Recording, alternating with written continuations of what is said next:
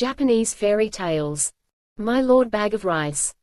Long, long ago there lived, in Japan, a brave warrior known to all as Toara Toda, or My Lord Bag of Rice. His true name was Fujiwara Hidesato, and there is a very interesting story of how he came to change his name. One day he sallied forth in search of adventures, for he had the nature of a warrior and could not bear to be idle. So he buckled on his 2 swords, took his huge bow, much taller than himself, in his hand, and slinging his quiver on his back started out. He had not gone far when he came to the bridge of Sita no Karashi spanning one end of the beautiful Lake Biwa. No sooner had he set foot on the bridge than he saw lying right across his path a huge serpent dragon. Its body was so big that it looked like the trunk of a large pine tree, and it took up the whole width of the bridge. One of its huge claws rested on the parapet of one side of the bridge, while its tail lay right against the other. The monster seemed to be asleep, and as it breathed, fire and smoke came out of its nostrils. At first Hidesato could not help feeling alarmed at the sight of this horrible reptile lying in his path, for he must either turn back or walk right over its body. He was a brave man, however, and putting aside all fear went forward dauntlessly.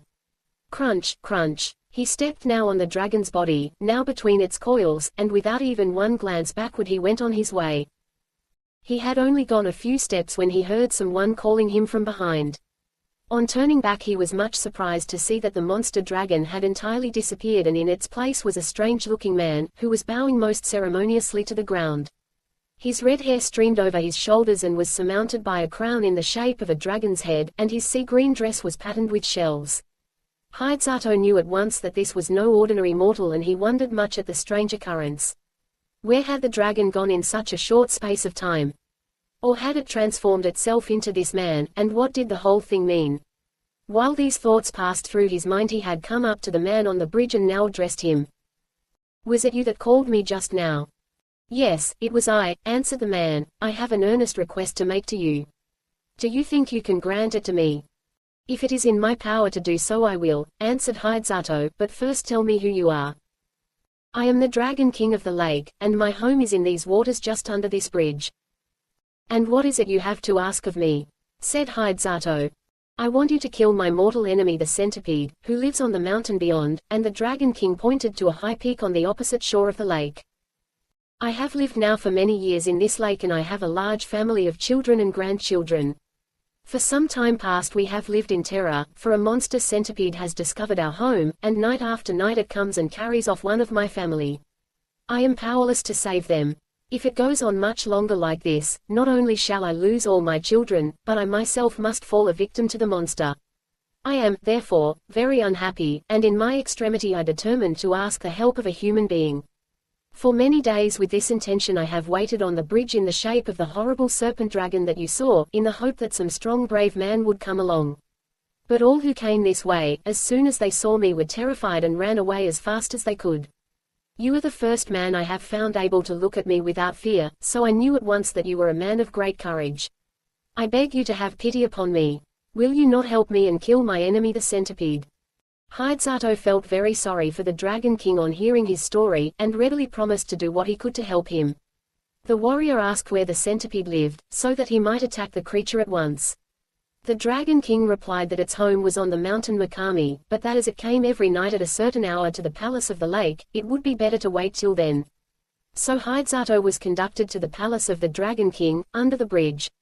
Strange to say, as he followed his host downwards the waters parted to let him pass, and his clothes did not even feel damp as he passed through the flood.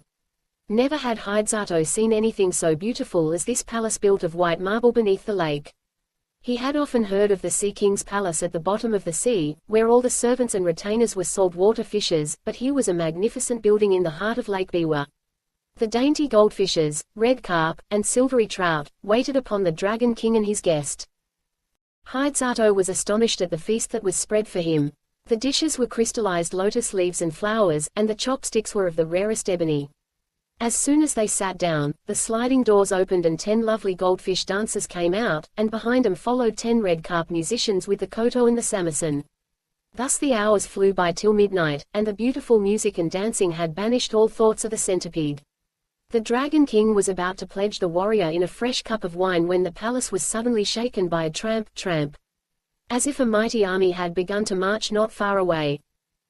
Hidesato and his host both rose to their feet and rushed to the balcony, and the warrior saw on the opposite mountain two great balls of glowing fire coming nearer and nearer. The Dragon King stood by the warrior's side trembling with fear. The centipede! The centipede! Those two balls of fire are its eyes. It is coming for its prey. Now is the time to kill it. Hidesato looked where his host pointed, and, in the dim light of the starlit evening, behind the two balls of fire he saw the long body of an enormous centipede winding round the mountains, and the light in its 100 feet glowed like so many distant lanterns moving slowly towards the shore.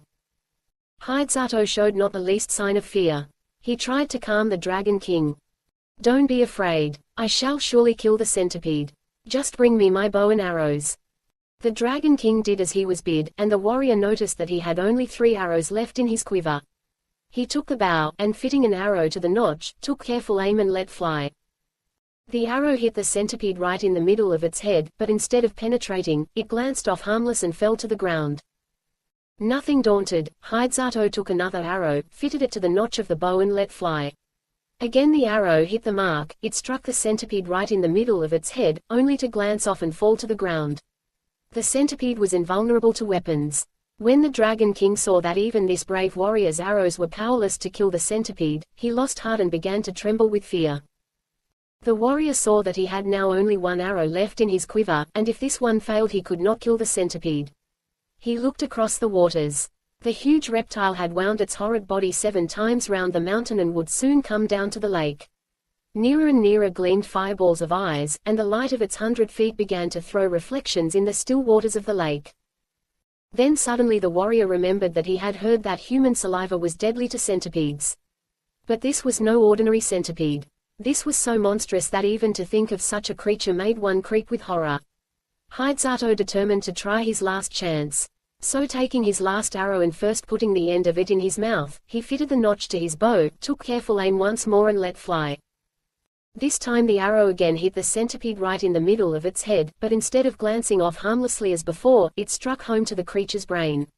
Then with a convulsive shudder the serpentine body stopped moving, and the fiery light of its great eyes 100 feet darkened to a dull glare like the sunset of a stormy day, and then went out in blackness. A great darkness now overspread the heavens, the thunder rolled and the lightning flashed, and the wind roared in fury, and it seemed as if the world were coming to an end. The Dragon King and his children and retainers all crouched in different parts of the palace, frightened to death, for the building was shaken to its foundation. At last the dreadful night was over. Day dawned beautiful and clear. The centipede was gone from the mountain. Then Hidesato called to the Dragon King to come out with him on the balcony, for the centipede was dead and he had nothing more to fear. Then all the inhabitants of the palace came out with joy, and Hidesato pointed to the lake. There lay the body of the dead centipede floating on the water, which was dyed red with its blood. The gratitude of the Dragon King knew no bounds. The whole family came and bowed down before the warrior, calling him their preserver and the bravest warrior in all Japan. Another feast was prepared, more sumptuous than the first. All kinds of fish, prepared in every imaginable way, raw, stewed, boiled and roasted, served on coral trays and crystal dishes, were put before him, and the wine was the best that Hidesato had ever tasted in his life. To add to the beauty of everything, the sun shone brightly, the lake glittered like a liquid diamond, and the palace was 1,000 times more beautiful by day than by night. His host tried to persuade the warrior to stay a few days, but Hidesato insisted on going home, saying that he had now finished what he had come to do, and must return. The Dragon King and his family were all very sorry to have him leave so soon, but since he would go they begged him to accept a few small presents, so they said, in token of their gratitude to him for delivering them forever from their horrible enemy the centipede. As the warrior stood in the porch taking leave, a train of fish was suddenly transformed into a retinue of men, all wearing ceremonial robes and dragon's crowns on their heads to show that they were servants of the great Dragon King. The presents that they carried were as follows. First, a large bronze bell. Second, a bag of rice. Third, a roll of silk. Fourth, a cooking pot. Fifth, a bell. Hidesato did not want to accept all these presents, but as the Dragon King insisted, he could not well refuse. The Dragon King himself accompanied the warrior as far as the bridge, and then took leave of him with many bows and good wishes, leaving the procession of servants to accompany Hidesato to his house with the presents. The warrior's household and servants had been very much concerned when they found that he did not return the night before, but they finally concluded that he had been kept by the violent storm and had taken shelter somewhere. When the servants on the watch for his return caught sight of him, they called to every one that he was approaching, and the whole household turned out to meet him, wondering much what the retinue of men, bearing presents and banners, that followed him, could mean. As soon as the Dragon King's retainers had put down the presents, they vanished, and Hidesato told all that had happened to him. The presents which he had received from the grateful Dragon King were found to be of magic power. The bell only was ordinary, and as Hidesato had no use for it, he presented it to the temple nearby, where it was hung up, to boom out the hour of day over the surrounding neighborhood. The single bag of rice, however much was taken from it day after day for the meals of the knight and his whole family, never grew less. The supply in the bag was inexhaustible. The roll of silk, too, never grew shorter, though time after time long pieces were cut off to make the warrior a new suit of clothes to go to court in at the new year. The cooking pot was wonderful, too. No matter what was put into it, it cooked deliciously whatever was wanted without any firing, truly a very economical saucepan. The fame of Hidesato's fortune spread far and wide, and as there was no need for him to spend money on rice or silk or firing, he became very rich and prosperous, and was henceforth known as my Lord Bag of Rice. The Tongue-Cut Sparrow. Long, long ago in Japan there lived an old man and his wife. The old man was a good, kind-hearted, hard-working old fellow, but his wife was a regular crosspatch, who spoiled the happiness of her home by her scolding tongue. She was always grumbling about something from morning to night. The old man had for a long time ceased to take any notice of her crossness. He was out most of the day at work in the fields, and as he had no child, for his amusement when he came home, he kept a tame sparrow. He loved the little bird just as much as if she had been his child. When he came back at night after his hard day's work in the open air, it was his only pleasure to pet the sparrow, to talk to her and to teach her little tricks, which she learned very quickly. The old man would open her cage and let her fly about the room, and they would play together. Then when supper time came, he always saved some tidbits from his meal with which to feed his little bird. Now one day the old man went out to chop wood in the forest, and the old woman stopped at home to wash clothes. The day before, she had made some starch, and now when she came to look for it, it was all gone. The bowl which she had filled full yesterday was quite empty. While she was wondering who could have used or stolen the starch, down flew the pet sparrow, and bowing her little feathered head, a trick which she had been taught by her master, the pretty bird chirped and said, "It is I who have taken the starch. I thought it was some food put out for me in that basin, and I ate it all. If I have made a mistake, I beg you to forgive me." Tweet, tweet, tweet. You see from this that the sparrow was a truthful bird, and the old woman ought to have been willing to forgive her at once when she asked her pardon so nicely. But not so.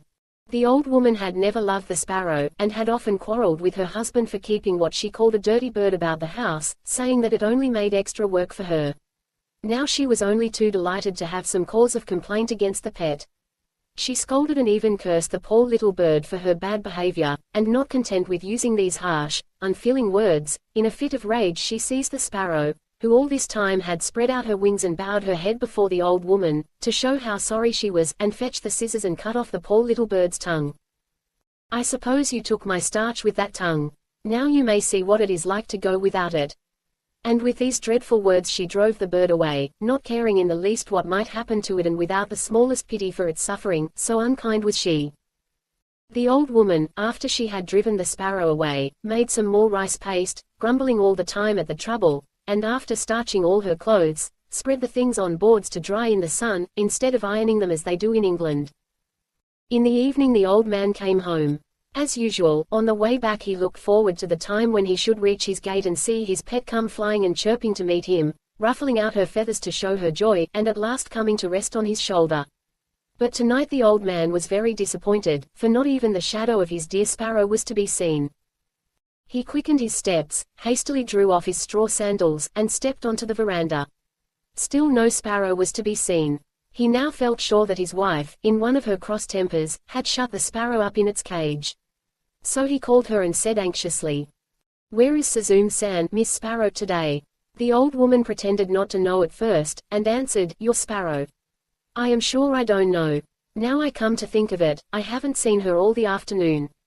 I shouldn't wonder if the ungrateful bird had flown away and left you after all your petting."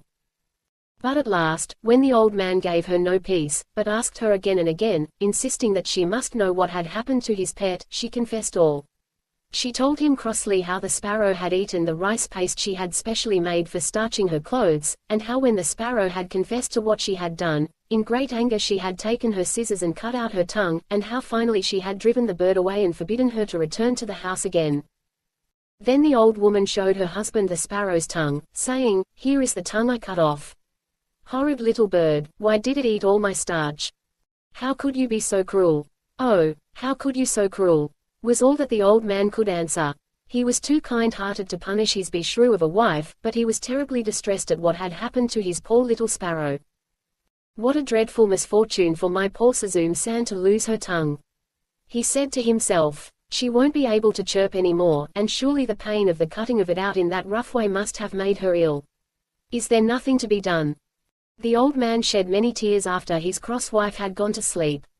While he wiped away the tears with the sleeve of his cotton robe, a bright thought comforted him: he would go and look for the sparrow on the morrow.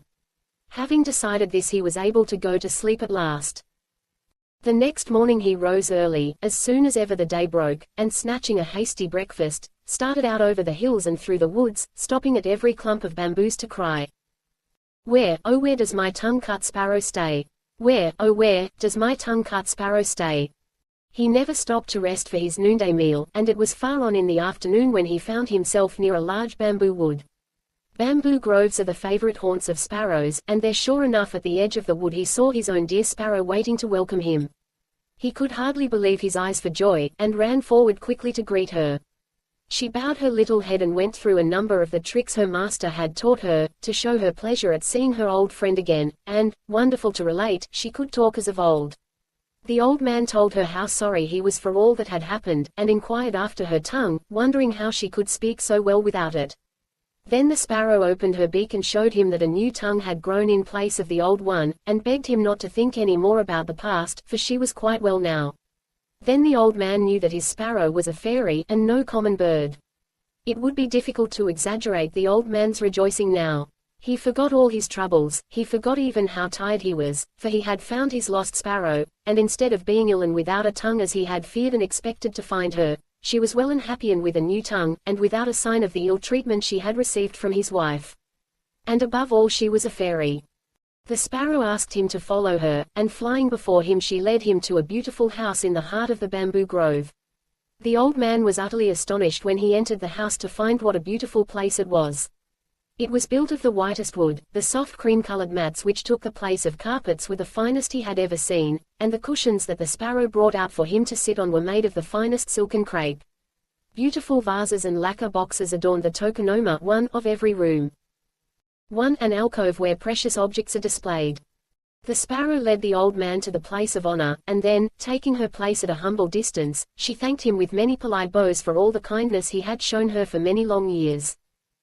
Then the Lady Sparrow, as we will now call her, introduced all her family to the old man. This done, her daughters, robed in dainty crepe gowns, brought in on beautiful old-fashioned trays a feast of all kinds of delicious foods, till the old man began to think he must be dreaming. In the middle of the dinner some of the sparrow's daughters performed a wonderful dance, called the Suzumodori, or the sparrow's dance, to amuse the guest. Never had the old man enjoyed himself so much. The hours flew by too quickly in this lovely spot, with all these fairy sparrows to wait upon him and to feast him and to dance before him. But the night came on and the darkness reminded him that he had a long way to go and must think about taking his leave and return home. He thanked his kind hostess for her splendid entertainment, and begged her for his sake to forget all she had suffered at the hands of his cross old wife. He told the Lady Sparrow that it was a great comfort and happiness to him to find her in such a beautiful home and to know that she wanted for nothing. It was his anxiety to know how she fared and what had really happened to her that had led him to seek her. Now he knew that all was well, he could return home with a light heart. If ever she wanted him for anything she had only to send for him and he would come at once. The Lady Sparrow begged him to stay and rest several days and enjoy the change, but the old man said he must return to his old wife, who would probably be cross at his not coming home at the usual time, and to his work, and therefore, much as he wished to do so, he could not accept her kind invitation. But now that he knew where the Lady Sparrow lived, he would come to see her whenever he had the time.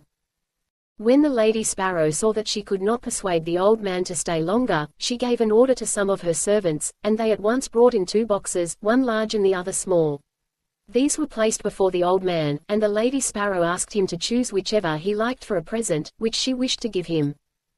The old man could not refuse this kind proposal, and he chose the smaller box, saying, "I am now too old and feeble to carry the big and heavy box. As you are so kind as to say that I may take whichever I like, I will choose the small one, which will be easier for me to carry." Then the sparrows all helped him put it on his back and went to the gate to see him off, bidding him goodbye with many bows and entreating him to come again whenever he had the time. Thus the old man and his pet sparrow separated quite happily, the sparrow showing not the least ill will for all the unkindness she had suffered at the hands of the old wife. Indeed, she only felt sorrow for the old man who had to put up with it all his life. When the old man reached home he found his wife even crosser than usual, for it was late on in the night and she had been waiting up for him for a long time. "Where have you been all this time?" she asked in a big voice.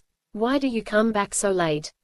The old man tried to pacify her by showing her the box of presents he had brought back with him, and then he told her of all that had happened to him, and how wonderfully he had been entertained at the sparrow's house. "Now let us see what is in the box," said the old man, not giving her time to grumble again. "You must help me open it." And they both sat down before the box and opened it. To their utter astonishment they found the box filled to the brim with gold and silver coins and many other precious things. The mats of their little cottage fairly glittered as they took out the things one by one and put them down and handled them over and over again. The old man was overjoyed at the sight of the riches that were now his. Beyond his brightest expectations was the sparrow's gift, which would enable him to give up work and live in ease and comfort the rest of his days. He said, "Thanks to my good little sparrow. Thanks to my good little sparrow," many times. But the old woman, after the first moments of surprise and satisfaction at the sight of the gold and silver were over, could not suppress the greed of her wicked nature. She now began to reproach the old man for not having brought home the big box of presents, for in the innocence of his heart he had told her how he had refused the large box of presents which the sparrows had offered him, preferring the smaller one because it was light and easy to carry home.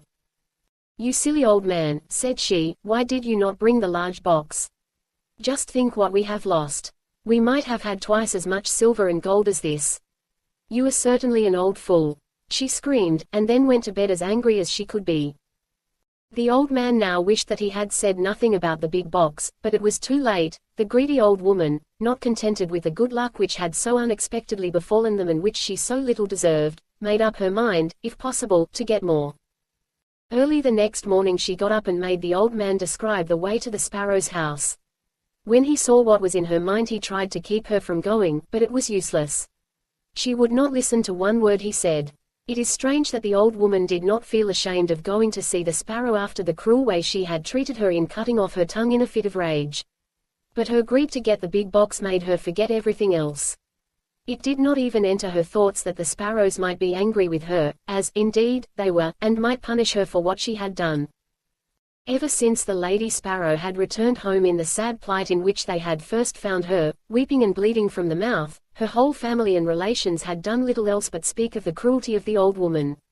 How could she, they asked each other, inflict such a heavy punishment for such a trifling offense as that of eating some rice passed by mistake? They all loved the old man who was so kind and good and patient under all his troubles, but the old woman they hated, and they determined, if ever they had the chance, to punish her as she deserved. They had not long to wait. After walking for some hours the old woman had at last found the bamboo grove which she had made her husband carefully describe, and now she stood before it crying out, "Where is the tongue-cut sparrow's house? Where is the tongue-cut sparrow's house?" At last she saw the eaves of the house peeping out from amongst the bamboo foliage. She hastened to the door and knocked loudly. When the servants told the Lady Sparrow that her old mistress was at the door asking to see her, she was somewhat surprised at the unexpected visit, after all that had taken place, and she wondered not a little at the boldness of the old woman in venturing to come to the house. The Lady Sparrow, however, was a polite bird, and so she went out to greet the old woman, remembering that she had once been her mistress. The old woman intended, however, to waste no time in words. She went right to the point, without the least shame, and said, "You need not trouble to entertain me as you did my old man. I have come myself to get the box which he so stupidly left behind. I shall soon take my leave if you will give me the big box, that is all I want." The Lady Sparrow at once consented, and told her servants to bring out the big box. The old woman eagerly seized it and hoisted it on her back, and without even stopping to thank the Lady Sparrow began to hurry homewards. The box was so heavy that she could not walk fast, much less run, as she would have liked to do, so anxious was she to get home and see what was inside the box, but she had often to sit down and rest herself by the way. While she was staggering along under the heavy load, her desire to open the box became too great to be resisted. She could wait no longer, for she supposed this big box to be full of gold and silver and precious jewels like the small one her husband had received. At last this greedy and selfish old woman put down the box by the wayside and opened it carefully, expecting to gloat her eyes on a mine of wealth. What she saw, however, so terrified her that she nearly lost her senses. As soon as she lifted the lid, a number of horrible and frightful-looking demons bounced out of the box and surrounded her as if they intended to kill her. Not even in nightmares had she ever seen such horrible creatures as her much-coveted box contained. A demon with one huge eye right in the middle of its forehead came and glared at her, monsters with gaping mouths looked as if they would devour her, a huge snake coiled and hissed about her, and a big frog hopped and croaked towards her. The old woman had never been so frightened in her life, and ran from the spot as fast as her quaking legs would carry her, glad to escape alive. When she reached home she fell to the floor and told her husband with tears all that had happened to her, and how she had been nearly killed by the demons in the box. Then she began to blame the sparrow, but the old man stopped her at once, saying, "Don't blame the sparrow, it is your wickedness which has at last met with its reward. I only hope this may be a lesson to you in the future." The old woman said nothing more, and from that day she repented of her cross, unkind ways, and by degrees became a good old woman, so that her husband hardly knew her to be the same person, and they spent their last days together happily, free from want or care, spending carefully the treasure the old man had received from his pet, the tongue-cut sparrow. The story of Urashima Taro, the fisher. Lad. Long, long ago in the province of Tango there lived on the shore of Japan in the little fishing village of Mizuno a young fisherman named Urashima Taro. His father had been a fisherman before him, and his skill had more than doubly descended to his son, for Urashima was the most skillful fisher in all that countryside, and could catch more bonito and tai in a day than his comrades could in a week. But in the little fishing village, more than for being a clever fisher of the sea was he known for his kind heart.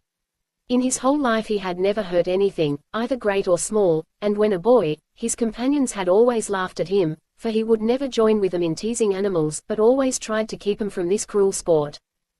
One soft summer twilight he was going home at the end of a day's fishing when he came upon a group of children. They were all screaming and talking at the tops of their voices, and seemed to be in a state of great excitement about something, and on his going up to them to see what was the matter he saw that they were tormenting a tortoise. First one boy pulled it this way, then another boy pulled it that way, while a third child beat it with a stick, and the fourth hammered its shell with a stone. Now Urashima felt very sorry for the poor tortoise and made up his mind to rescue it. He spoke to the boys. "Look here, boys, you are treating that poor tortoise so badly that it will soon die."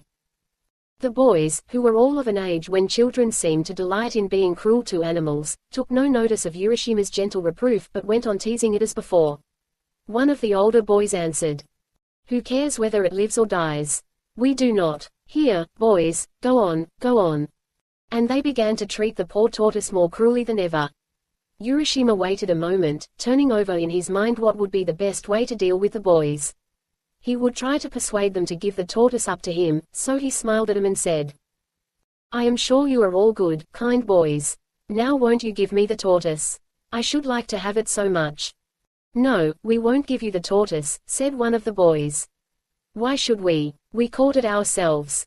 "What you say is true," said Urashima, "but I do not ask you to give it to me for nothing.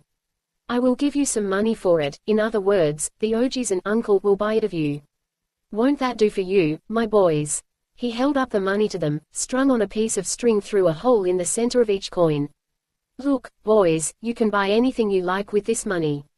You can do much more with this money than you can with that poor tortoise. See what good boys you are to listen to me." The boys were not bad boys at all, they were only mischievous, and as Urashima spoke they were won by his kind smile and gentle words and began to be of his spirit, as they say in Japan. Gradually they all came up to him, the ringleader of the little band holding out the tortoise to him. "Very well, Ojizan, we will give you the tortoise if you will give us the money." And Urashima took the tortoise and gave the money to the boys, who, calling to each other, scampered away and were soon out of sight. Then Urashima stroked the tortoise's back, saying as he did so, "Oh, you poor thing. Poor thing, there. You are safe now. They say that a stork lives for 1,000 years, but the tortoise for 10,000 years. You have the longest life of any creature in this world, and you were in great danger of having that precious life cut short by those cruel boys. Luckily I was passing by and saved you, and so life is still yours. Now I am going to take you back to your home, the sea, at once. Do not let yourself be caught again, for there might be no one to save you next time." All the time that the kind fisherman was speaking he was walking quickly to the shore and out upon the rocks, then putting the tortoise into the water he watched the animal disappear, and turned homewards himself, for he was tired and the sun had set. The next morning Urashima went out as usual in his boat. The weather was fine and the sea and sky were both blue and soft in the tender haze of the summer morning. Urashima got into his boat and dreamily pushed out to sea, throwing his line as he did so. He soon passed the other fishing boats and left them behind him till they were lost to sight in the distance, and his boat drifted further and further out upon the blue waters. Somehow, he knew not why, he felt unusually happy that morning, and he could not help wishing that, like the tortoise he set free the day before, he had thousands of years to live instead of his own short span of human life. He was suddenly startled from his reverie by hearing his own name called. Urashima, Urashima. Clear as a bell and soft as the summer wind the name floated over the sea. He stood up and looked in every direction, thinking that one of the other boats had overtaken him, but gaze as he might over the wide expanse of water, near or far there was no sign of a boat, so the voice could not have come from any human being. Startled, and wondering who or what it was that had called him so clearly, he looked in all directions round about him and saw that without his knowing it a tortoise had come to the side of the boat. Urashima saw with surprise that it was the very tortoise he had rescued the day before. "Well, Mr. Tortoise," said Urashima, "was it you who called my name just now?" The tortoise nodded its head several times and said, "Yes, it was I. Yesterday in your honorable shadow, O Kage-sama, that my life was saved, and I have come to offer you my thanks and to tell you how grateful I am for your kindness to me." "Indeed," said Urashima, "that is very polite of you. Come up into the boat. I would offer you a smoke, but as you are a tortoise doubtless you do not smoke," and the fisherman laughed at the joke. He, laughed the tortoise, "Sake rice wine is my favorite refreshment, but I do not care for tobacco." "Indeed," said Urashima, "I regret very much that I have no sake in my boat to offer you, but come up and dry your back in the sun, tortoises always love to do that." So the tortoise climbed into the boat, the fisherman helping him, and after an exchange of complimentary speeches the tortoise said, "Have you ever seen Rinjin, the palace of the Dragon King of the Sea, Urashima?" The fisherman shook his head and replied, "No, year after year the sea has been my home, but though I have often heard of the Dragon King's realm under the sea I have never yet set eyes on that wonderful place. It must be very far away, if it exists at all." "Is that really so? You have never seen the Sea King's palace? Then you have missed seeing one of the most wonderful sights in the whole universe. It is far away at the bottom of the sea, but if I take you there we shall soon reach the place. If you would like to see the Sea King's land I will be your guide."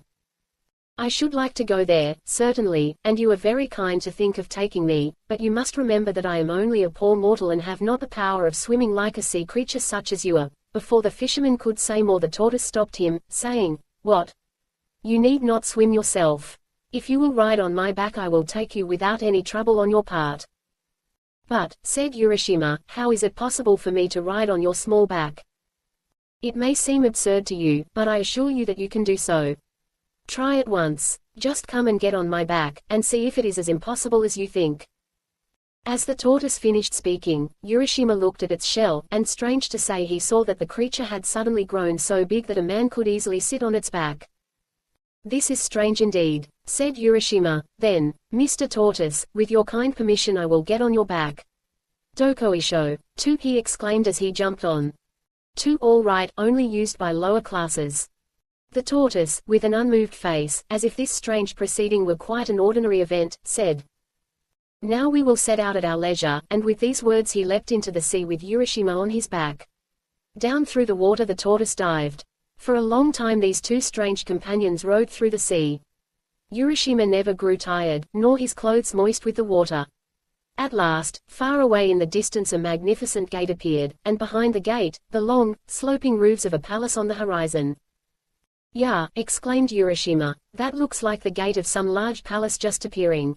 Mr. Tortoise, can you tell what that place is we can now see?" "That is the great gate of the Rin-Jin Palace. The large roof that you see behind the gate is the Sea King's palace itself." "Then we have at last come to the realm of the Sea King and to his palace," said Urashima. "Yes, indeed," answered the tortoise, "and don't you think we have come very quickly?" And while he was speaking the tortoise reached the side of the gate. "And here we are, and you must please walk from here." The tortoise now went in front, and speaking to the gatekeeper, said, "This is Urashima Taro, from the country of Japan. I have had the honor of bringing him as a visitor to this kingdom. Please show him the way." Then the gatekeeper, who was a fish, at once led the way through the gate before them. The red brim, the flounder, the sole, the cuttlefish, and all the chief vassals of the Dragon King of the Sea now came out with courtly bows to welcome the stranger. "Urashima-sama, Urashima-sama. Welcome to the Sea Palace, the home of the Dragon King of the Sea. Thrice welcome are you, having come from such a distant country. And you, Mr. Tortoise, we are greatly indebted to you for all your trouble in bringing Urashima here." Then, turning again to Urashima, they said, "Please follow us this way," and from here the whole band of fishes became his guides. Urashima, being only a poor fisher lad, did not know how to behave in a palace, but, strange though it was all to him, he did not feel ashamed or embarrassed, but followed his kind guides quite calmly where they led to the inner palace. When he reached the portals a beautiful princess with her attendant maidens came out to welcome him. She was more beautiful than any human being, and was robed in flowing garments of red and soft green like the underside of a wave, and golden threads glimmered through the folds of her gown. Her lovely black hair streamed over her shoulders in the fashion of a king's daughter many hundreds of years ago, and when she spoke her voice sounded like music over the water. Urashima was lost in wonder while he looked upon her, and he could not speak. Then he remembered that he ought to bow, but before he could make a low obeisance the princess took him by the hand and led him to a beautiful hall, and to the seat of honor at the upper end, and bade him be seated. "Urashima Taro, it gives me the highest pleasure to welcome you to my father's kingdom," said the princess. "Yesterday you set free a tortoise, and I have sent for you to thank you for saving my life, for I was that tortoise.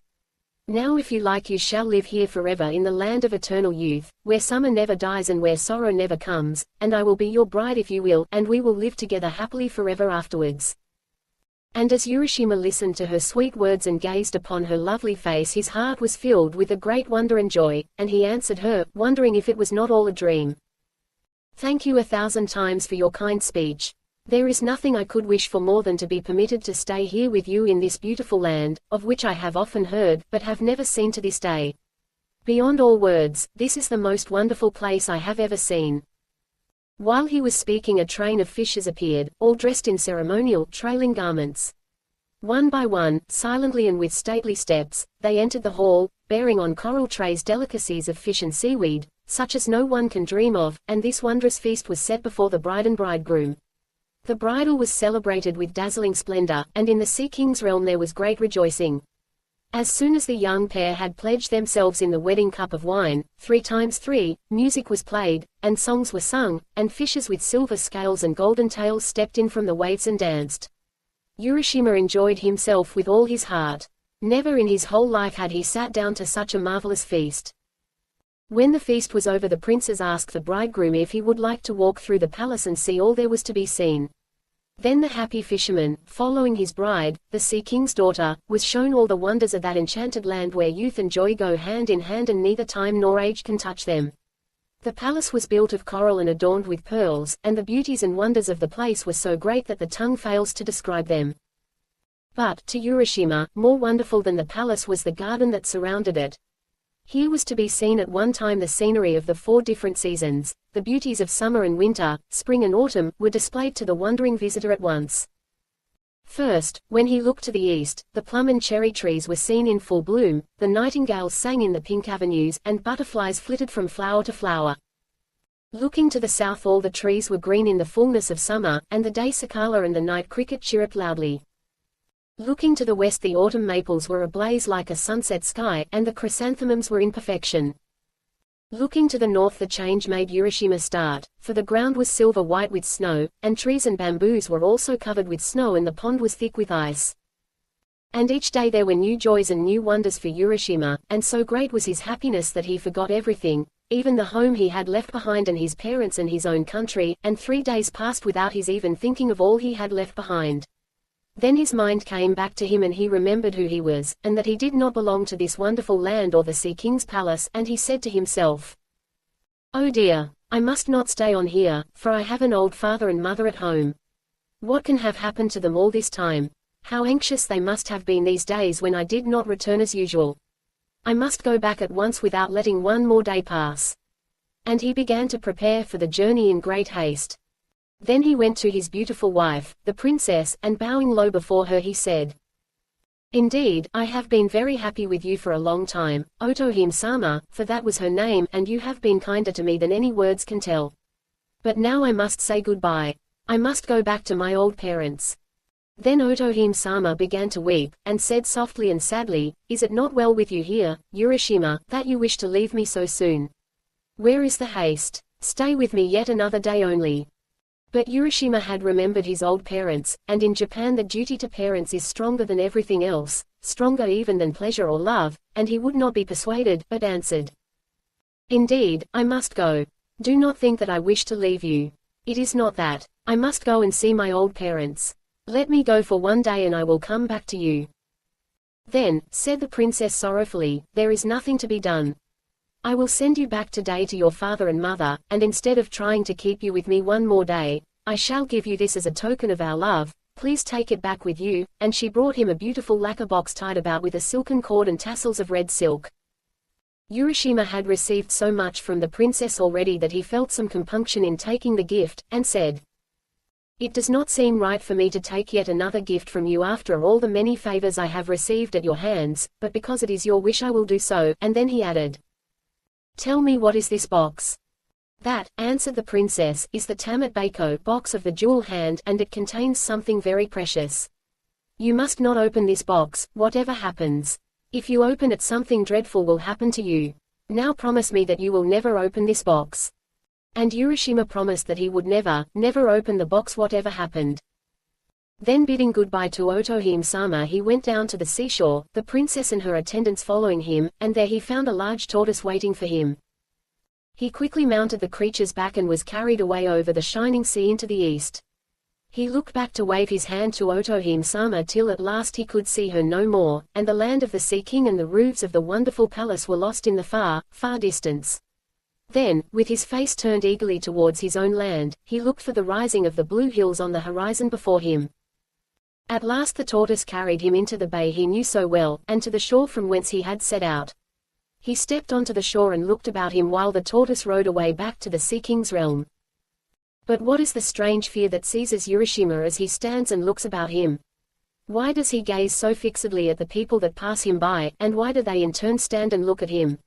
The shore is the same and the hills are the same, but the people that he sees walking past him have very different faces to those he had known so well before. Wondering what it can mean, he walks quickly towards his old home.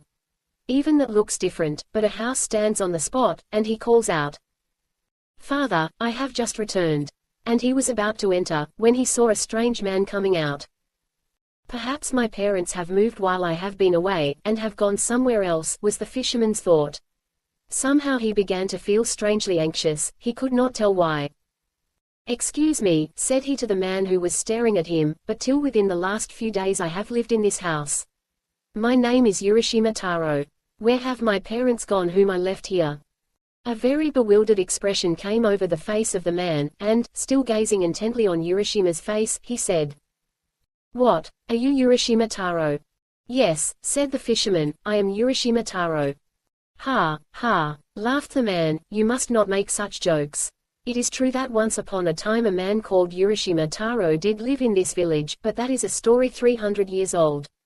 He could not possibly be alive now." When Urashima heard these strange words he was frightened, and said, Please, you must not joke with me, I am greatly perplexed. I am really Urashima Taro, and I certainly have not lived 300 years. Till 4 or 5 days ago I lived on this spot. Tell me what I want to know without more joking, please." But the man's face grew more and more grave, and he answered, "You may or may not be Urashima Taro, I don't know. But the Urashima Taro of whom I have heard is a man who lived 300 years ago. Perhaps you are his spirit come to revisit your old home." "Why do you mock me?" said Urashima. "I am no spirit. I am a living man. Do you not see my feet?" And, don, he stamped on the ground, first with one foot and then with the other to show the man. "Japanese ghosts have no feet." "But Urashima Taro lived 300 years ago, that is all I know, it is written in the village chronicles," persisted the man, who could not believe what the fisherman said. Urashima was lost in bewilderment and trouble. He stood looking all around him, terribly puzzled, and, indeed, something in the appearance of everything was different to what he remembered before he went away, and the awful feeling came over him that what the man said was perhaps true. He seemed to be in a strange dream.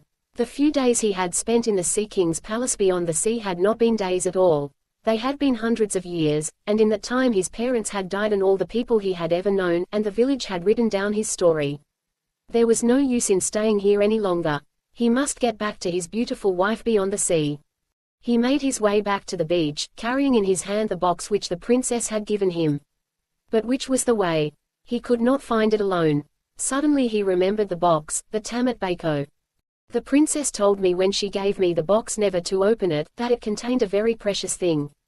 But now that I have no home, now that I have lost everything that was dear to me here, and my heart grows thin with sadness, at such a time, if I open the box, surely I shall find something that will help me, something that will show me the way back to my beautiful princess over the sea.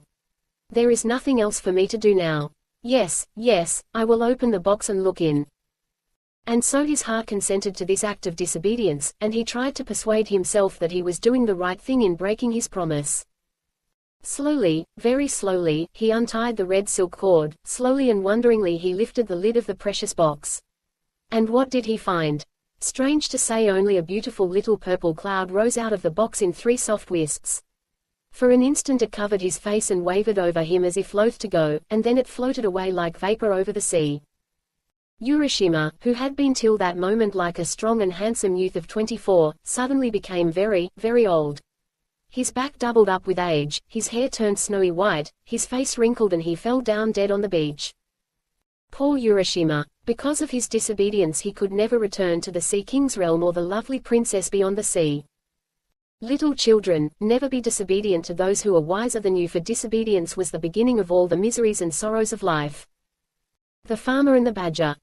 Long, long ago, there lived an old farmer and his wife who had made their home in the mountains, far from any town. Their only neighbor was a bad and malicious badger. This badger used to come out every night and run across to the farmer's field and spoil the vegetables and the rice which the farmer spent his time in carefully cultivating. The badger at last grew so ruthless in his mischievous work, and did so much harm everywhere on the farm, that the good-natured farmer could not stand it any longer, and determined to put a stop to it.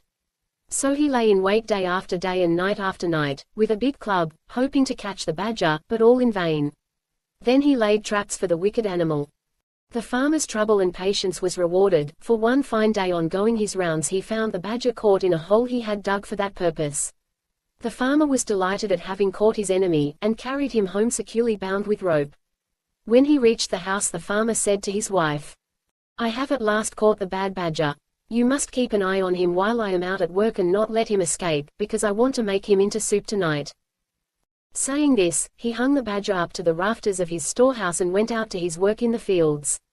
The badger was in great distress, for he did not at all like the idea of being made into soup that night, and he thought and thought for a long time, trying to hit upon some plan by which he might escape. It was hard to think clearly in his uncomfortable position, for he had been hung upside down. Very near him, at the entrance to the storehouse, looking out towards the green fields and the trees and the pleasant sunshine, stood the farmer's old wife pounding barley.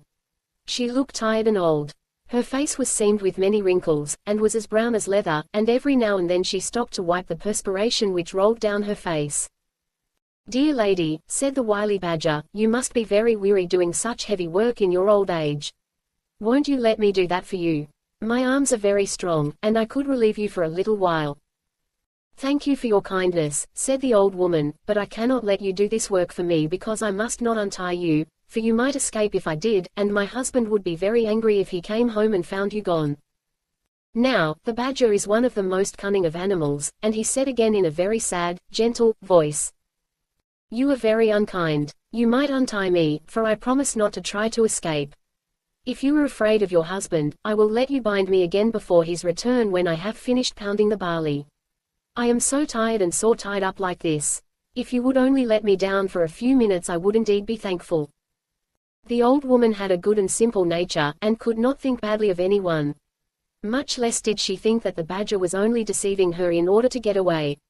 She felt sorry, too, for the animal as she turned to look at him. He looked in such a sad plight, hanging downwards from the ceiling by his legs, which were all tied together so tightly that the rope and the knots were cutting into the skin. So in the kindness of her heart, and believing the creature's promise that he would not run away, she untied the cord and let him down. The old woman then gave him the wooden pestle and told him to do the work for a short time while she rested. He took the pestle, but instead of doing the work as he was told, the badger at once sprang upon the old woman and knocked her down with the heavy piece of wood. He then killed her and cut her up and made soup of her, and waited for the return of the old farmer. The old man worked hard in his fields all day, and as he worked he thought with pleasure that no more now would his labor be spoiled by the destructive badger. Towards sunset he left his work and turned to go home. He was very tired, but the thought of the nice supper of hot badger soup awaiting his return cheered him. The thought that the badger might get free and take revenge on the poor old woman never once came into his mind. The badger meanwhile assumed the old woman's form, and as soon as he saw the old farmer approaching came out to greet him on the veranda of the little house, saying, "So you have come back at last. I have made the badger soup and have been waiting for you for a long time." The old farmer quickly took off his straw sandals and sat down before his tiny dinner tray. The innocent man never even dreamed that it was not his wife but the badger who was waiting upon him, and asked at once for the soup. Then the badger suddenly transformed himself back to his natural form and cried out, "You wife-eating old man! Look out for the bones in the kitchen!" Laughing loudly and derisively he escaped out of the house and ran away to his den in the hills. The old man was left behind alone. He could hardly believe what he had seen and heard. Then when he understood the whole truth he was so scared and horrified that he fainted right away. After a while he came round and burst into tears. He cried loudly and bitterly. He rocked himself to and fro in his hopeless grief. It seemed too terrible to be real that his faithful old wife had been killed and cooked by the badger while he was working quietly in the fields, knowing nothing of what was going on at home, and congratulating himself on having once for all got rid of the wicked animal who had so often spoiled his fields. And oh, the horrible thought, he had very nearly drunk the soup which the creature had made of his poor old woman. "Oh dear, oh dear, oh dear!" he wailed aloud. Now, not far away there lived in the same mountain a kind, good-natured old rabbit. He heard the old man crying and sobbing and at once set out to see what was the matter, and if there was anything he could do to help his neighbor. The old man told him all that had happened. When the rabbit heard the story he was very angry at the wicked and deceitful badger, and told the old man to leave everything to him and he would avenge his wife's death. The farmer was at last comforted, and, wiping away his tears, thanked the rabbit for his goodness in coming to him in his distress. The rabbit, seeing that the farmer was growing calmer, went back to his home to lay his plans for the punishment of the badger. The next day the weather was fine, and the rabbit went out to find the badger. He was not to be seen in the woods or on the hillside or in the fields anywhere, so the rabbit went to his den and found the badger hiding there, for the animal had been afraid to show himself ever since he had escaped from the farmer's house, for fear of the old man's wrath. The rabbit called out, "Why are you not out on such a beautiful day? Come out with me, and we will go and cut grass on the hills together." The badger, never doubting but that the rabbit was his friend, willingly consented to go out with him, only too glad to get away from the neighborhood of the farmer and the fear of meeting him. The rabbit led the way miles away from their homes, out on the hills where the grass grew tall and thick and sweet. They both set to work to cut down as much as they could carry home, to store it up for their winter's food. When they had each cut down all they wanted they tied it in bundles and then started homewards, each carrying his bundle of grass on his back. This time the rabbit made the badger go first. When they had gone a little way the rabbit took out a flint and steel, and, striking it over the badger's back as he stepped along in front, set his bundle of grass on fire. The badger heard the flint striking, and asked, "What is that noise?" "Crack, crack." "Oh, that is nothing," replied the rabbit. "I only said, crack, crack, because this mountain is called Crackling Mountain." The fire soon spread in the bundle of dry grass on the badger's back. The badger, hearing the crackle of the burning grass, asked, "What is that?" "Now we have come to the burning mountain," answered the rabbit. By this time the bundle was nearly burned out and all the hair had been burned off the badger's back. He now knew what had happened by the smell of the smoke of the burning grass. Screaming with pain, the badger ran as fast as he could to his hole. The rabbit followed and found him lying on his bed groaning with pain. "What an unlucky fellow you are," said the rabbit. "I can't imagine how this happened. I will bring you some medicine which will heal your back quickly." The rabbit went away glad and smiling to think that the punishment upon the badger had already begun. He hoped that the badger would die of his burns, for he felt that nothing could be too bad for the animal, who was guilty of murdering a poor helpless old woman who had trusted him. He went home and made an ointment by mixing some sauce and red pepper together. He carried this to the badger, but before putting it on he told him that it would cause him great pain, but that he must bear it patiently, because it was a very wonderful medicine for burns and scalds and such wounds. The badger thanked him and begged him to apply it at once. But no language can describe the agony of the badger as soon as the red pepper had been pasted all over his sore back. He rolled over and howled loudly. The rabbit, looking on, felt that the farmer's wife was beginning to be avenged. The badger was in bed for about a month, but at last, in spite of the red pepper application, his burns healed and he got well. When the rabbit saw that the badger was getting well, he thought of another plan by which he could compass the creature's death. So he went one day to pay the badger a visit and to congratulate him on his recovery. During the conversation the rabbit mentioned that he was going fishing, and described how pleasant fishing was when the weather was fine and the sea smooth. The badger listened with pleasure to the rabbit's account of the way he passed his time now, and forgot all his pains and his month's illness, and thought what fun it would be if he could go fishing too, so he asked the rabbit if he would take him the next time he went out to fish. This was just what the rabbit wanted, so he agreed. Then he went home and built 2 boats, one of wood and the other of clay. At last they were both finished, and as the rabbit stood and looked at his work he felt that all his trouble would be well rewarded if his plan succeeded, and he could manage to kill the wicked badger now. The day came when the rabbit had arranged to take the badger fishing. He kept the wooden boat himself and gave the badger the clay boat. The badger, who knew nothing about boats, was delighted with his new boat and thought how kind it was of the rabbit to give it to him. They both got into their boats and set out. After going some distance from the shore the rabbit proposed that they should try their boats and see which one could go the quickest. The badger fell in with the proposal, and they both set to work to row as fast as they could for some time. In the middle of the race the badger found his boat going to pieces, for the water now began to soften the clay. He cried out in great fear to the rabbit to help him. But the rabbit answered that he was avenging the old woman's murder, and that this had been his intention all along, and that he was happy to think that the badger had at last met his deserts for all his evil crimes, and was to drown with no one to help him. Then he raised his oar and struck at the badger with all his strength till he fell with the sinking clay boat and was seen no more. Thus at last he kept his promise to the old farmer. The rabbit now turned and rowed shorewards, and having landed and pulled his boat upon the beach, hurried back to tell the old farmer everything, and how the badger, his enemy, had been killed. The old farmer thanked him with tears in his eyes. He said that till now he could never sleep at night or be at peace in the daytime, thinking of how his wife's death was unavenged, but from this time he would be able to sleep and eat as of old. He begged the rabbit to stay with him and share his home, so from this day the rabbit went to stay with the old farmer and they both lived together as good friends to the end of their days. The Shinanshah, or the south pointing carriage. The compass, with its needle always pointing to the north, is quite a common thing, and no one thinks that it is remarkable now, though when it was first invented it must have been a wonder. Now long ago in China, there was a still more wonderful invention called the Shinanshah. This was a kind of chariot with the figure of a man on it always pointing to the south. No matter how the chariot was placed the figure always wheeled about and pointed to the south. This curious instrument was invented by Kotei, one of the 3 Chinese emperors of the mythological age. Kotei was the son of the Emperor Yuhi. Before he was born his mother had a vision which foretold that her son would be a great man.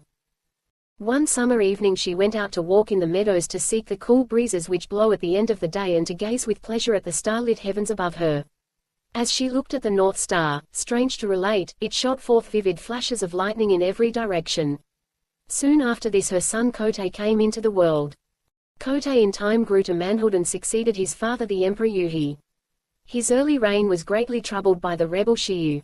This rebel wanted to make himself king, and many were the battles which he fought to this end.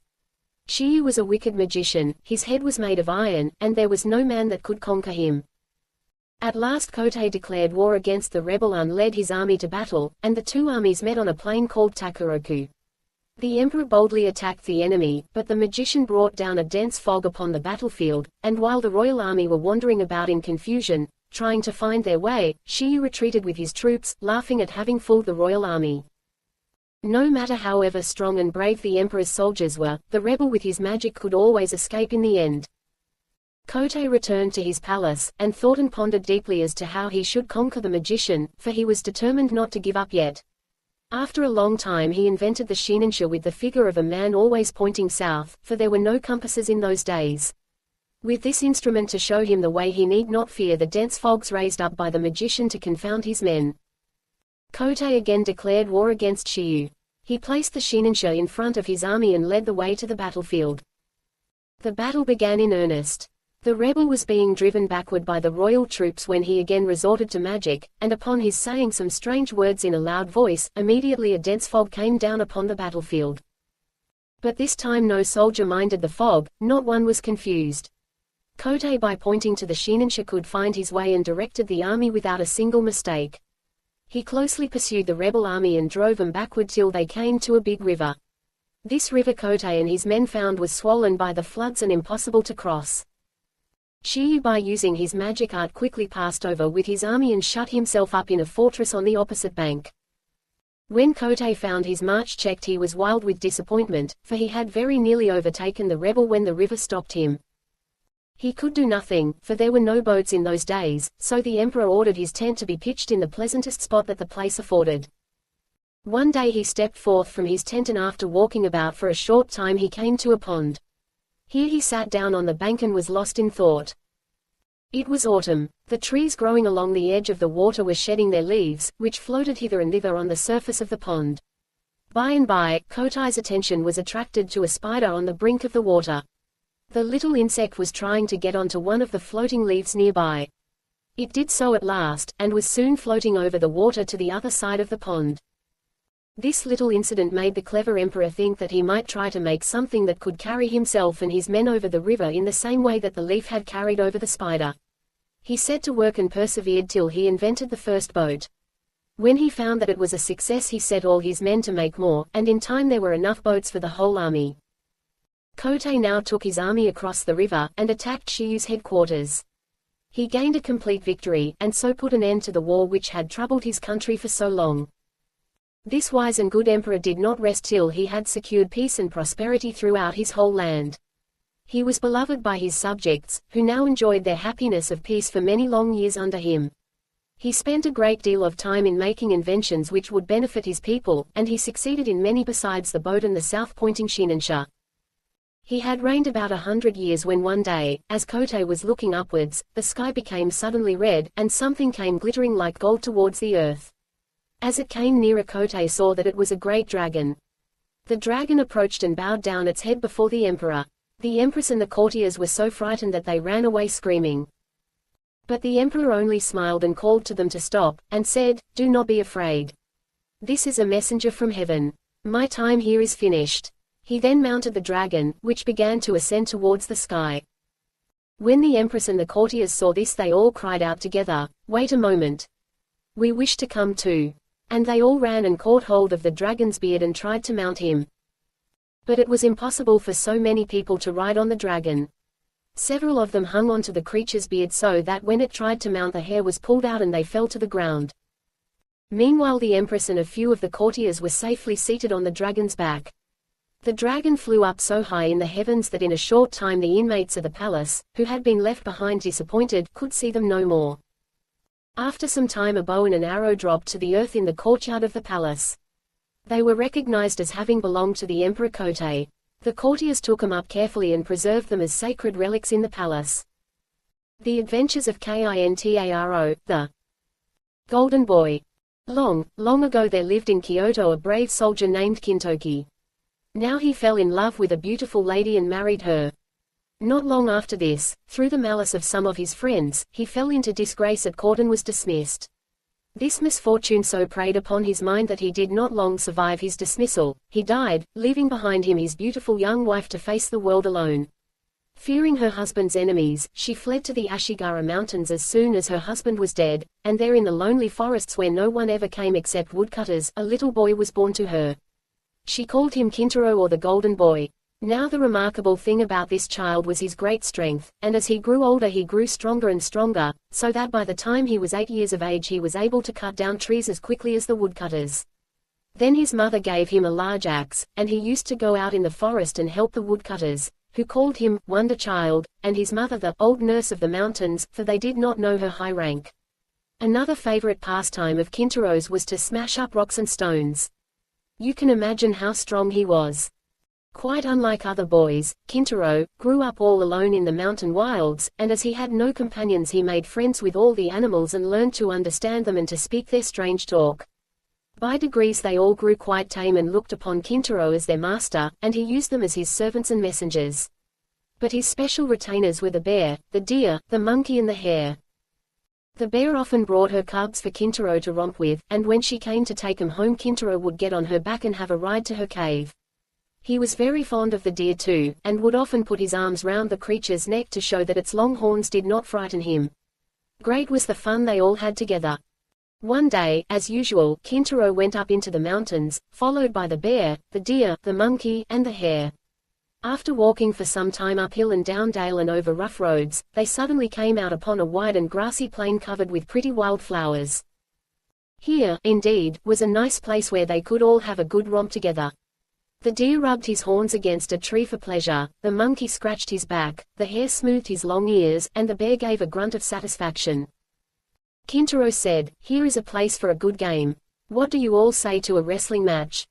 The bear, being the biggest and the oldest, answered for the others, "That will be great fun," said she. "I am the strongest animal, so I will make the platform for the wrestlers," and she set to work with a will to dig up the earth and to pat it into shape. "All right," said Kintaro, "I will look on while you all wrestle with each other. I shall give a prize to the one who wins in each round." "What fun! We shall all try to get the prize," said the bear. The deer, the monkey and the hare set to work to help the bear raise the platform on which they were all to wrestle. When this was finished, Kintaro cried out, "Now begin. The monkey and the hare shall open the sports and the deer shall be umpire. Now, Mr. Deer, you are to be umpire." He, answered the deer. "I will be umpire. Now, Mr. Monkey and Mr. Hare, if you are both ready, please walk out and take your places on the platform." Then the monkey and the hare both hopped out, quickly and nimbly, to the wrestling platform. The deer, as umpire, stood between the two and called out, red back, this to the monkey, who has a red back in Japan. "Are you ready?" Then he turned to the hare. Long ears, are you ready?" Both the little wrestlers faced each other while the deer raised a leaf on high as signal. When he dropped the leaf the monkey and the hare rushed upon each other, crying, "Yoisho, yoisho." While the monkey and the hare wrestled, the deer called out encouragingly or shouted warnings to each of them as the hare or the monkey pushed each other near the edge of the platform and were in danger of falling over. Red back, stand your ground," called out the deer. Long ears, be strong, don't let the monkey beat you," grunted the bear. So the monkey and the hare, encouraged by their friends, tried their very hardest to beat each other. The hare at last gained on the monkey. The monkey seemed to trip up, and the hare giving him a good push sent him flying off the platform with a bound. The poor monkey sat up rubbing his back, and his face was very long as he screamed angrily, Oh, how my back hurts me." Seeing the monkey in this plight on the ground, the deer holding his leaf on high said, "This round is finished, the hare has won." Kintaro then opened his luncheon box and taking out a rice dumpling, gave it to the hare saying, "Here is your prize, and you have earned it well." Now the monkey got up looking very cross, and as they say in Japan, his stomach stood up, for he felt that he had not been fairly beaten. So he said to Kintaro and the others who were standing by, "I have not been fairly beaten. My foot slipped and I tumbled. Please give me another chance and let the hare wrestle with me for another round." Then Kintaro consenting, the hare and the monkey began to wrestle again. Now, as everyone knows, the monkey is a cunning animal by nature, and he made up his mind to get the best of the hare this time if it were possible. To do this, he thought that the best and surest way would be to get hold of the hare's long ear. This he soon managed to do.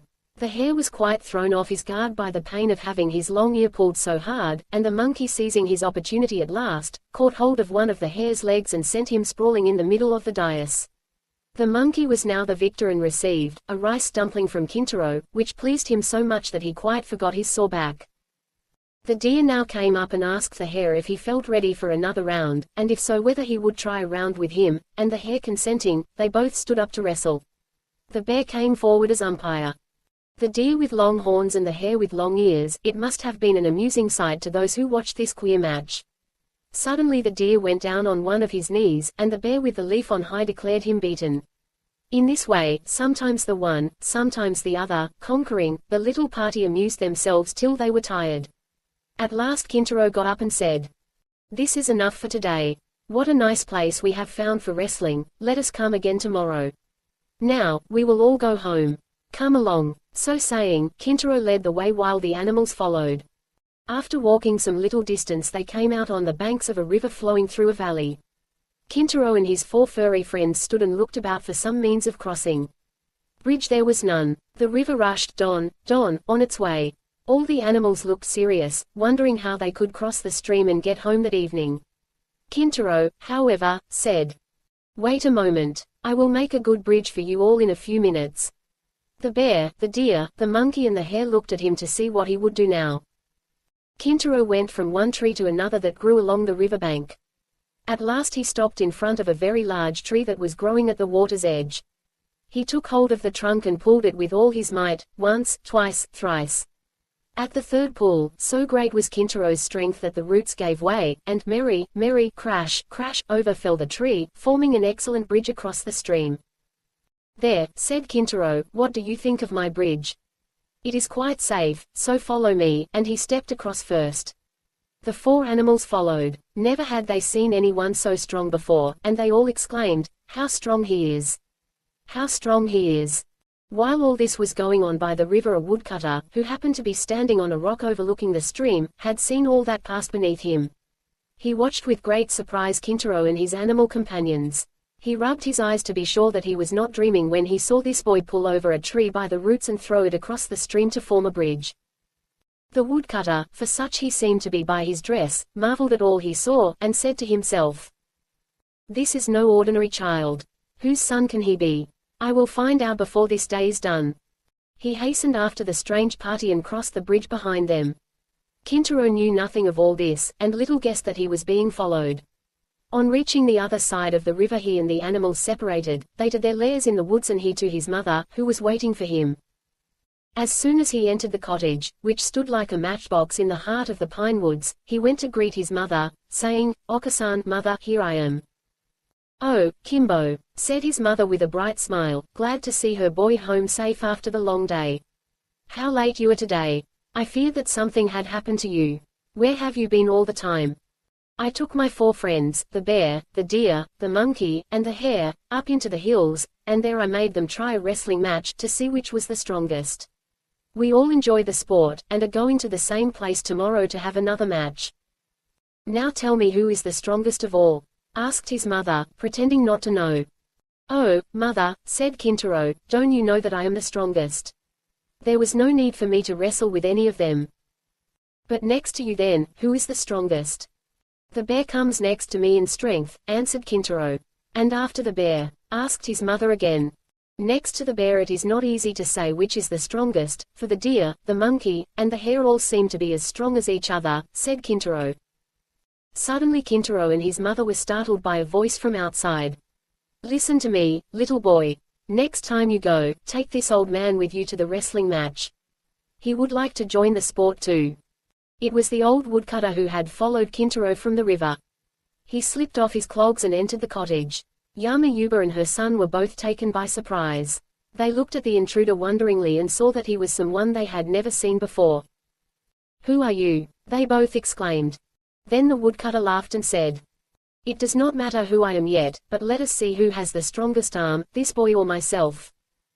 Then Kintaro, who had lived all his life in the forest, answered the old man without any ceremony, saying, We will have a try if you wish it, but you must not be angry whoever is beaten." Then Kintaro and the woodcutter both put out their right arms and grasped each other's hands.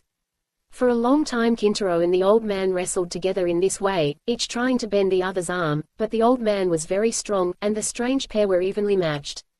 At last the old man desisted, declaring it a drawn game. "You are, indeed, a very strong child.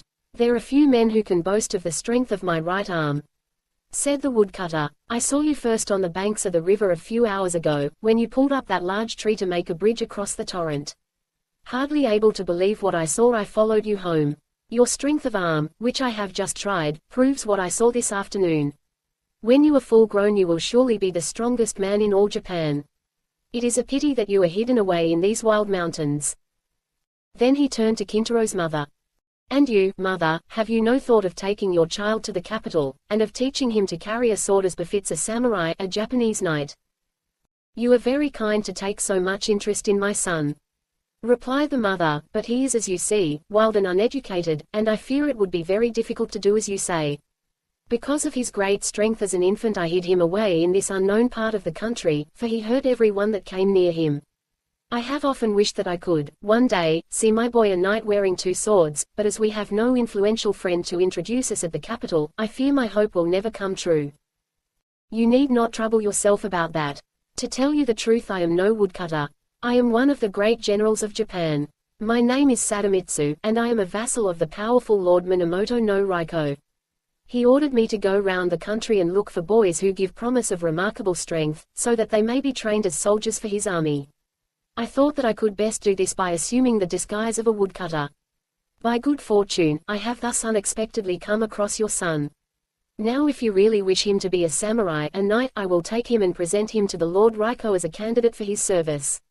What do you say to this?" As the kind general gradually unfolded his plan, the mother's heart was filled with a great joy. She saw that here was a wonderful chance of the one wish of her life being fulfilled, that of seeing Kintaro a samurai before she died. Bowing her head to the ground, she replied, "I will then entrust my son to you if you really mean what you say." Kintaro had all this time been sitting by his mother's side listening to what they said.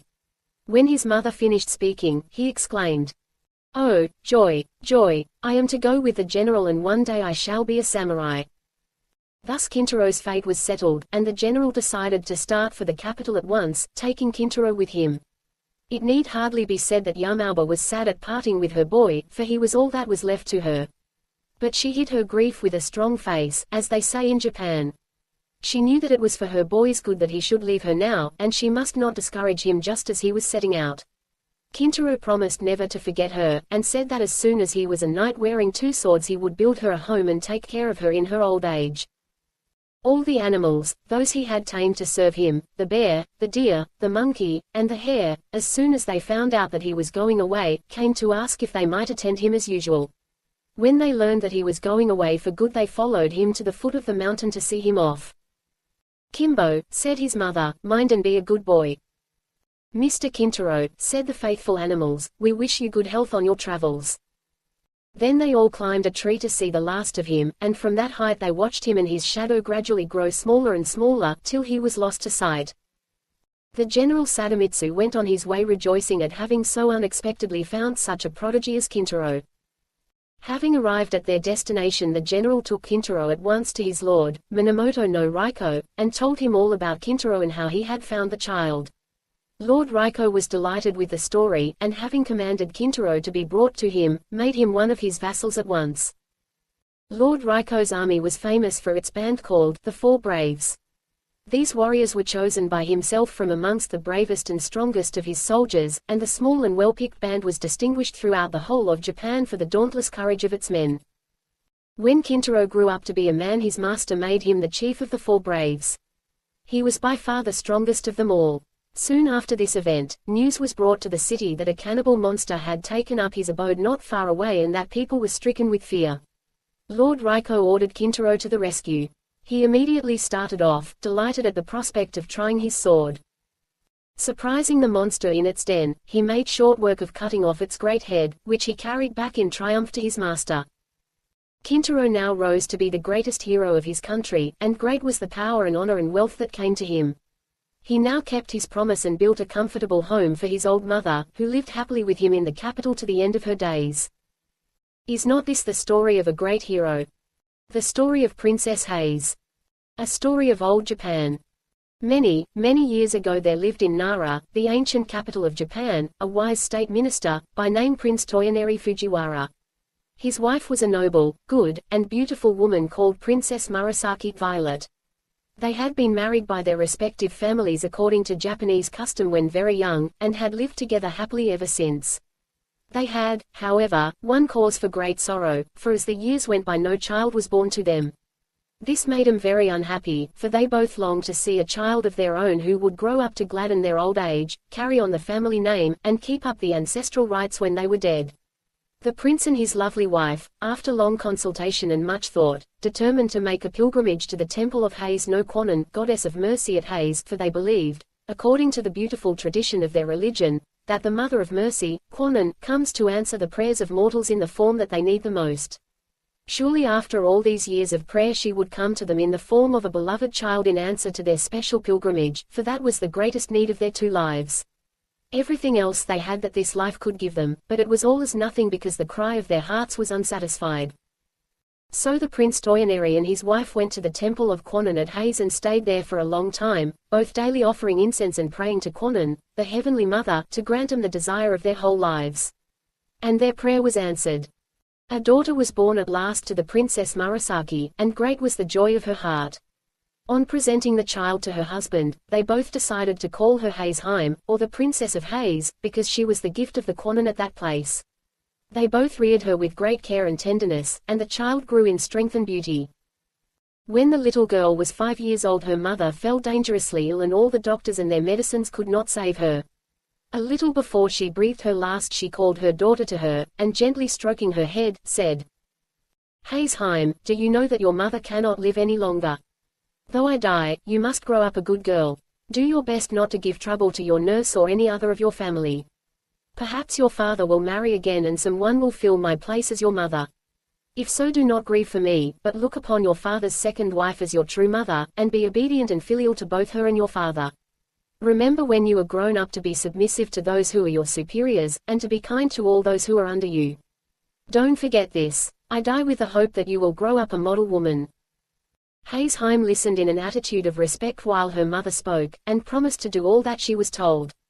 There is a proverb which says, "As the soul is at 3 so it is at 100, and so Hayes-Heim grew up as her mother had wished, a good and obedient little princess, though she was now too young to understand how great was the loss of her mother. Not long after the death of his first wife, Prince Toyonari married again, a lady of noble birth named Princess Terut. Very different in character, alas. To the good and wise Princess Murasaki, this woman had a cruel, bad heart. She did not love her stepdaughter at all, and was often very unkind to the little motherless girl, saying to herself, "This is not my child. This is not my child." But Hayes-Heim bore every unkindness with patience, and even waited upon her stepmother kindly and obeyed her in every way and never gave any trouble, just as she had been trained by her own good mother, so that the Lady Terut had no cause for complaint against her. The little princess was very diligent, and her favorite studies were music and poetry. She would spend several hours practicing every day, and her father had the most proficient of masters he could find to teach her the koto Japanese harp, the art of writing letters and verse. When she was 12 years of age she could play so beautifully that she and her stepmother were summoned to the palace to perform before the emperor. It was the festival of the cherry flowers, and there were great festivities at the court. The emperor threw himself into the enjoyment of the season, and commanded that Princess Hayes should perform before him on the koto, and that her mother Princess Terut should accompany her on the flute. The emperor sat on a raised dais, before which was hung a curtain of finely sliced bamboo and purple tassels, so that his majesty might see all and not be seen, for no ordinary subject was allowed to look upon his sacred face. Hayes-Heim was a skilled musician though so young, and often astonished her masters by her wonderful memory and talent. On this momentous occasion she played well. But Princess Terut, her stepmother, who was a lazy woman and never took the trouble to practice daily, broke down in her accompaniment and had to request one of the court ladies to take her place. This was a great disgrace, and she was furiously jealous to think that she had failed where her stepdaughter succeeded, and to make matters worse the empress sent many beautiful gifts to the little princess to reward her for playing so well at the palace. There was also now another reason why Princess Terut hated her stepdaughter, for she had had the good fortune to have a son born to her, and in her inmost heart she kept saying, "If only Haesheim were not here, my son would have all the love of his father." And never having learned to control herself, she allowed this wicked thought to grow into the awful desire of taking her stepdaughter's life. So one day she secretly ordered some poison and poisoned some sweet wine. This poisoned wine she put into a bottle. Into another similar bottle she poured some good wine. It was the occasion of the boys' festival on the 5th of May, and Haesheim was playing with her little brother. All his toys of warriors and heroes were spread out and she was telling him wonderful stories about each of them. They were both enjoying themselves and laughing merrily with their attendants when his mother entered with the 2 bottles of wine and some delicious cakes. "You are both so good and happy," said the wicked Princess Terut with a smile, "that I have brought you some sweet wine as a reward, and here are some nice cakes for my good children." And she filled 2 cups from the different bottles. Haesheim, never dreaming of the dreadful part her stepmother was acting, took one of the cups of wine and gave to her little stepbrother the other that had been poured out for him. The wicked woman had carefully marked the poisoned bottle, but on coming into the room she had grown nervous, and pouring out the wine hurriedly had unconsciously given the poisoned cup to her own child. All this time she was anxiously watching the little princess, but to her amazement no change whatever took place in the young girl's face. Suddenly the little boy screamed and threw himself on the floor, doubled up with pain. His mother flew to him, taking the precaution to upset the 2 tiny jars of wine which she had brought into the room, and lifted him up. The attendants rushed for the doctor, but nothing could save the child. He died within the hour in his mother's arms. Doctors did not know much in those ancient times, and it was thought that the wine had disagreed with the boy, causing convulsions of which he died. Thus was the wicked woman punished in losing her own child when she had tried to do away with her stepdaughter. But instead of blaming herself she began to hate Haesheim more than ever in the bitterness and wretchedness of her own heart, and she eagerly watched for an opportunity to do her harm, which was, however, long in coming. When Haesheim was 13 years of age, she had already become mentioned as a poetess of some merit. This was an accomplishment very much cultivated by the women of old Japan and one held in high esteem. It was the rainy season at Nara, and floods were reported every day as doing damage in the neighborhood. The river Tatsuta, which flowed through the imperial palace grounds, was swollen to the top of its banks, and the roaring of the torrents of water rushing along a narrow bed so disturbed the emperor's rest day and night, that a serious nervous disorder was the result.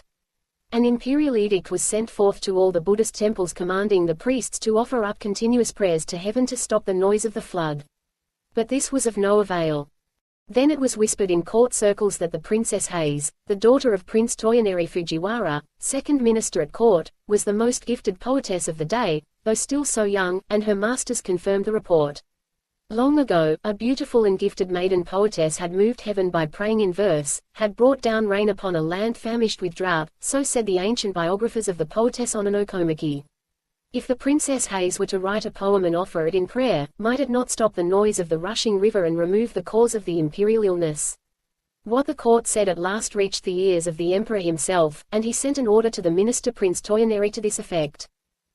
Great indeed was Haesheim's fear and astonishment when her father sent for her and told her what was required of her.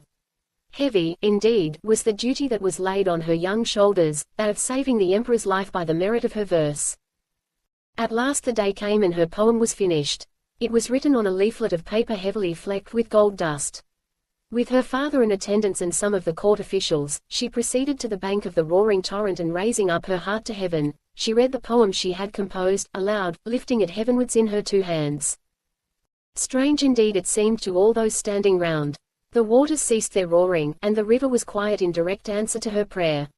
After this the emperor soon recovered his health. His Majesty was highly pleased, and sent for her to the palace and rewarded her with the rank of Chinjo, that of Lieutenant General, to distinguish her. From that time she was called Chinjoheim, or the Lieutenant General Princess, and respected and loved by all. There was only one person who was not pleased at Haesheim's success. That one was her stepmother.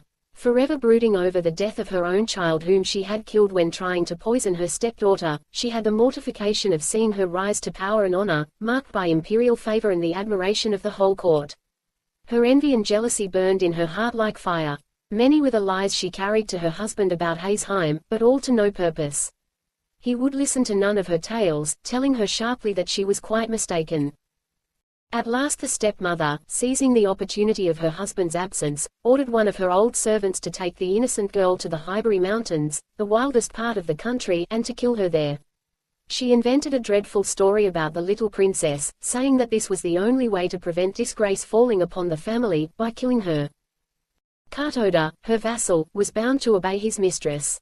Anyhow, he saw that it would be the wisest plan to pretend obedience in the absence of the girl's father, so he placed Haesheim in a palanquin and accompanied her to the most solitary place he could find in the wild district. The poor child knew there was no good in protesting to her unkind stepmother at being sent away in this strange manner, so she went as she was told. But the old servant knew that the young princess was quite innocent of all the things her stepmother had invented to him as reasons for her outrageous orders, and he determined to save her life. Unless he killed her, however, he could not return to his cruel taskmistress, so he decided to stay out in the wilderness. With the help of some peasants he soon built a little cottage, and having sent secretly for his wife to come, these two good old people did all in their power to take care of the now unfortunate princess. She all the time trusted in her father, knowing that as soon as he returned home and found her absent, he would search for her. Prince Toyoneri, after some weeks, came home, and was told by his wife that his daughter Haim had done something wrong and had run away for fear of being punished. He was nearly ill with anxiety. Everyone in the house told the same story, that Haesheim had suddenly disappeared, none of them knew why or whither. For fear of scandal he kept the matter quiet and searched everywhere he could think of, but all to no purpose. One day, trying to forget his terrible worry, he called all his men together and told them to make ready for a several days' hunt in the mountains. They were soon ready and mounted, waiting at the gate for their lord. He rode hard and fast to the district of the Highbury Mountains, a great company following him. He was soon far ahead of everyone, and at last found himself in a narrow picturesque valley. Looking round and admiring the scenery, he noticed a tiny house on one of the hills quite near, and then he distinctly heard a beautiful clear voice reading aloud. Seized with curiosity as to who could be studying so diligently in such a lonely spot, he dismounted, and leaving his horse to his groom, he walked up the hillside and approached the cottage. As he drew nearer his surprise increased, for he could see that the reader was a beautiful girl. The cottage was wide open and she was sitting facing the view. Listening attentively, he heard her reading the Buddhist scriptures with great devotion. More and more curious, he hurried on to the tiny gate and entered the little garden, and looking up beheld his lost daughter Haesheim. She was so intent on what she was saying that she neither heard nor saw her father till he spoke. "Haesheim," he cried, "it is you, my Haesheim." Taken by surprise, she could hardly realize that it was her own dear father who was calling her, and for a moment she was utterly bereft of the power to speak or move. My father, it is indeed you, oh, my father," was all she could say, and running to him she caught hold of his thick sleeve, and burying her face burst into a passion of tears. Her father stroked her dark hair, asking her gently to tell him all that had happened, but she only wept on, and he wondered if he were not really dreaming. Then the faithful old servant Katoda came out, and bowing himself to the ground before his master, poured out the long tale of wrong, telling him all that had happened, and how it was that he found his daughter in such a wild and desolate spot with only 2 old servants to take care of her. The prince's astonishment and indignation knew no bounds. He gave up the hunt at once and hurried home with his daughter. One of the company galloped ahead to inform the household of the glad news, and the stepmother, hearing what had happened, and fearful of meeting her husband now that her wickedness was discovered, fled from the house and returned in disgrace to her father's roof, and nothing more was heard of her. The old servant Katoda was rewarded with the highest promotion in his master's service, and lived happily to the end of his days, devoted to the little princess, who never forgot that she owed her life to this faithful retainer. She was no longer troubled by an unkind stepmother, and her days passed happily and quietly with her father. As Prince Toyoneri had no son, he adopted a younger son of one of the court nobles to be his heir, and to marry his daughter Haesheim, and in a few years the marriage took place. Haesheim lived to a good old age, and all said that she was the wisest, most devout, and most beautiful mistress that had ever reigned in Prince Toyoneri's ancient house. She had the joy of presenting her son, the future lord of the family, to her father just before he retired from active life. To this day there is preserved a piece of needlework in one of the Buddhist temples of Kyoto. It is a beautiful piece of tapestry, with the figure of Buddha embroidered in the silky threads drawn from the stem of the lotus. This is said to have been the work of the hands of the good Princess Haes. The story of the man Who did not wish To die. Long, long ago there lived a man called Sentaro. His surname meant millionaire, but although he was not so rich as all that, he was still very far removed from being poor. He had inherited a small fortune from his father and lived on this, spending his time carelessly, without any serious thoughts of work, till he was about 32 years of age. One day, without any reason whatsoever, the thought of death and sickness came to him. The idea of falling ill or dying made him very wretched. I should like to live, he said to himself, till I am 500 or 600 years old at least, free from all sickness. The ordinary span of a man's life is very short. He wondered whether it were possible, by living simply and frugally henceforth, to prolong his life as long as he wished. He knew there were many stories in ancient history of emperors who had lived 1,000 years, and there was a princess of Yamato, who, it was said, lived to the age of 500. This was the latest story of a very long life record. Sentaro had often heard the tale of the Chinese king named Shin no Shiko. He was one of the most able and powerful rulers in Chinese history. He built all the large palaces, and also the famous Great Wall of China.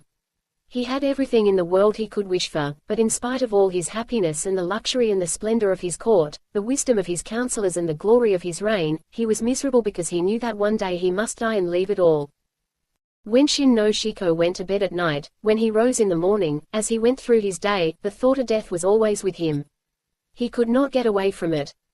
If only he could find the elixir of life, he would be happy. The emperor at last called a meeting of his courtiers and asked them all if they could not find for him the elixir of life, of which he had so often read and heard.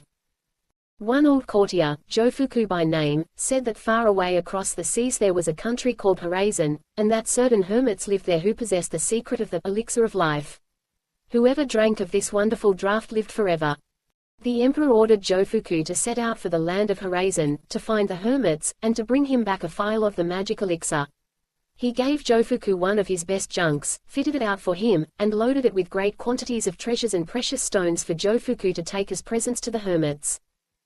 Jofuku sailed for the land of Horazon, but he never returned to the waiting emperor, but ever since that time Mount Fuji has been said to be the fabled Horazon and the home of hermits who had the secret of the elixir, and Jofuku has been worshipped as their patron god. Now Sentaro determined to set out to find the hermits, and if he could, to become one, so that he might obtain the water of perpetual life.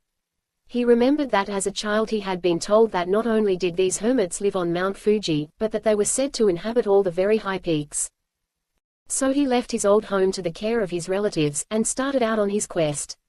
He traveled through all the mountainous regions of the land, climbing to the tops of the highest peaks, but never a hermit did he find.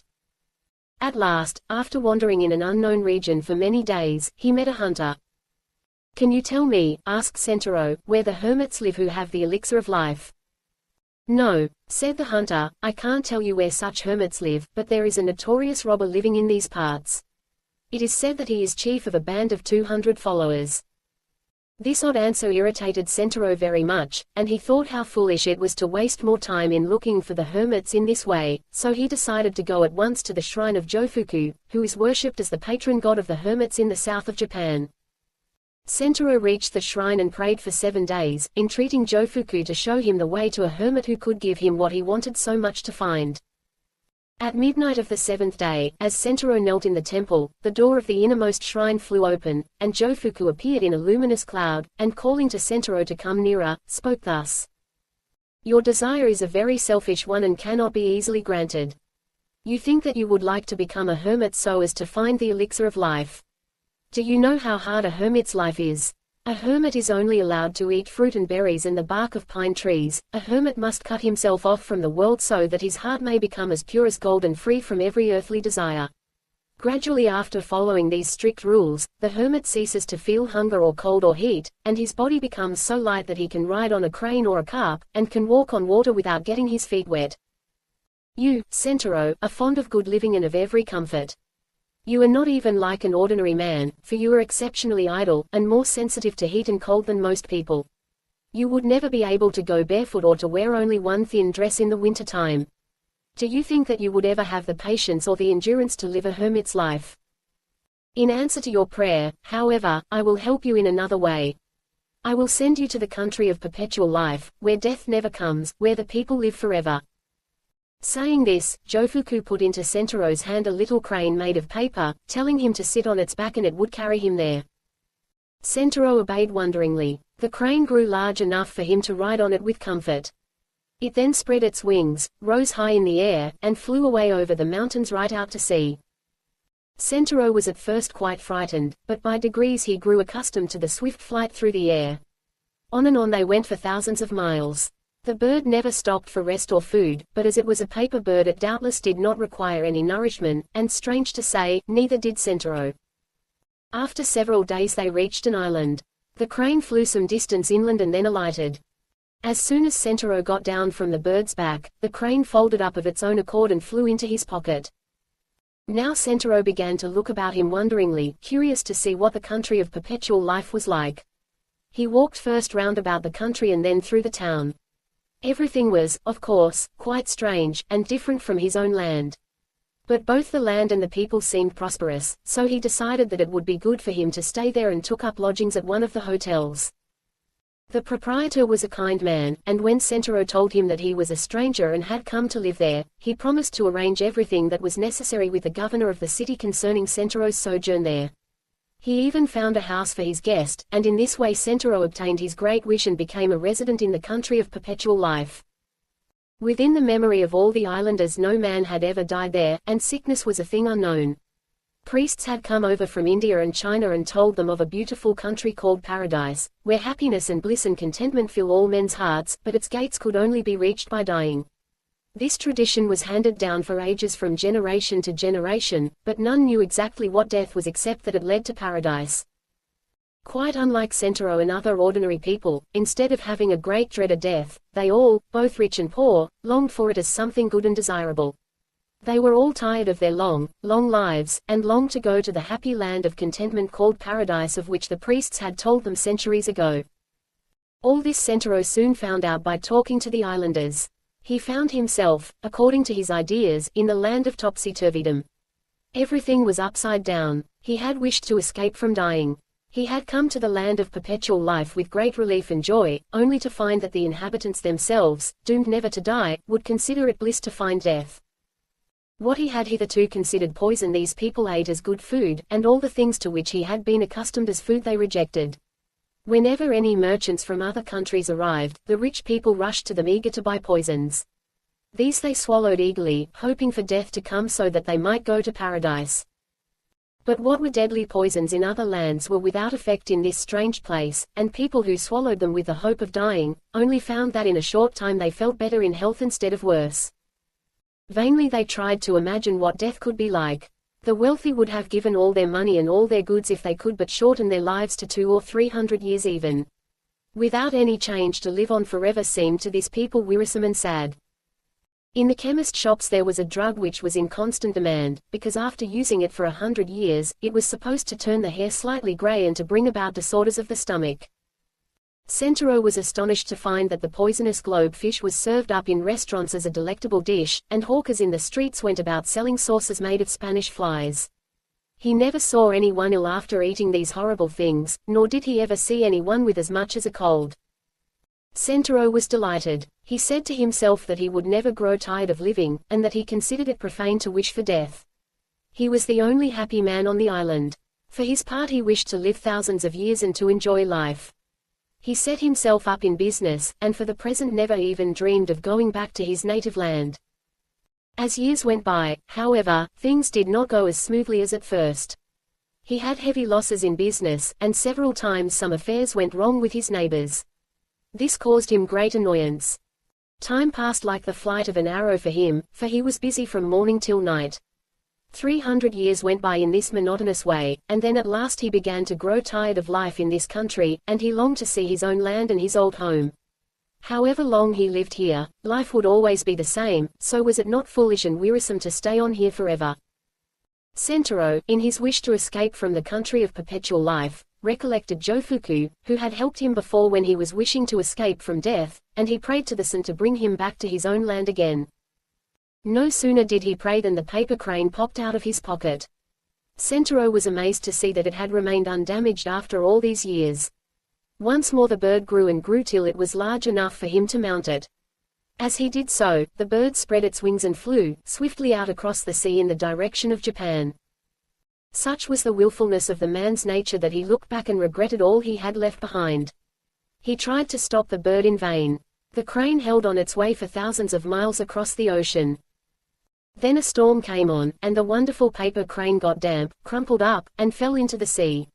Sentaro fell with it. Very much frightened at the thought of being drowned, he cried out loudly to Jofuku to save him. He looked round, but there was no ship in sight. He swallowed a quantity of seawater, which only increased his miserable plight. While he was thus struggling to keep himself afloat, he saw a monstrous shark swimming towards him. As it came nearer, it opened its huge mouth ready to devour him. Sentaro was all but paralyzed with fear now that he felt his end so near, and screamed out as loudly as ever he could to Jofuku to come and rescue him. Lo, and behold, Sentaro was awakened by his own screams, to find that during his long prayer he had fallen asleep before the shrine, and that all his extraordinary and frightful adventures had been only a wild dream. He was in a cold perspiration with fright, and utterly bewildered. Suddenly a bright light came towards him, and in the light stood a messenger. The messenger held a book in his hand, and spoke to Sentaro.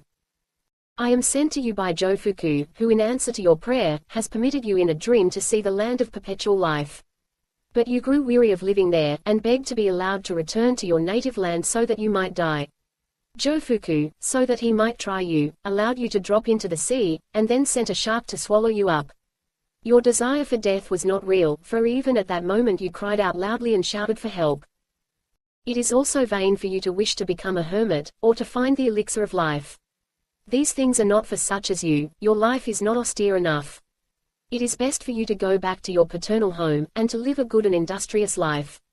Never neglect to keep the anniversaries of your ancestors, and make it your duty to provide for your children's future.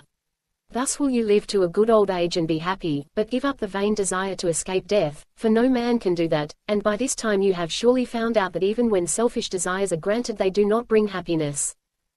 In this book I give you there are many precepts good for you to know. If you study them, you will be guided in the way I have pointed out to you.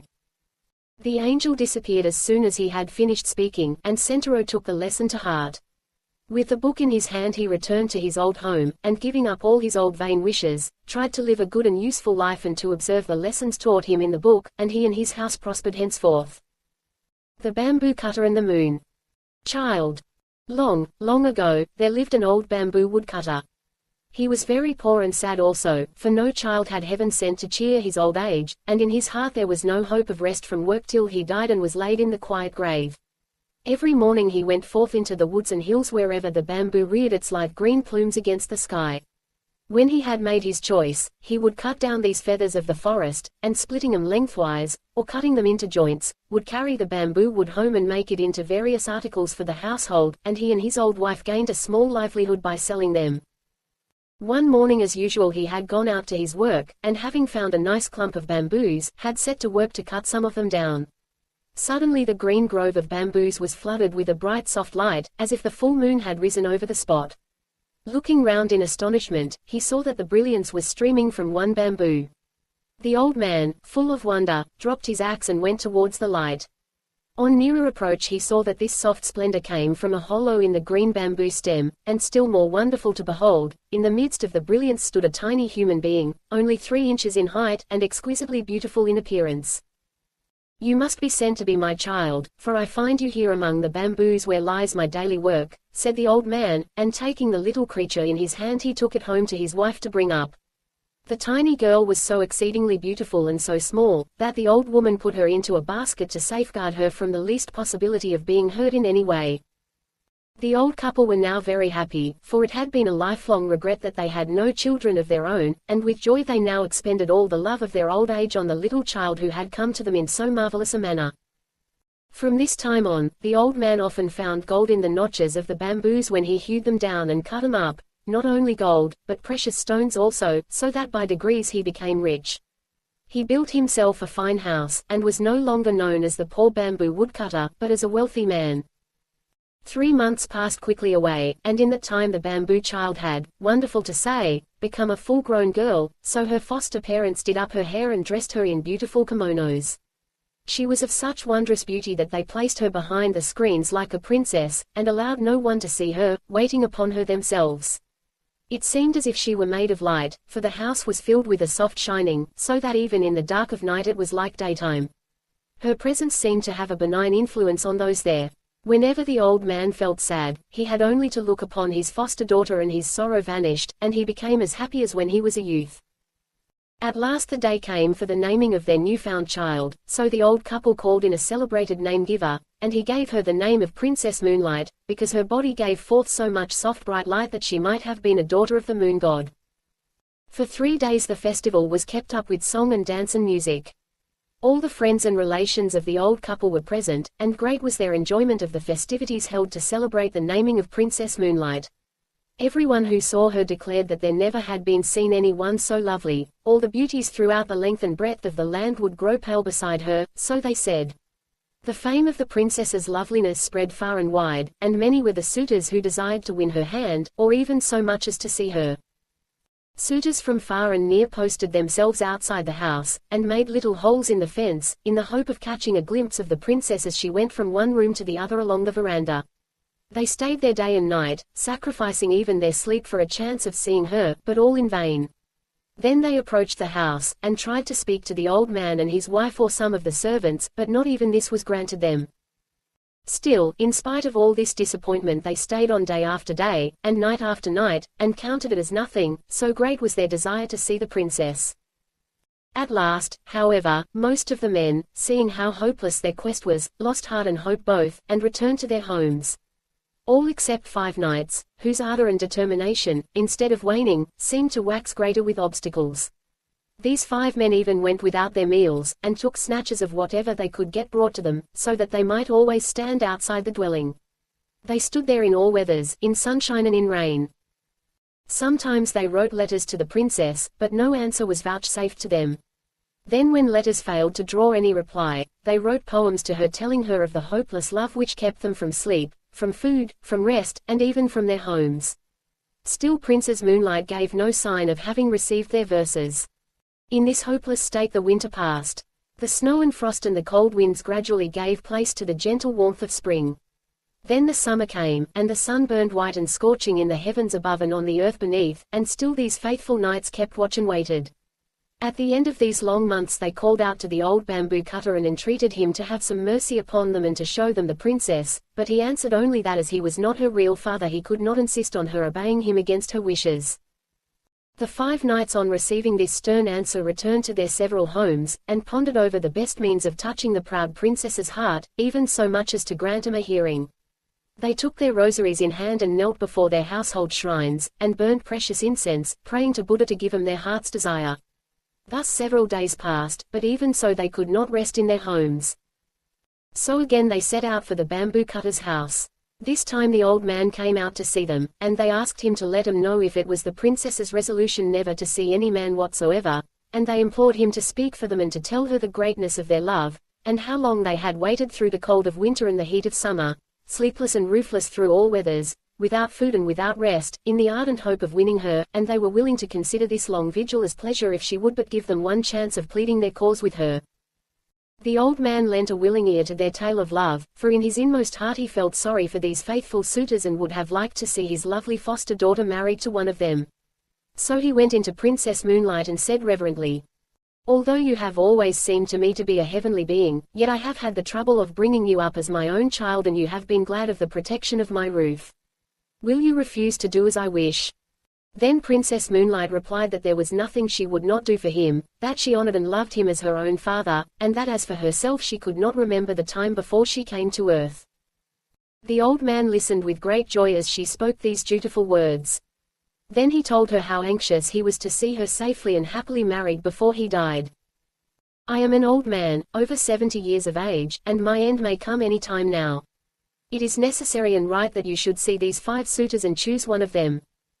"Oh, why," said the princess in distress, "must I do this? I have no wish to marry now." "I found you," answered the old man, "many years ago, when you were a little creature 3 inches high, in the midst of a great white light. The light streamed from the bamboo in which you were hid and led me to you.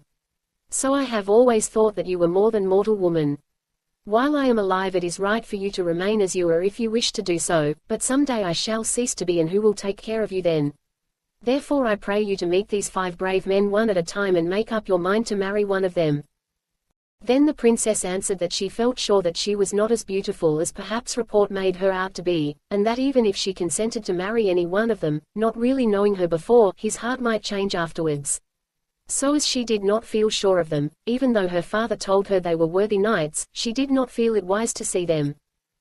"All you say is very reasonable," said the old man, "but what kind of men will you consent to see? I do not call these 5 men who have waited on you for months, light-hearted. They have stood outside this house through the winter and the summer, often denying themselves food and sleep so that they may win you. What more can you demand?" Then Princess Moonlight said she must make further trial of their love before she would grant their request to interview her. The 5 warriors were to prove their love by each bringing her from distant countries something that she desired to possess. That same evening the suitors arrived and began to play their flutes in turn, and to sing their self-composed songs telling of their great and tireless love. The bamboo cutter went out to them and offered them his sympathy for all they had endured and all the patience they had shown in their desire to win his foster daughter. Then he gave them her message, that she would consent to marry whosoever was successful in bringing her what she wanted. This was to test them. The 5 all accepted the trial, and thought it an excellent plan, for it would prevent jealousy between them. Princess Moonlight then sent word to the first knight that she requested him to bring her the stone bowl which had belonged to Buddha in India. The second knight was asked to go to the mountain of Horai, said to be situated in the eastern sea, and to bring her a branch of the wonderful tree that grew on its summit. The roots of this tree were of silver, the trunk of gold, and the branches bore as fruit white jewels. The third knight was told to go to China and search for the fire rat and to bring her its skin. The fourth knight was told to search for the dragon that carried on its head the stone radiating 5 colors and to bring the stone to her. The fifth knight was to find the swallow which carried a shell in its stomach and to bring the shell to her. The old man thought these very hard tasks and hesitated to carry the messages, but the princess would make no other conditions.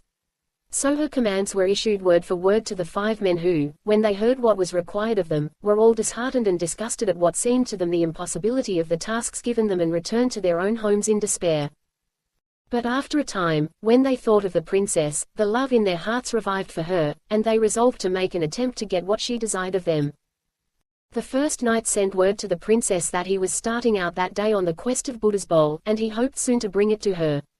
But he had not the courage to go all the way to India, for in those days traveling was very difficult and full of danger, so he went to one of the temples in Kyoto and took a stone bowl from the altar there, paying the priest a large sum of money for it. He then wrapped it in a cloth of gold and, waiting quietly for 3 years, returned and carried it to the old man. Princess Moonlight wondered that the knight should have returned so soon. She took the bowl from its gold wrapping, expecting it to make the room full of light, but it did not shine at all, so she knew that it was a sham thing and not the true bowl of Buddha. She returned it at once and refused to see him. The knight threw the bowl away and returned to his home in despair. He gave up now all hopes of ever winning the princess. The second knight told his parents that he needed change of air for his health, for he was ashamed to tell them that love for the Princess Moonlight was the real cause of his leaving them. He then left his home, at the same time sending word to the princess that he was setting out for Mount Horai in the hope of getting her a branch of the gold and silver tree which she so much wished to have. He only allowed his servants to accompany him halfway, and then sent him back. He reached the seashore and embarked on a small ship, and after sailing away for 3 days he landed and employed several carpenters to build him a house contrived in such a way that no one could get access to it. He then shut himself up with 6 skilled jewelers, and endeavored to make such a gold and silver branch as he thought would satisfy the princess as having come from the wonderful tree growing on Mount Horai. Everyone whom he had asked declared that Mount Horai belonged to the land of fable and not to fact. When the branch was finished, he took his journey home and tried to make himself look as if he were wearied and worn out with travel. He put the jeweled branch into a lacquer box and carried it to the bamboo cutter, begging him to present it to the princess. The old man was quite deceived by the travel-stained appearance of the knight, and thought that he had only just returned from his long journey with the branch. So he tried to persuade the princess to consent to see the man. But she remained silent and looked very sad. The old man began to take out the branch and praised it as a wonderful treasure to be found nowhere in the whole land. Then he spoke of the knight, how handsome and how brave he was to have undertaken a journey to so remote a place as the Mount of Horai. Princess Moonlight took the branch in her hand and looked at it carefully. She then told her foster parent that she knew it was impossible for the man to have obtained a branch from the gold and silver tree growing on Mount Horai so quickly or so easily, and she was sorry to say she believed it artificial.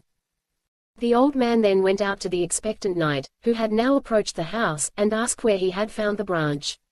Then the man did not scruple to make up a long story. 2 years ago I took a ship and started in search of Mount Horai.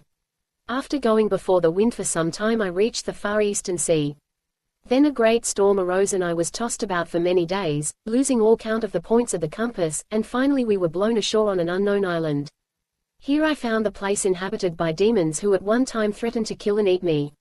However, I managed to make friends with these horrible creatures, and they helped me and my sailors to repair the boat, and I set sail again. Our food gave out, and we suffered much from sickness on board. At last, on the 500th day from the day of starting, I saw far off on the horizon what looked like the peak of a mountain. On nearer approach, this proved to be an island, in the center of which rose a high mountain. I landed, and after wandering about for 2 or 3 days, I saw a shining being coming towards me on the beach, holding in his hands a golden bowl. I went up to him and asked him if I had, by good chance, found the island of Mount Horai, and he answered, "Yes, this is Mount Horai." With much difficulty I climbed to the summit. Here stood the golden tree growing with silver roots in the ground. The wonders of that strange land are many, and if I began to tell you about them I could never stop. In spite of my wish to stay there long, on breaking off the branch I hurried back.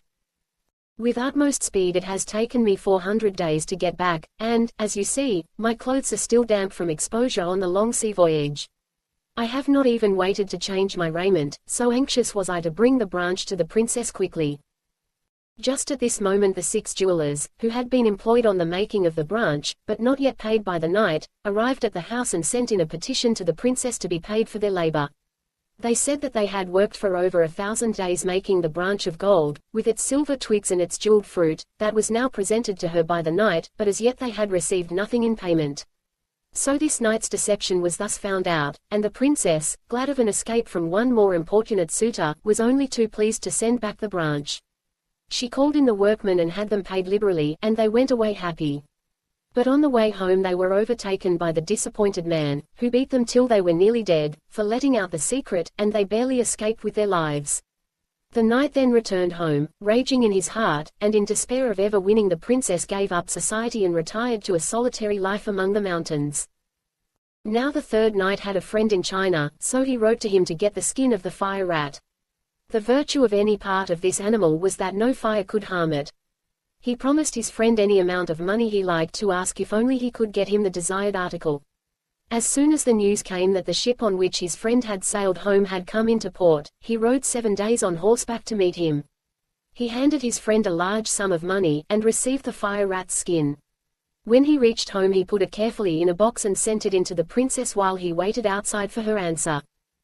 The bamboo cutter took the box from the knight and, as usual, carried it into her and tried to coax her to see the knight at once, but Princess Moonlight refused, saying that she must first put the skin to test by putting it into the fire.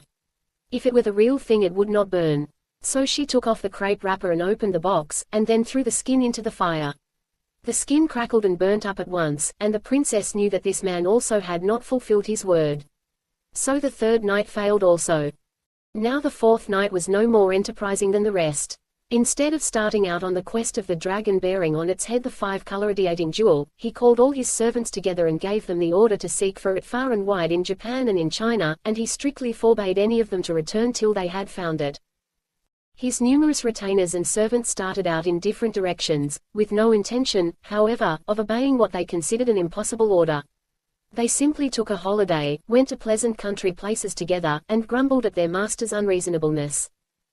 The knight meanwhile, thinking that his retainers could not fail to find the jewel, repaired to his house, and fitted it up beautifully for the reception of the princess. He felt so sure of winning her.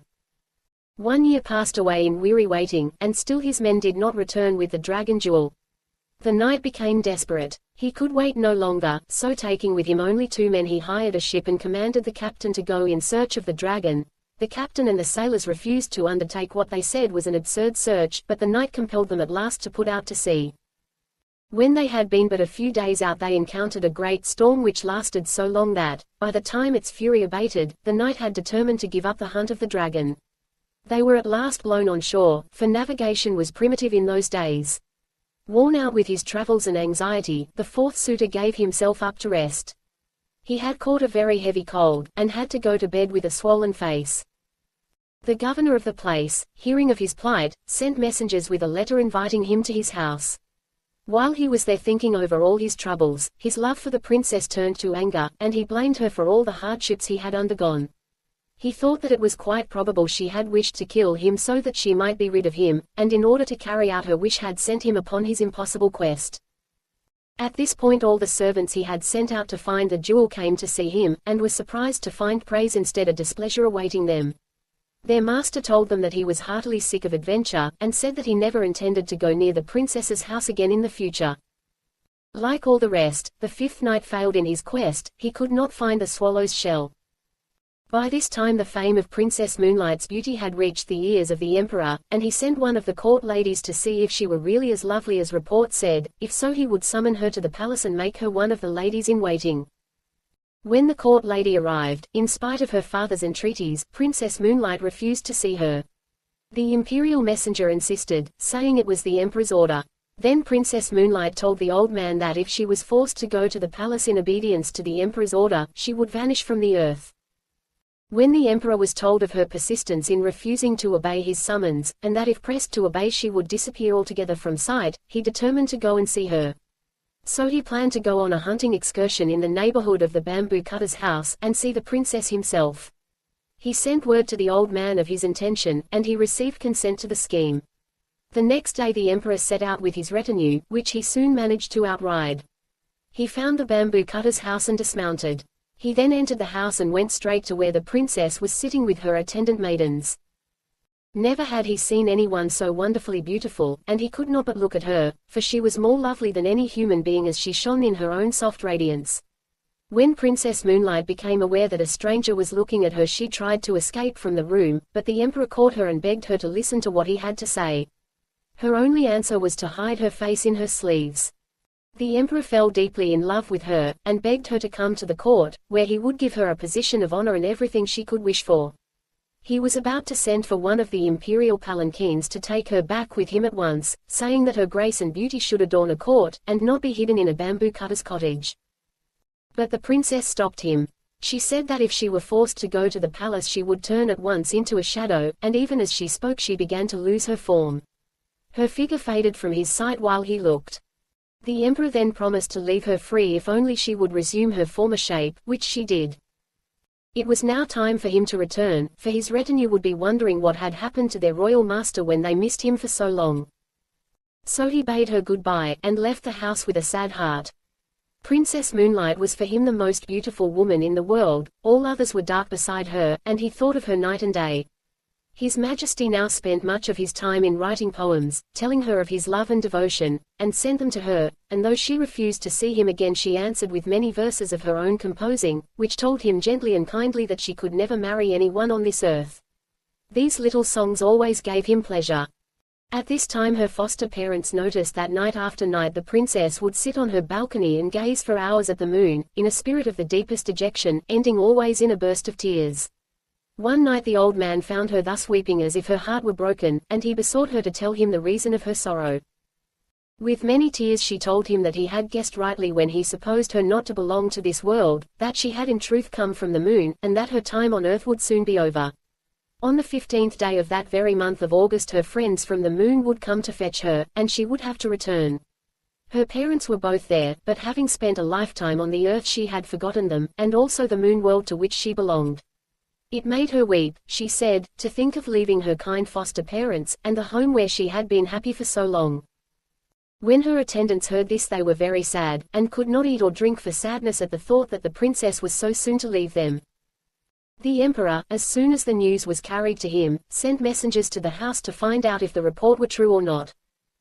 The old bamboo cutter went out to meet the imperial messengers. The last few days of sorrow had told upon the old man. He had aged greatly, and looked much more than his 70 years. Weeping bitterly, he told them that the report was only too true, but he intended, however, to make prisoners of the envoys from the moon, and to do all he could to prevent the princess from being carried back. The men returned and told His Majesty all that had passed. On the 15th day of that month the emperor sent a guard of 2,000 warriors to watch the house. 1,000 stationed themselves on the roof, another 1,000 kept watch round all the entrances of the house. All were well-trained archers, with bows and arrows. The bamboo cutter and his wife hid Princess Moonlight in an inner room. The old man gave orders that no one was to sleep that night, all in the house were to keep a strict watch, and be ready to protect the princess. With these precautions, and the help of the emperor's men-at-arms, he hoped to withstand the moon messengers, but the princess told him that all these measures to keep her would be useless, and that when her people came for her nothing whatever could prevent them from carrying out their purpose. Even the emperor's men would be powerless. Then she added with tears that she was very, very sorry to leave him and his wife, whom she had learned to love as her parents, that if she could do as she liked she would stay with them in their old age, and try to make some return for all the love and kindness they had showered upon her during all her earthly life. The night wore on. The yellow harvest moon rose high in the heavens, flooding the world asleep with her golden light. Silence reigned over the pine and the bamboo forests, and on the roof where the 1,000 men-at-arms waited. Then the night grew grey towards the dawn and all hoped that the danger was over, that Princess Moonlight would not have to leave them after all. Then suddenly the watchers saw a cloud form round the moon, and while they looked this cloud began to roll earthwards. Nearer and nearer it came, and every one saw with dismay that its course lay towards the house. In a short time the sky was entirely obscured, till at last the cloud lay over the dwelling only 10 feet off the ground. In the midst of the cloud there stood a flying chariot, and in the chariot a band of luminous beings. One amongst them who looked like a king and appeared to be the chief stepped out of the chariot, and, poised in air, called to the old man to come out. "The time has come," he said, "for Princess Moonlight to return to the moon from whence she came. She committed a grave fault, and as a punishment was sent to live down here for a time. We know what good care you have taken of the princess, and we have rewarded you for this and have sent you wealth and prosperity. We put the gold in the bamboos for you to find. I have brought up this princess for 20 years and never once has she done a wrong thing, therefore the lady you are seeking cannot be this one," said the old man. "I pray you to look elsewhere." Then the messenger called aloud, saying, "Princess Moonlight, come out from this lowly dwelling. Rest not here another moment." At these words the screens of the princess's room slid open of their own accord, revealing the princess shining in her own radiance, bright and wonderful and full of beauty. The messenger led her forth and placed her in the chariot. She looked back, and saw with pity the deep sorrow of the old man. She spoke to him many comforting words, and told him that it was not her will to leave him and that he must always think of her when looking at the moon. The bamboo cutter implored to be allowed to accompany her, but this was not allowed. The princess took off her embroidered outer garment and gave it to him as a keepsake. One of the moon beings in the chariot held a wonderful coat of wings, another had a phial full of the elixir of life which was given the princess to drink. She swallowed a little and was about to give the rest to the old man, but she was prevented from doing so. The robe of wings was about to be put upon her shoulders, but she said, "Wait a little. I must not forget my good friend the emperor. I must write him once more to say goodbye while still in this human form." In spite of the impatience of the messengers and charioteers she kept them waiting while she wrote. She placed the phial of the elixir of life with the letter, and, giving them to the old man, she asked him to deliver them to the emperor. Then the chariot began to roll heavenwards towards the moon, and as they all gazed with tearful eyes at the receding princess, the dawn broke, and in the rosy light of day the moon chariot and all in it were lost amongst the fleecy clouds that were now wafted across the sky on the wings of the morning wind. Princess Moonlight's letter was carried to the palace. His Majesty was afraid to touch the elixir of life, so he sent it with the letter to the top of the most sacred mountain in the land, Mount Fuji, and there the royal emissaries burnt it on the summit at sunrise. So to this day people say there is smoke to be seen rising from the top of Mount Fuji to the clouds. The Mirror of Matsuiyama. A story of old Japan. Long years ago in old Japan there lived in the province of Echigo, a very remote part of Japan even in these days, a man and his wife. When this story begins they had been married for some years and were blessed with one little daughter. She was the joy and pride of both their lives, and in her they stored an endless source of happiness for their old age. What golden letter days in their memory were these that had marked her growing up from babyhood, the visit to the temple when she was just 30 days old, her proud mother carrying her, robed in ceremonial kimono, to be put under the patronage of the family's household god. Then her first dolls festival, when her parents gave her a set of dolls and their miniature belongings, to be added to as year succeeded year, and perhaps the most important occasion of all, on her 3rd birthday, when her first obi, broad brocade sash of scarlet and gold was tied round her small waist. A sign that she had crossed the threshold of girlhood and left infancy behind. Now that she was 7 years of age, and had learned to talk and to wait upon her parents in those several little ways so dear to the hearts of fond parents, their cup of happiness seemed full. There could not be found in the whole of the island empire a happier little family. One day there was much excitement in the home, for the father had been suddenly summoned to the capital on business. In these days of railways and jinrikshas and other rapid modes of traveling, it is difficult to realize what such a journey as that from Matsuyama to Kyoto meant. The roads were rough and bad, and ordinary people had to walk every step of the way, whether the distance were 100 or several hundred miles. Indeed, in those days it was as great an undertaking to go up to the capital as it is for a Japanese to make a voyage to Europe now. So the wife was very anxious while she helped her husband get ready for the long journey, knowing what an arduous task lay before him. Vainly she wished that she could accompany him, but the distance was too great for the mother and child to go, and besides that, it was the wife's duty to take care of the home. All was ready at last, and the husband stood in the porch with his little family round him. "Do not be anxious, I will come back soon," said the man. "While I am away, take care of everything, and especially of our little daughter." "Yes, we shall be all right, but you must take care of yourself and delay not a day in coming back to us," said the wife, while the tears fell like rain from her eyes. The little girl was the only one to smile, for she was ignorant of the sorrow of parting, and did not know that going to the capital was at all different from walking to the next village, which her father did very often. She ran to his side, and caught hold of his long sleeve to keep him a moment. "Father, I will be very good while I am waiting for you to come back, so please bring me a present." As the father turned to take a last look at his weeping wife and smiling, eager child, he felt as if someone were pulling him back by the hair, so hard was it for him to leave them behind, for they had never been separated before. But he knew that he must go, for the call was imperative. With a great effort he ceased to think, and resolutely turning away he went quickly down the little garden and out through the gate. His wife, catching up the child in her arms, ran as far as the gate, and watched him as he went down the road between the pines till he was lost in the haze of the distance, and all she could see was his quaint peaked hat, and at last that vanished too. "Now father has gone, you and I must take care of everything till he comes back," said the mother, as she made her way back to the house. "Yes, I will be very good," said the child, nodding her head, "and when father comes home please tell him how good I have been, and then perhaps he will give me a present. Father is sure to bring you something that you want very much. I know, for I asked him to bring you a doll. You must think of father every day, and pray for a safe journey till he comes back." "Oh, yes, when he comes home again how happy I shall be," said the child, clapping her hands, and her face growing bright with joy at the glad thought. It seemed to the mother as she looked at the child's face that her love for her grew deeper and deeper. Then she set to work to make the winter clothes for the 3 of them. She set up her simple wooden spinning wheel and spun the thread before she began to weave the stuffs. In the intervals of her work she directed the little girl's games and taught her to read the old stories of her country.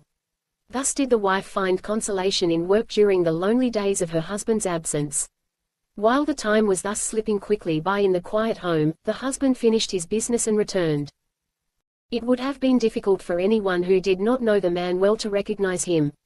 He had traveled day after day, exposed to all weathers, for about a month altogether, and was sunburnt to bronze, but his fond wife and child knew him at a glance, and flew to meet him from either side, each catching hold of one of his sleeves in their eager greeting. Both the man and his wife rejoiced to find each other well.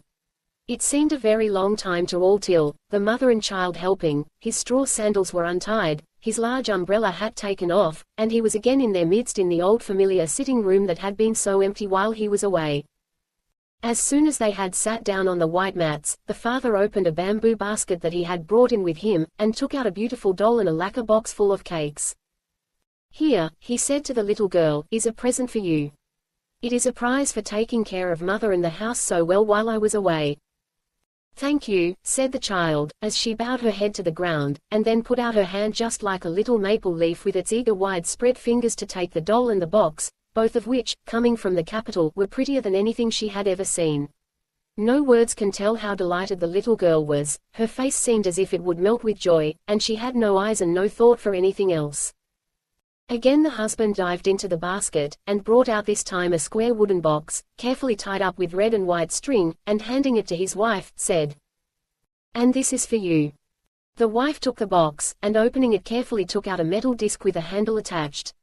One side was bright and shining like a crystal, and the other was covered with raised figures of pine trees and stalks, which had been carved out of its smooth surface in lifelike reality. Never had she seen such a thing in her life, for she had been born and bred in the rural province of Echigo. She gazed into the shining disc, and looking up with surprise and wonder pictured on her face, she said, "I see somebody looking at me in this round thing. What is it that you have given me?" The husband laughed and said, "Why, it is your own face that you see. What I have brought you is called a mirror, and whoever looks into its clear surface can see their own form reflected there. Although there are none to be found in this out-of-the-way place, yet they have been in use in the capital from the most ancient times. There the mirror is considered a very necessary requisite for a woman to possess. There is an old proverb that, as the sword is the soul of a samurai, so is the mirror the soul of a woman, and according to popular tradition, a woman's mirror is an index to her own heart. If she keeps it bright and clear, so is her heart pure and good. It is also one of the treasures that form the insignia of the emperor. So you must lay great store by your mirror, and use it carefully." The wife listened to all her husband told her, and was pleased at learning so much that was new to her. She was still more pleased at the precious gift, his token of remembrance while he had been away. "If the mirror represents my soul, I shall certainly treasure it as a valuable possession, and never will I use it carelessly." Saying so, she lifted it as high as her forehead, in grateful acknowledgement of the gift, and then shut it up in its box and put it away. The wife saw that her husband was very tired, and set about serving the evening meal and making everything as comfortable as she could for him. It seemed to the little family as if they had not known what true happiness was before, so glad were they to be together again, and this evening the father had much to tell of his journey and of all he had seen at the great capital.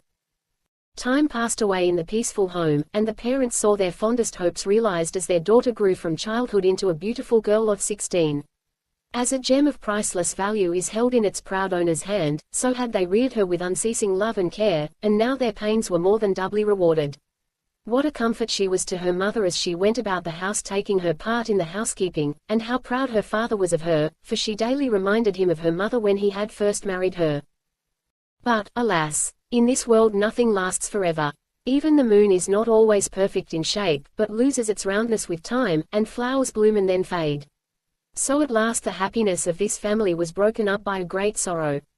The good and gentle wife and mother was one day taken ill. In the first days of her illness the father and daughter thought that it was only a cold, and were not particularly anxious. But the days went by and still the mother did not get better, she only grew worse, and the doctor was puzzled, for in spite of all he did the poor woman grew weaker day by day. The father and daughter were stricken with grief, and day or night the girl never left her mother's side. But in spite of all their efforts the woman's life was not to be saved. One day as the girl sat near her mother's bed, trying to hide with a cheery smile the gnawing trouble at her heart, the mother roused herself and taking her daughter's hand, gazed earnestly and lovingly into her eyes. Her breath was labored and she spoke with difficulty. "My daughter, I am sure that nothing can save me now. When I am dead, promise me to take care of your dear father and to try to be a good and dutiful woman." "Oh, mother," said the girl as the tears rushed to her eyes, "you must not say such things. All you have to do is to make haste and get well, that will bring the greatest happiness to father and myself." "Yes, I know, and it is a comfort to me in my last days to know how greatly you long for me to get better, but it is not to be.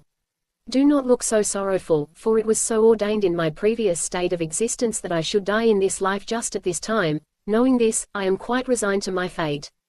And now I have something to give you whereby to remember me when I am gone." Putting her hand out, she took from the side of the pillow a square wooden box tied up with a silken cord and tassels. Undoing this very carefully, she took out of the box the mirror that her husband had given her years ago. "When you were still a little child your father went up to the capital and brought me back as a present this treasure. It is called a mirror. This I give you before I die.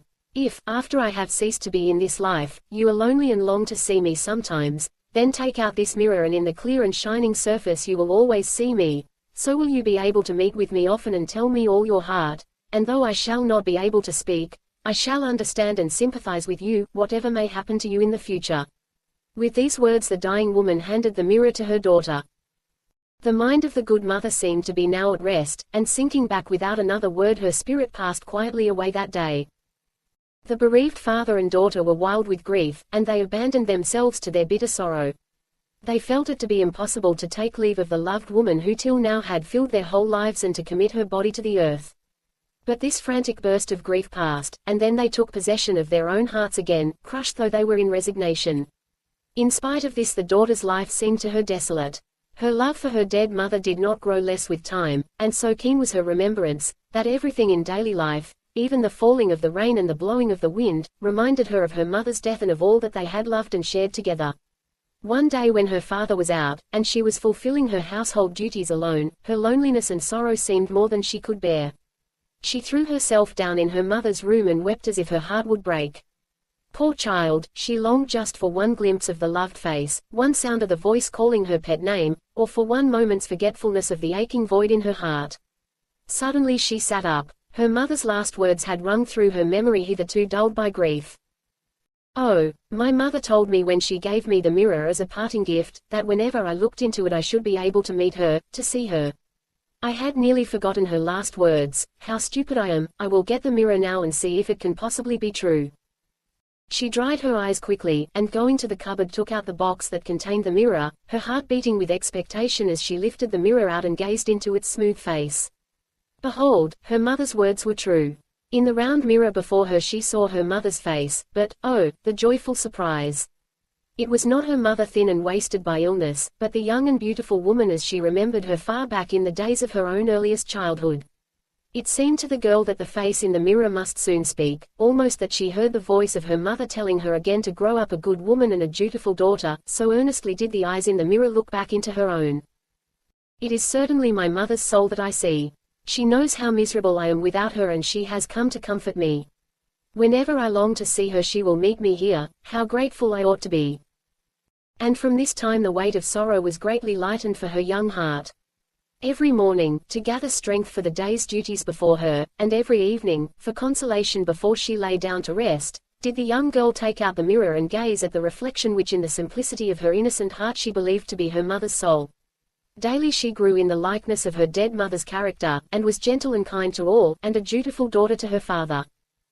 A year spent in mourning had thus passed away in the little household, when, by the advice of his relations, the man married again, and the daughter now found herself under the authority of a stepmother. It was a trying position, but her days spent in the recollection of her own beloved mother, and of trying to be what that mother would wish her to be, had made the young girl docile and patient, and she now determined to be filial and dutiful to her father's wife, in all respects. Everything went on apparently smoothly in the family for some time under the new regime. There were no winds or waves of discord to ruffle the surface of everyday life, and the father was content. But it is a woman's danger to be petty and mean, and stepmothers are proverbial all the world over, and this one's heart was not as her first smiles were. As the days and weeks grew into months, the stepmother began to treat the motherless girl unkindly and to try and come between the father and child. Sometimes she went to her husband and complained of her stepdaughter's behavior, but the father, knowing that this was to be expected, took no notice of her ill-natured complaints. Instead of lessening his affection for his daughter, as the woman desired, her grumblings only made him think of her the more. The woman soon saw that he began to show more concern for his lonely child than before. This did not please her at all, and she began to turn over in her mind how she could, by some means or other, drive her stepchild out of the house. So crooked did the woman's heart become. She watched the girl carefully, and one day peeping into her room in the early morning, she thought she discovered a grave enough sin of which to accuse the child to her father. The woman herself was a little frightened too at what she had seen. So she went at once to her husband, and wiping away some false tears she said in a sad voice, "Please give me permission to leave you today." The man was completely taken by surprise at the suddenness of her request, and wondered whatever was the matter. "Do you find it so disagreeable," he asked, "in my house, that you can stay no longer?" "No, no, it has nothing to do with you. Even in my dreams I have never thought that I wished to leave your side, but if I go on living here I am in danger of losing my life, so I think it best for all concerned that you should allow me to go home." And the woman began to weep afresh. Her husband, distressed to see her so unhappy, and thinking that he could not have heard aright, said, "Tell me what you mean. How is your life in danger here? I will tell you since you ask me. Your daughter dislikes me as her stepmother. For some time past she has shut herself up in her room morning and evening, and looking in as I pass by, I am convinced that she has made an image of me and is trying to kill me by magic art, cursing me daily. It is not safe for me to stay here. Such being the case, indeed, I must go away. We cannot live under the same roof anymore." The husband listened to the dreadful tale, but he could not believe his gentle daughter guilty of such an evil act. He knew that by popular superstition people believed that one person could cause the gradual death of another by making an image of the hated one and cursing it daily, but where had his young daughter learned such knowledge? The thing was impossible. Yet he remembered having noticed that his daughter stayed much in her room of late and kept herself away from everyone, even when visitors came to the house. Putting this fact together with his wife's alarm, he thought that there might be something to account for the strange story. His heart was torn between doubting his wife and trusting his child, and he knew not what to do. He decided to go at once to his daughter and try to find out the truth. Comforting his wife and assuring her that her fears were groundless, he glided quietly to his daughter's room. The girl had for a long time past been very unhappy. She had tried by amiability and obedience to show her goodwill and to mollify the new wife, and to break down that wall of prejudice and misunderstanding that she knew generally stood between step-parents and their stepchildren. But she soon found that her efforts were in vain.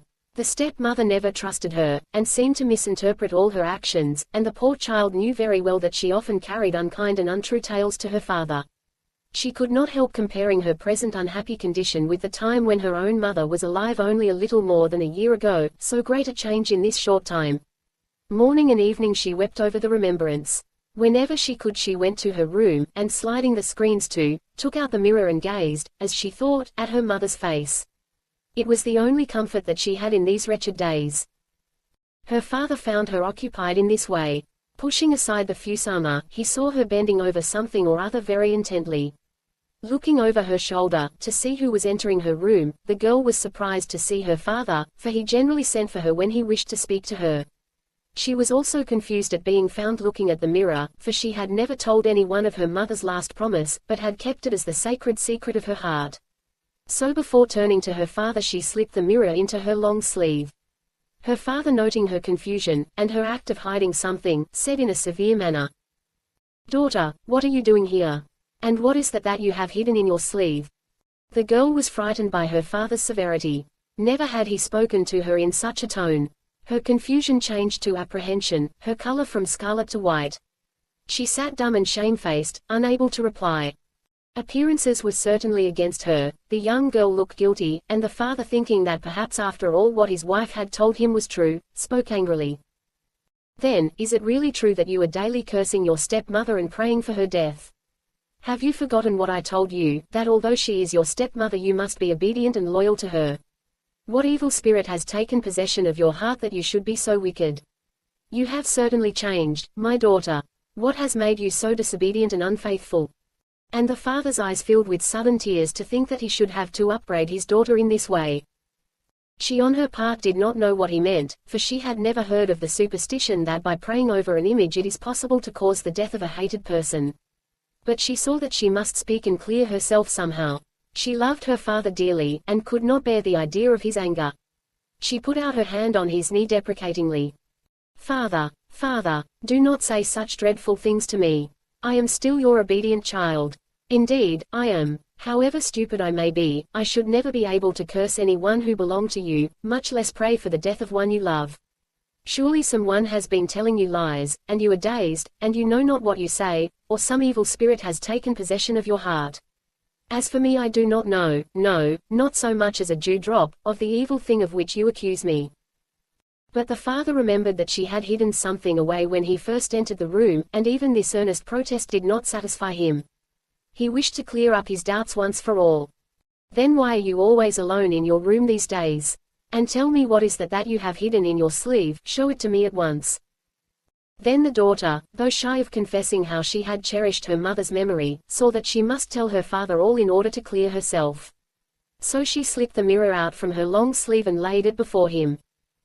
"This," she said, "is what you saw me looking at just now. "Why," he said in great surprise, "this is the mirror that I brought as a gift to your mother when I went up to the capital many years ago.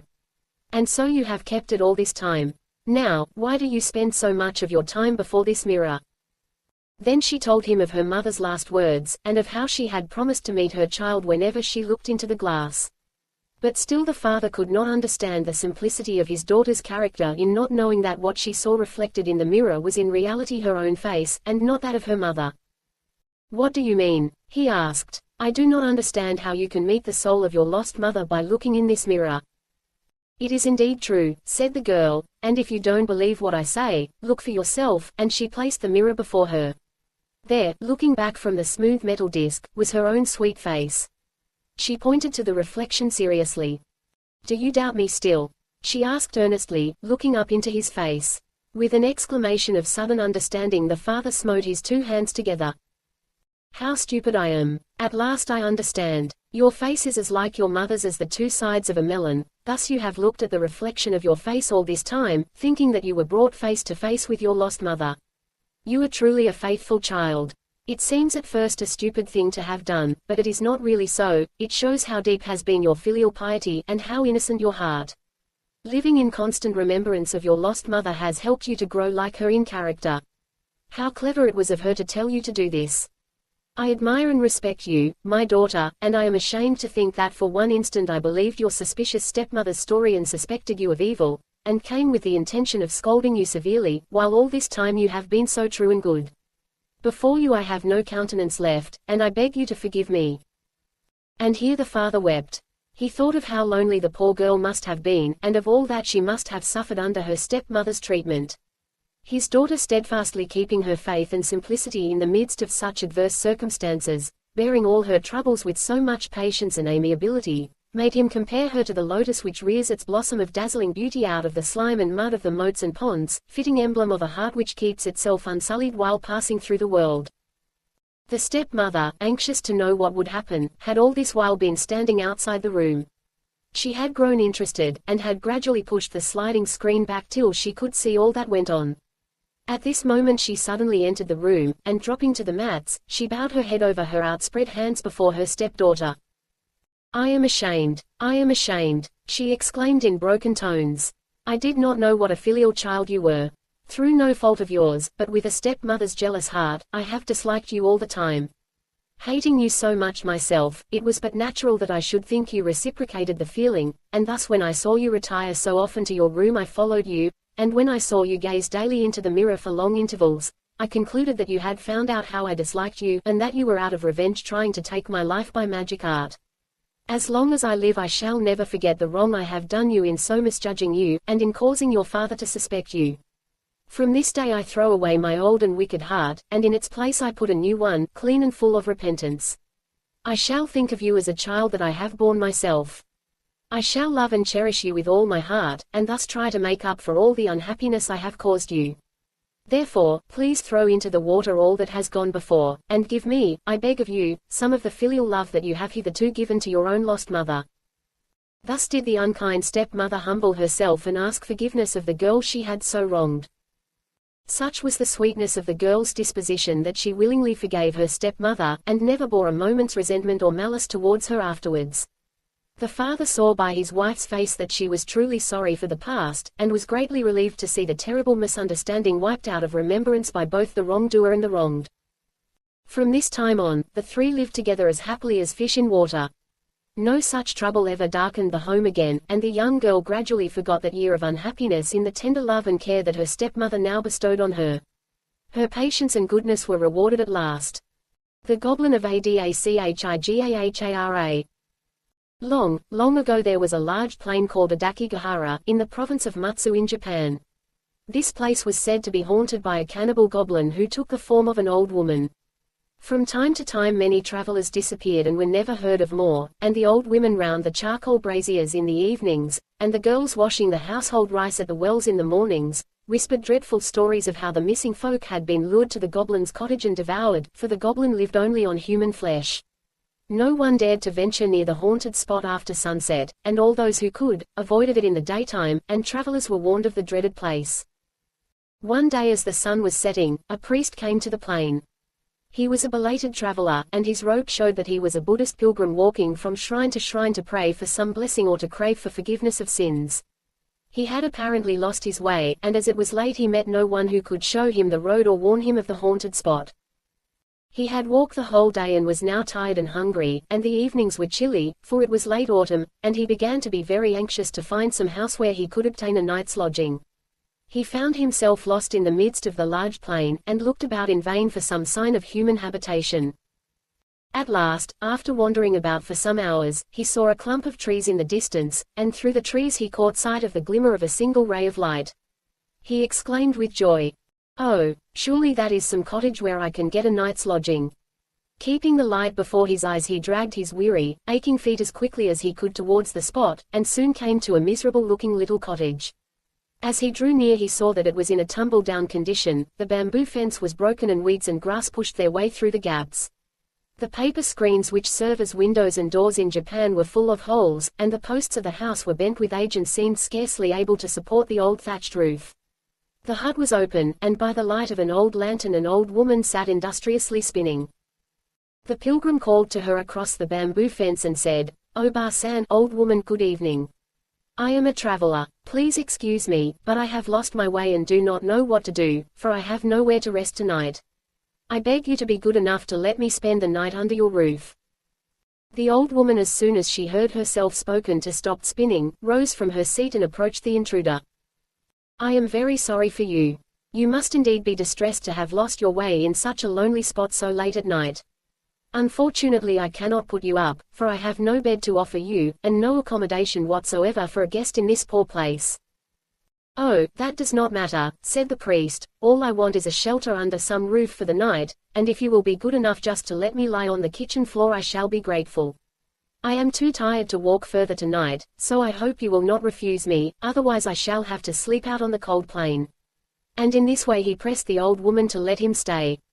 She seemed very reluctant, but at last she said, "Very well, I will let you stay here. I can offer you a very poor welcome only, but come in now and I will make a fire, for the night is cold." The pilgrim was only too glad to do as he was told. He took off his sandals and entered the hut. The old woman then brought some sticks of wood and lit the fire, and bade her guest draw near and warm himself. "You must be hungry after your long tramp," said the old woman. "I will go and cook some supper for you." She then went to the kitchen to cook some rice. After the priest had finished his supper the old woman sat down by the fireplace, and they talked together for a long time. The pilgrim thought to himself that he had been very lucky to come across such a kind, hospitable old woman. At last the wood gave out, and as the fire died slowly down he began to shiver with cold just as he had done when he arrived. "I see you are cold," said the old woman. "I will go out and gather some wood, for we have used it all. You must stay and take care of the house while I am gone." "No, no," said the pilgrim, "let me go instead, for you are old, and I cannot think of letting you go out to get wood for me this cold night." The old woman shook her head and said, "You must stay quietly here, for you are my guest." Then she left him and went out. In a minute she came back and said, "You must sit where you are and not move, and whatever happens don't go near or look into the inner room. Now mind what I tell you." "If you tell me not to go near the back room, of course I won't," said the priest, rather bewildered. The old woman then went out again, and the priest was left alone. The fire had died out, and the only light in the hut was that of a dim lantern. For the first time that night he began to feel that he was in a weird place, and the old woman's words, "Whatever you do don't peep into the back room," aroused his curiosity and his fear. What hidden thing could be in that room that she did not wish him to see? For some time the remembrance of his promise to the old woman kept him still, but at last he could no longer resist his curiosity to peep into the forbidden place. He got up and began to move slowly towards the back room. Then the thought that the old woman would be very angry with him if he disobeyed her made him come back to his place by the fireside. As the minutes went slowly by and the old woman did not return, he began to feel more and more frightened, and to wonder what dreadful secret was in the room behind him. He must find out. She will not know that I have looked unless I tell her. I will just have a peek before she comes back, said the man to himself. With these words he got up on his feet, for he had been sitting all this time in Japanese fashion with his feet under him, and stealthily crept towards the forbidden spot. With trembling hands he pushed back the sliding door and looked in. What he saw froze the blood in his veins. The room was full of dead men's bones and the walls were splashed and the floor was covered with human blood. In one corner skull upon skull rose to the ceiling, in another was a heap of arm bones, in another a heap of leg bones. The sickening smell made him faint. He fell backwards with horror, and for some time lay in a heap with fright on the floor, a pitiful sight. He trembled all over and his teeth chattered, and he could hardly crawl away from the dreadful spot. How horrible! He cried out. What awful den have I come to in my travels? May Buddha help me or I am lost. Is it possible that that kind old woman is really the cannibal goblin? When she comes back she will show herself in her true character and eat me up at one mouthful. With these words his strength came back to him and, snatching up his hat and staff, he rushed out of the house as fast as his legs could carry him. Out into the night he ran, his one thought to get as far as he could from the goblin's haunt. He had not gone far when he heard steps behind him and a voice crying, "Stop! Stop!" He ran on, redoubling his speed, pretending not to hear. As he ran he heard the steps behind him come nearer and nearer, and at last he recognized the old woman's voice which grew louder and louder as she came nearer. "Stop! Stop, you wicked man, why did you look into the forbidden room?" The priest quite forgot how tired he was and his feet flew over the ground faster than ever.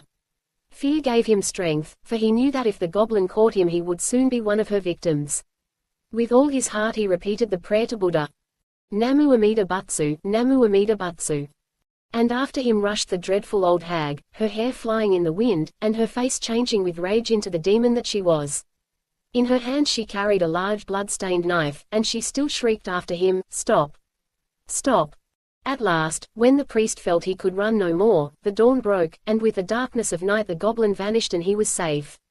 The priest now knew that he had met the goblin of Adakigahara, the story of whom he had often heard but never believed to be true. He felt that he owed his wonderful escape to the protection of Buddha to whom he had prayed for help, so he took out his rosary and bowing his head as the sun rose he said his prayers and made his thanksgiving earnestly. He then set forward for another part of the country, only too glad to leave the haunted plain behind him. The Sagacious Monkey and the Boar. Long, long ago, there lived in the province of Shinshin in Japan, a traveling monkey man, who earned his living by taking round a monkey and showing off the animal's tricks. One evening the man came home in a very bad temper and told his wife to send for the butcher the next morning. The wife was very bewildered and asked her husband, "Why do you wish me to send for the butcher?" "It's no use taking that monkey round any longer, he's too old and forgets his tricks. I beat him with my stick all I know how, but he won't dance properly. I must now sell him to the butcher and make what money out of him I can. There is nothing else to be done." The woman felt very sorry for the poor little animal, and pleaded for her husband to spare the monkey, but her pleading was all in vain. The man was determined to sell him to the butcher. Now the monkey was in the next room and overheard every word of the conversation. He soon understood that he was to be killed, and he said to himself, "Barbarous, indeed, is my master. Here I have served him faithfully for years, and instead of allowing me to end my days comfortably and in peace, he is going to let me be cut up by the butcher, and my poor body is to be roasted and stewed and eaten. Woe is me! What am I to do? Ah! A bright thought has struck me. There is, I know, a wild boar living in the forest nearby. I have often heard tell of his wisdom. Perhaps if I go to him and tell him the strait I am in he will give me his counsel. I will go and try." There was no time to lose. The monkey slipped out of the house and ran as quickly as he could to the forest to find the boar. The boar was at home, and the monkey began his tale of woe at once. "Good Mr. Boar, I have heard of your excellent wisdom. I am in great trouble, you alone can help me. I have grown old in the service of my master, and because I cannot dance properly now he intends to sell me to the butcher. What do you advise me to do? I know how clever you are." The boar was pleased at the flattery and determined to help the monkey.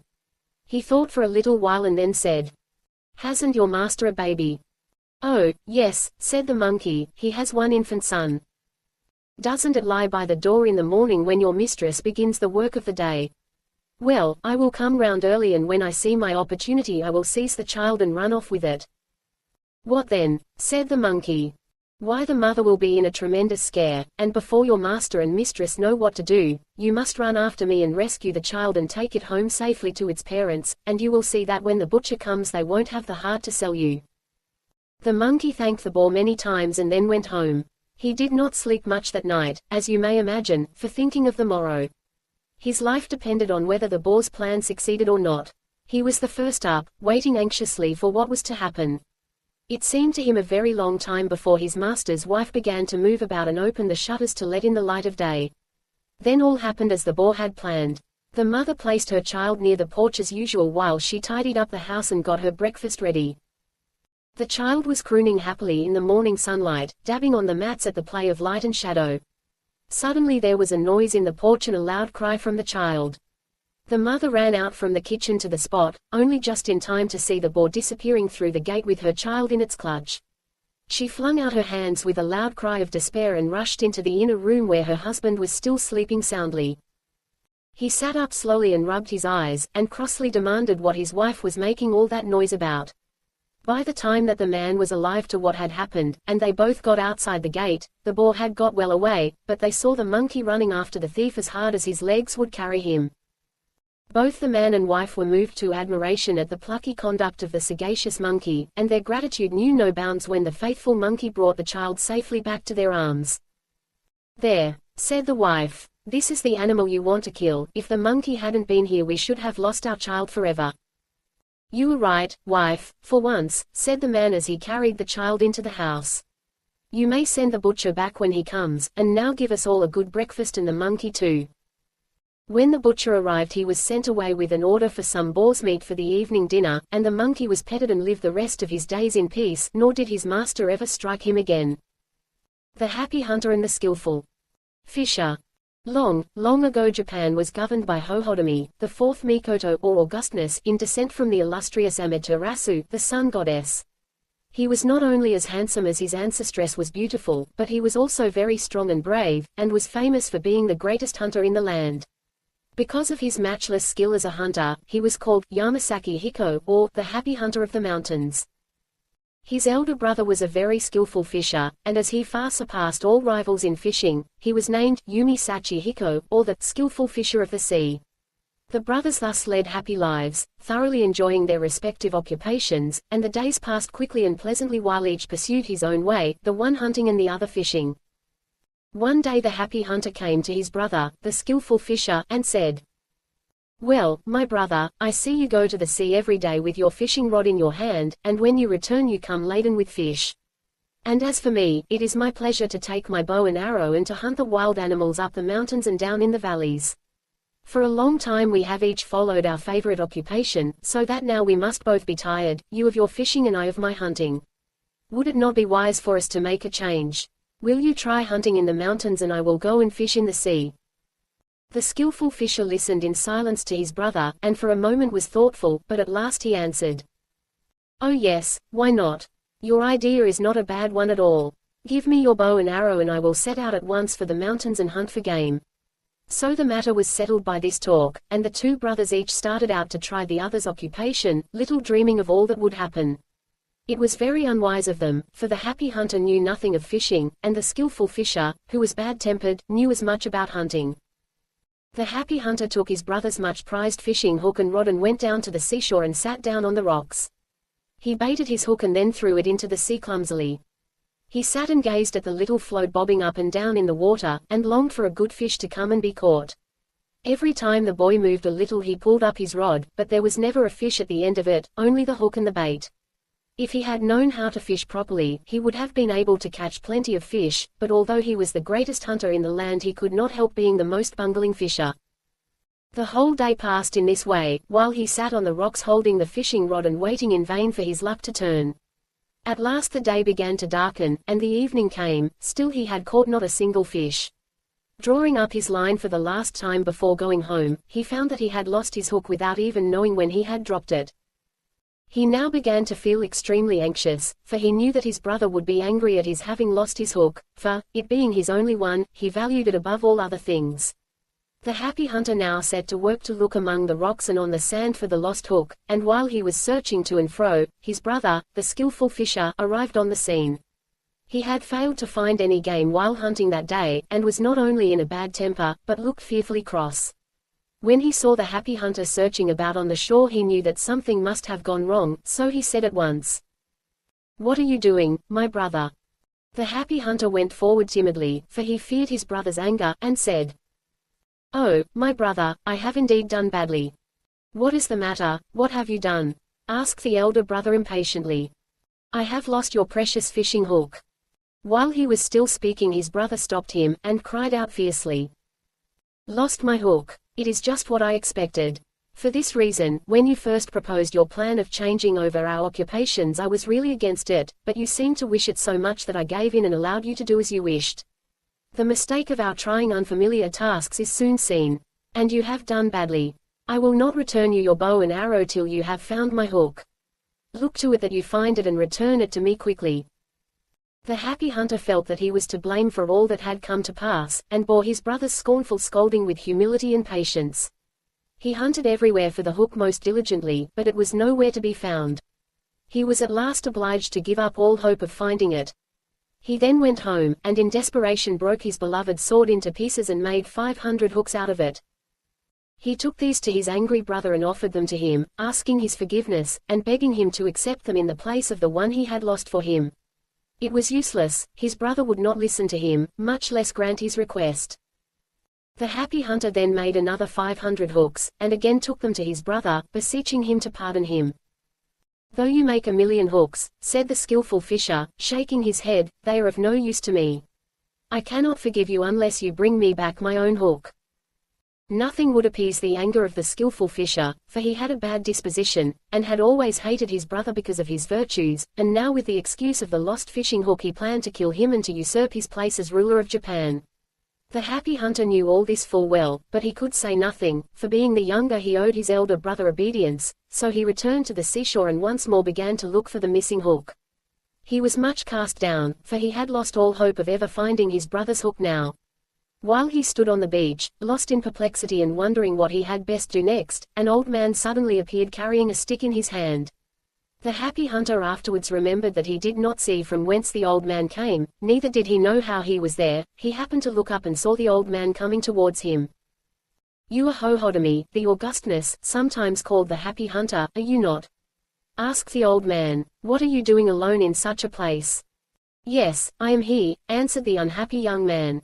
"Unfortunately, while fishing I lost my brother's precious fishing hook. I have hunted this shore all over, but alas! I cannot find it, and I am very troubled, for my brother won't forgive me till I restore it to him." "But who are you?" "My name is Shuazushi no Okina, and I live nearby on this shore. I am sorry to hear what misfortune has befallen you. You must indeed be anxious. But if I tell you what I think, the hook is nowhere here. It is either at the bottom of the sea or in the body of some fish who has swallowed it, and for this reason, though you spend your whole life in looking for it here, you will never find it." "Then what can I do?" asked the distressed man. "You had better go down to Ringu and tell Rinjin, the Dragon King of the sea, what your trouble is and ask him to find the hook for you. I think that would be the best way." "Your idea is a splendid one," said the happy hunter, "but I fear I cannot get to the Sea King's realm, for I have always heard that it is situated at the bottom of the sea." "Oh, there will be no difficulty about your getting there," said the old man. "I can soon make something for you to ride on through the sea." "Thank you," said the happy hunter, "I shall be very grateful to you if you will be so kind." The old man at once set to work, and soon made a basket and offered it to the happy hunter. He received it with joy, and taking it to the water, mounted it, and prepared to start. He bade goodbye to the kind old man who had helped him so much, and told him that he would certainly reward him as soon as he found his hook and could return to Japan without fear of his brother's anger. The old man pointed out the direction he must take, and told him how to reach the realm of Ringu, and watched him ride out to sea on the basket, which resembled a small boat. The happy hunter made all the haste he could, riding on the basket which had been given him by his friend. His queer boat seemed to go through the water of its own accord, and the distance was much shorter than he had expected, for in a few hours he caught sight of the gate and the roof of the Sea King's palace. And what a large place it was, with its numberless sloping roofs and gables, its huge gateways, and its grey stone walls. He soon landed, and leaving his basket on the beach, he walked up to the large gateway. The pillars of the gate were made of beautiful red coral, and the gate itself was adorned with glittering gems of all kinds. Large katsura trees overshadowed it. Our hero had often heard of the wonders of the Sea King's palace beneath the sea, but all the stories he had ever heard fell short of the reality which he now saw for the first time. The happy hunter would have liked to enter the gate there and then, but he saw that it was fast closed, and also that there was no one about whom he could ask to open it for him, so he stopped to think what he should do. In the shade of the trees before the gate he noticed a well full of fresh spring water. Surely someone would come out to draw water from the well sometime, he thought. Then he climbed into the tree overhanging the well, and seated himself to rest on one of the branches, and waited for what might happen. Ere long he saw the huge gate swing open, and two beautiful women came out. Now the Mikoto, Augustness, had always heard that Ringu was the realm of the Dragon King under the sea, and had naturally supposed that the place was inhabited by dragons and similar terrible creatures, so that when he saw these two lovely princesses, whose beauty would be rare even in the world from which he had just come, he was exceedingly surprised, and wondered what it could mean. He said not a word, however, but silently gazed at them through the foliage of the trees, waiting to see what they would do. He saw that in their hands they carried golden buckets. Slowly and gracefully in their trailing garments they approached the well, standing in the shade of the Katsura trees, and were about to draw water, all unknowing of the stranger who was watching them, for the happy hunter was quite hidden among the branches of the tree where he had posted himself. As the two ladies leaned over the side of the well to let down their golden buckets, which they did every day in the year, they saw reflected in the deep still water the face of a handsome youth gazing at them from amidst the branches of the tree in whose shade they stood. Never before had they seen the face of mortal man. They were frightened, and drew back quickly with their golden buckets in their hands.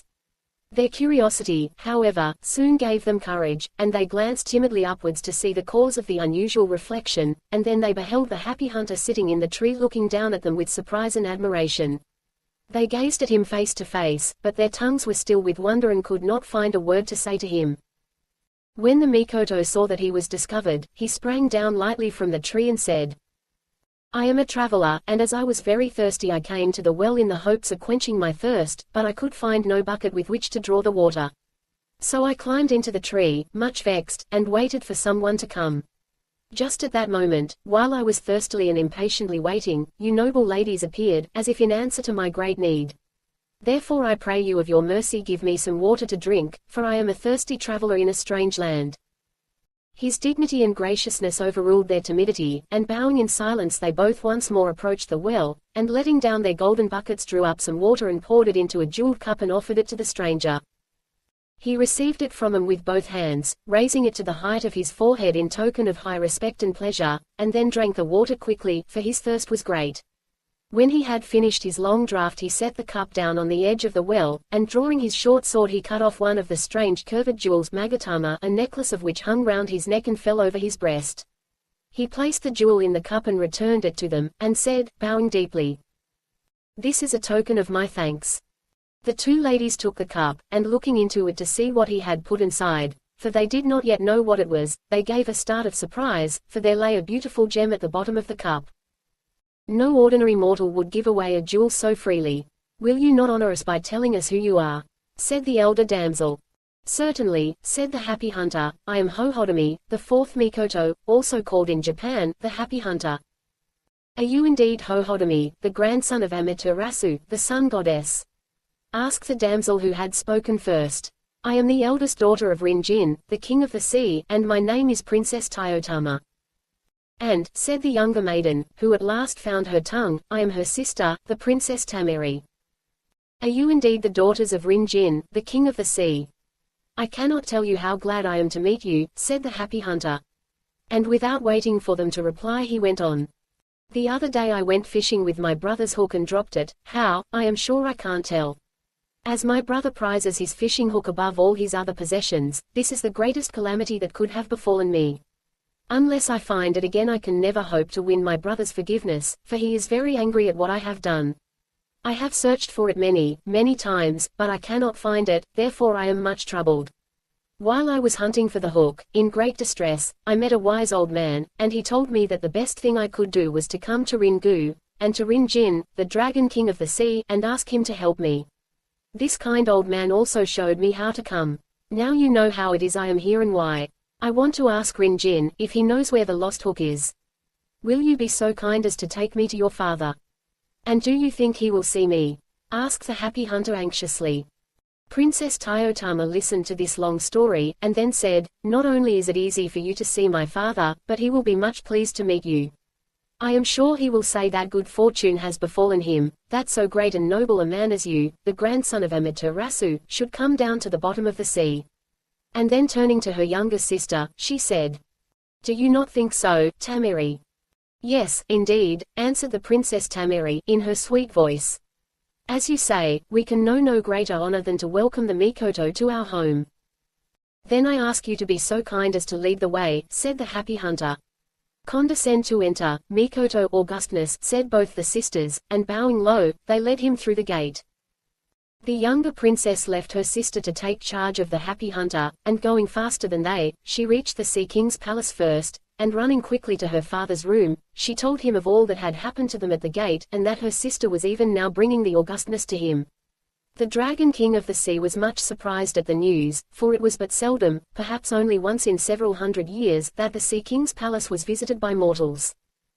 Rin Jin at once clapped his hands and summoned all his courtiers and the servants of the palace, and the chief fish of the sea together, and solemnly told them that the grandson of the sun goddess, Amaterasu, was coming to the palace, and that they must be very ceremonious and polite in serving the august visitor. He then ordered them all to the entrance of the palace to welcome the happy hunter. Rin Jin then dressed himself in his robes of ceremony, and went out to welcome him. In a few moments the Princess Tayotama and the happy hunter reached the entrance, and the Sea King and his wife bowed to the ground and thanked him for the honor he did them in coming to see them. The Sea King then led the happy hunter to the guest room, and placing him in the uppermost seat, he bowed respectfully before him, and said, "I am Rin Jin, the Dragon King of the Sea, and this is my wife. Condescend to remember us forever." "Are you indeed Rin Jin, the King of the Sea, of whom I have so often heard?" answered the happy hunter, saluting his host most ceremoniously. "I must apologize for all the trouble I am giving you by my unexpected visit." And he bowed again, and thanked the Sea King. "You need not thank me," said Rin Jin. "It is I who must thank you for coming. Although the Sea Palace is a poor place, as you see, I shall be highly honored if you will make us a long visit." There was much gladness between the Sea King and the happy hunter, and they sat and talked for a long time. At last the Sea King clapped his hands, and then a huge retinue of fishes appeared, all robed in ceremonial garments, and bearing in their fins various trays on which all kinds of sea delicacies were served. A great feast was now spread before the king and his royal guest. All the fishes in waiting were chosen from amongst the finest fish in the sea, so you can imagine what a wonderful array of sea creatures it was that waited upon the happy hunter that day. All in the palace tried to do their best to please him and to show him that he was a much-honored guest. During the long repast, which lasted for hours, Rin Jin commanded his daughters to play some music, and the two princesses came in and performed on the koto, the Japanese harp, and sang and danced in turns. The time passed so pleasantly that the happy hunter seemed to forget his trouble and why he had come at all to the Sea King's realm, and he gave himself up to the enjoyment of this wonderful place, the land of fairy fishes. Who has ever heard of such a marvelous place? But the Mikoto soon remembered what had brought him to Ringu, and said to his host, "Perhaps your daughters have told you, King Rin Jin, that I have come here to try and recover my brother's fishing hook, which I lost while fishing the other day. May I ask you to be so kind as to inquire of all your subjects if any of them have seen a fishing hook lost in the sea?" "Certainly," said the obliging Sea King, "I will immediately summon them all here and ask them."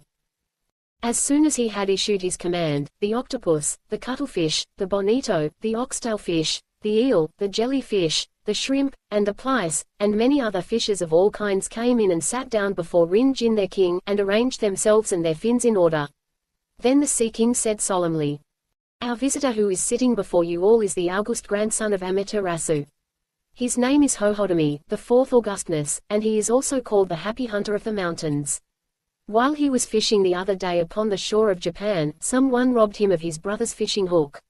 He has come all this way down to the bottom of the sea to our kingdom because he thought that one of you fishers may have taken the hook from him in mischievous play. If any of you have done so, you must immediately return it, or if any of you know who the thief is, you must at once tell us his name and where he is now." All the fishers were taken by surprise when they heard these words, and could say nothing for some time. They sat looking at each other and at the Dragon King. At last the cuttlefish came forward and said, "I think the Tai, the red brim, must be the thief who has stolen the hook." "Where is your proof?" asked the king. "Since yesterday evening the Tai has not been able to eat anything, and he seems to be suffering from a bad throat. For this reason I think the hook may be in his throat." You had better send for him at once. All the fish agreed to this, and said, It is certainly strange that the Tai is the only fish who has not obeyed your summons. Will you send for him and inquire into the matter? Then our innocence will be proved. Yes, said the Sea King, it is strange that the Tai has not come, for he ought to be the first to be here. Send for him at once. Without waiting for the king's order, the cuttlefish had already started for the Tai's dwelling, and he now returned, bringing the Tai with him. He led him before the king.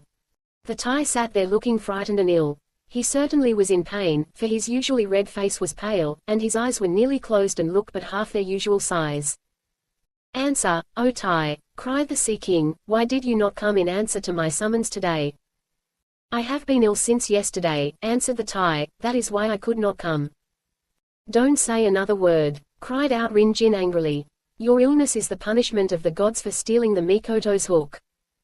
It is only too true, said the Tai, the hook is still in my throat, and all my efforts to get it out have been useless.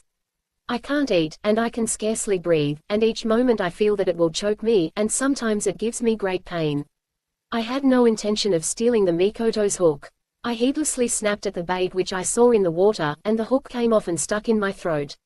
So I hope you will pardon me. The cuttlefish now came forward, and said to the king, What I said was right. You see the hook still sticks in the Tai's throat. I hope to be able to pull it out in the presence of the Mikoto, and then we can return it to him safely. Oh, please make haste and pull it out, cried the Tai, pitifully, for he felt the pains in his throat coming on again. I do so want to return the hook to the Mikoto. All right, Tai-san, said his friend the cuttlefish, and then opening the Tai's mouth as wide as he could and putting one of his feelers down the Tai's throat, he quickly and easily drew the hook out of the sufferer's large mouth. He then washed it and brought it to the king. Rin Jin took the hook from his subject, and then respectfully returned it to the happy hunter, the Mikoto or Augustnus, the fishes called him, who was overjoyed at getting back his hook. He thanked Rin Jin many times, his face beaming with gratitude, and said that he owed the happy ending of his quest to the Sea King's wise authority and kindness. Rin Jin now desired to punish the Tai, but the happy hunter begged him not to do so. Since his lost hook was thus happily recovered, he did not wish to make more trouble for the poor Tai. It was indeed the Tai who had taken the hook, but he had already suffered enough for his fault, if fault it could be called.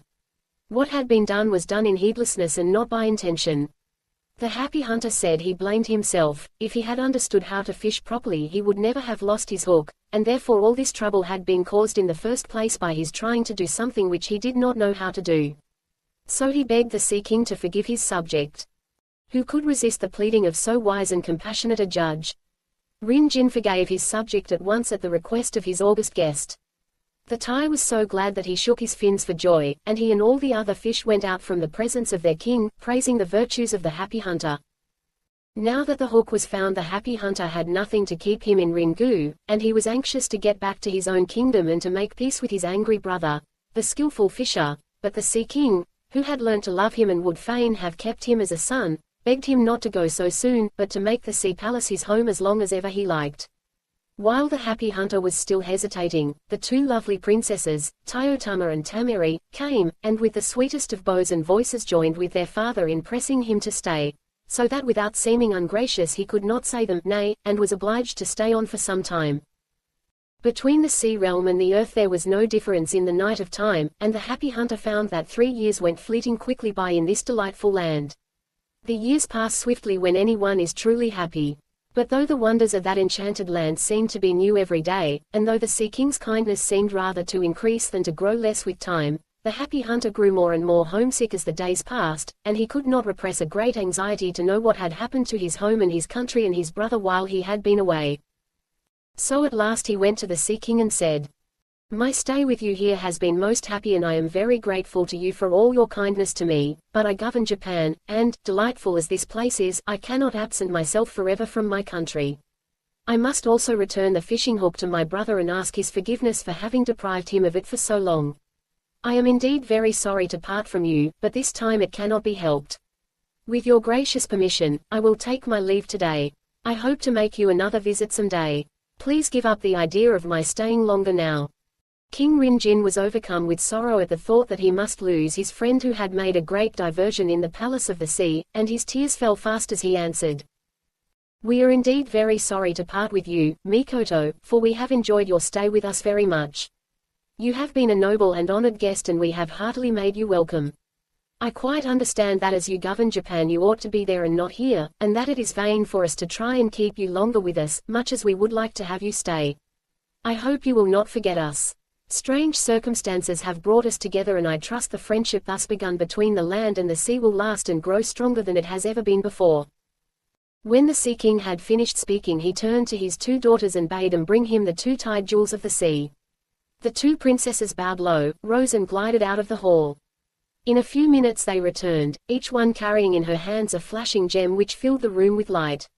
As the happy hunter looked at them he wondered what they could be. The Sea King took them from his daughters and said to his guest, "These two valuable talismans we have inherited from our ancestors from time immemorial. We now give them to you as a parting gift in token of our great affection for you. These two gems are called the Nanjiu and the Kanjiu." The happy hunter bowed low to the ground and said, "I can never thank you enough for all your kindness to me. And now will you add one more favor to the rest and tell me what these jewels are and what I am to do with them?" "The Nanjiu," answered the Sea King, "is also called the Jewel of the Flood Tide, and whoever holds it in his possession can command the sea to roll in and to flood the land at any time that he wills. The Kanjiu is also called the Jewel of the Ebbing Tide, and this gem controls the sea and the waves thereof, and will cause even a tidal wave to recede." Then Rinjin showed his friend how to use the talismans one by one and handed them to him. The happy hunter was very glad to have these two wonderful gems, the Jewel of the Flood Tide and the Jewel of the Ebbing Tide, to take back with him, for he felt that they would preserve him in case of danger from enemies at any time. After thanking his kind host again and again, he prepared to depart. The Sea King and the two princesses, Tayotama and Tameri, and all the inmates of the palace, came out to say goodbye, and before the sound of the last farewell had died away the happy hunter passed out from under the gateway, past the well of happy memory standing in the shade of the great Katsura trees on his way to the beach. Here he found, instead of the queer basket on which he had come to the realm of Ringu, a large crocodile waiting for him. Never had he seen such a huge creature. It measured 8 fathoms in length from the tip of its tail to the end of its long mouth. The Sea King had ordered the monster to carry the happy hunter back to Japan. Like the wonderful basket which Shuazushi no Okina had made, it could travel faster than any steamboat, and in this strange way, riding on the back of a crocodile, the happy hunter returned to his own land. As soon as the crocodile landed him, the happy hunter hastened to tell the skillful fisher of his safe return. He then gave him back the fishing hook which had been found in the mouth of the Tai and which had been the cause of so much trouble between them.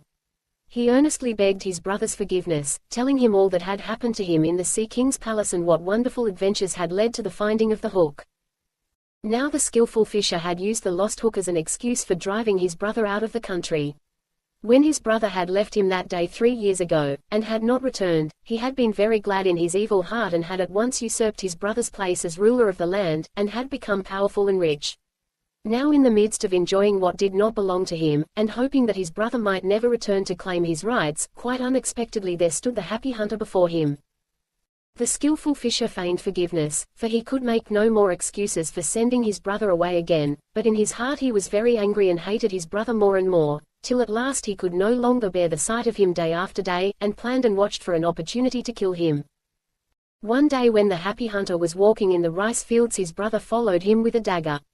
The happy hunter knew that his brother was following him to kill him, and he felt that now, in this hour of great danger, was the time to use the jewels of the flow and ebb of the tide and prove whether what the Sea King had told him was true or not. So he took out the jewel of the flood tide from the bosom of his dress and raised it to his forehead. Instantly over the fields and over the farms the sea came rolling in wave upon wave till it reached the spot where his brother was standing. The skillful fisher stood amazed and terrified to see what was happening. In another minute he was struggling in the water and calling on his brother to save him from drowning. The happy hunter had a kind heart and could not bear the sight of his brother's distress. He at once put back the jewel of the flood tide and took out the jewel of the ebb tide. No sooner did he hold it up as high as his forehead than the sea ran back, and ere long the tossing rolling floods had vanished, and the farms and fields and dry land appeared as before. The skillful fisher was very frightened at the peril of death in which he had stood, and was greatly impressed by the wonderful things he had seen his brother do. He learned now that he was making a fatal mistake to set himself against his brother, younger than he thought he was, for he now had become so powerful that the sea would flow in and the tide ebb at his word of command. So he humbled himself before the happy hunter and asked him to forgive him all the wrong he had done him. The skillful fisher promised to restore his brother to his rights and also swore that though the happy hunter was the younger brother and owed him allegiance by right of birth, that he, the skillful fisher, would exalt him as his superior and bow before him as lord of all Japan. Then the happy hunter said that he would forgive his brother if he would throw into the receding tide all his evil ways. The skillful fisher promised, and there was peace between the two brothers. From this time he kept his word and became a good man and a kind brother. The happy hunter now ruled his kingdom without being disturbed by family strife, and there was peace in Japan for a long, long time. Above all the treasures in his house he prized the wonderful jewels of the flow and ebb of the tide which had been given him by Rin Jin, the Dragon King of the Sea. This is the congratulatory ending of The Happy Hunter and the Skillful Fisher. The story of the old man Who made withered trees to flower. Long, long ago there lived an old man and his wife who supported themselves by cultivating a small plot of land. Their life had been a very happy and peaceful one save for one great sorrow, and this was they had no child. Their only pet was a dog named Shiro, and on him they lavished all the affection of their old age. Indeed, they loved him so much that whenever they had anything nice to eat they denied themselves to give it to Shiro. Now Shiro means white, and he was so called because of his color. He was a real Japanese dog, and very like a small wolf in appearance. The happiest hour of the day both for the old man and his dog was when the man returned from his work in the field, and having finished his frugal supper of rice and vegetables, would take what he had saved from the meal out to the little veranda that ran round the cottage. Sure enough, Shiro was waiting for his master and the evening tidbit. Then the old man said, "Chin, chin." And Shiro sat up and begged, and his master gave him the food. Next door to this good old couple there lived another old man and his wife who were both wicked and cruel, and who hated their good neighbors and the dog Shiro with all their might. Whenever Shiro happened to look into their kitchen they at once kicked him or threw something at him, sometimes even wounding him. One day Shiro was heard barking for a long time in the field at the back of his master's house. The old man, thinking that perhaps some birds were attacking the corn, hurried out to see what was the matter. As soon as Shiro saw his master he ran to meet him, wagging his tail, and, seizing the end of his kimono, dragged him under a large yenoki tree. Here he began to dig very industriously with his paws, yelping with joy all the time. The old man, unable to understand what it all meant, stood looking on in bewilderment. But Shiro went on barking and digging with all his might. The thought that something might be hidden beneath the tree, and that the dog had scented it, at last struck the old man. He ran back to the house, fetched his spade and began to dig the ground at that spot. What was his astonishment when, after digging for some time, he came upon a heap of old and valuable coins, and the deeper he dug the more gold coins did he find. So intent was the old man on his work that he never saw the cross face of his neighbor peering at him through the bamboo hedge. At last all the gold coins lay shining on the ground. Shiro sat by erect with pride and looking fondly at his master as if to say, "You see, though only a dog, I can make some return for all the kindness you show me." The old man ran in to call his wife, and together they carried home the treasure. Thus in one day the poor old man became rich. His gratitude to the faithful dog knew no bounds, and he loved and petted him more than ever, if that were possible. The cross old neighbor, attracted by Shiro's barking, had been an unseen and envious witness of the finding of the treasure. He began to think that he, too, would like to find a fortune. So a few days later he called at the old man's house and very ceremoniously asked permission to borrow Shiro for a short time. Shiro's master thought this a strange request, because he knew quite well that not only did his neighbor not love his pet dog, but that he never lost an opportunity of striking and tormenting him whenever the dog crossed his path. But the good old man was too kind-hearted to refuse his neighbor, so he consented to lend the dog on condition that he should be taken great care of. The wicked old man returned to his home with an evil smile on his face, and told his wife how he had succeeded in his crafty intentions. He then took his spade and hastened to his own field, forcing the unwilling Shiro to follow him. As soon as he reached a yenoki tree, he said to the dog, threateningly, "If there were gold coins under your master's tree, there must also be gold coins under my tree. You must find 'em for me. Where are they? Where? Where?" And catching hold of Shiro's neck he held the dog's head to the ground, so that Shiro began to scratch and dig in order to free himself from the horrid old man's grasp. The old man was very pleased when he saw the dog begin to scratch and dig, for he at once supposed that some gold coins lay buried under his tree as well as under his neighbor's, and that the dog had scented them as before, so pushing Shiro away he began to dig himself, but there was nothing to be found. As he went on digging, a foul smell was noticeable, and he at last came upon a refuse heap. The old man's disgust can be imagined. This soon gave way to anger. He had seen his neighbor's good fortune, and hoping for the same luck himself, he had borrowed the dog Shiro, and now, just as he seemed on the point of finding what he sought, only a horrid-smelling refuse heap had rewarded him for a morning's digging. Instead of blaming his own greed for his disappointment, he blamed the poor dog. He seized his spade, and with all his strength struck Shiro and killed him on the spot. He then threw the dog's body into the hole which he had dug in the hope of finding a treasure of gold coins, and covered it over with the earth. Then he returned to the house, telling no one, not even his wife, what he had done. After waiting several days, as the dog Shiro did not return, his master began to grow anxious. Day after day went by and the good old man waited in vain. Then he went to his neighbor and asked him to give him back his dog. Without any shame or hesitation, the wicked neighbor answered that he had killed Shiro because of his bad behavior. At this dreadful news Shiro's master wept many sad and bitter tears. Great indeed was his woeful surprise, but he was too good and gentle to reproach his bad neighbor. Learning that Shiro was buried under the Yenoki tree in the field, he asked the old man to give him the tree, in remembrance of his poor dog Shiro. Even the cross old neighbor could not refuse such a simple request, so he consented to give the old man the tree under which Shiro lay buried. Shiro's master then cut the tree down and carried it home. Out of the trunk he made a mortar. In this his wife put some rice, and he began to pound it with the intention of making a festival to the memory of his dog Shiro. A strange thing happened. His wife put the rice into the mortar, and no sooner had he begun to pound it to make the cakes, than it began to increase in quantity gradually till it was about 5 times the original amount, and the cakes were turned out of the mortar as if an invisible hand were at work. When the old man and his wife saw this, they understood that it was a reward to them from Shiro for their faithful love to him. They tasted the cakes and found them nicer than any other food.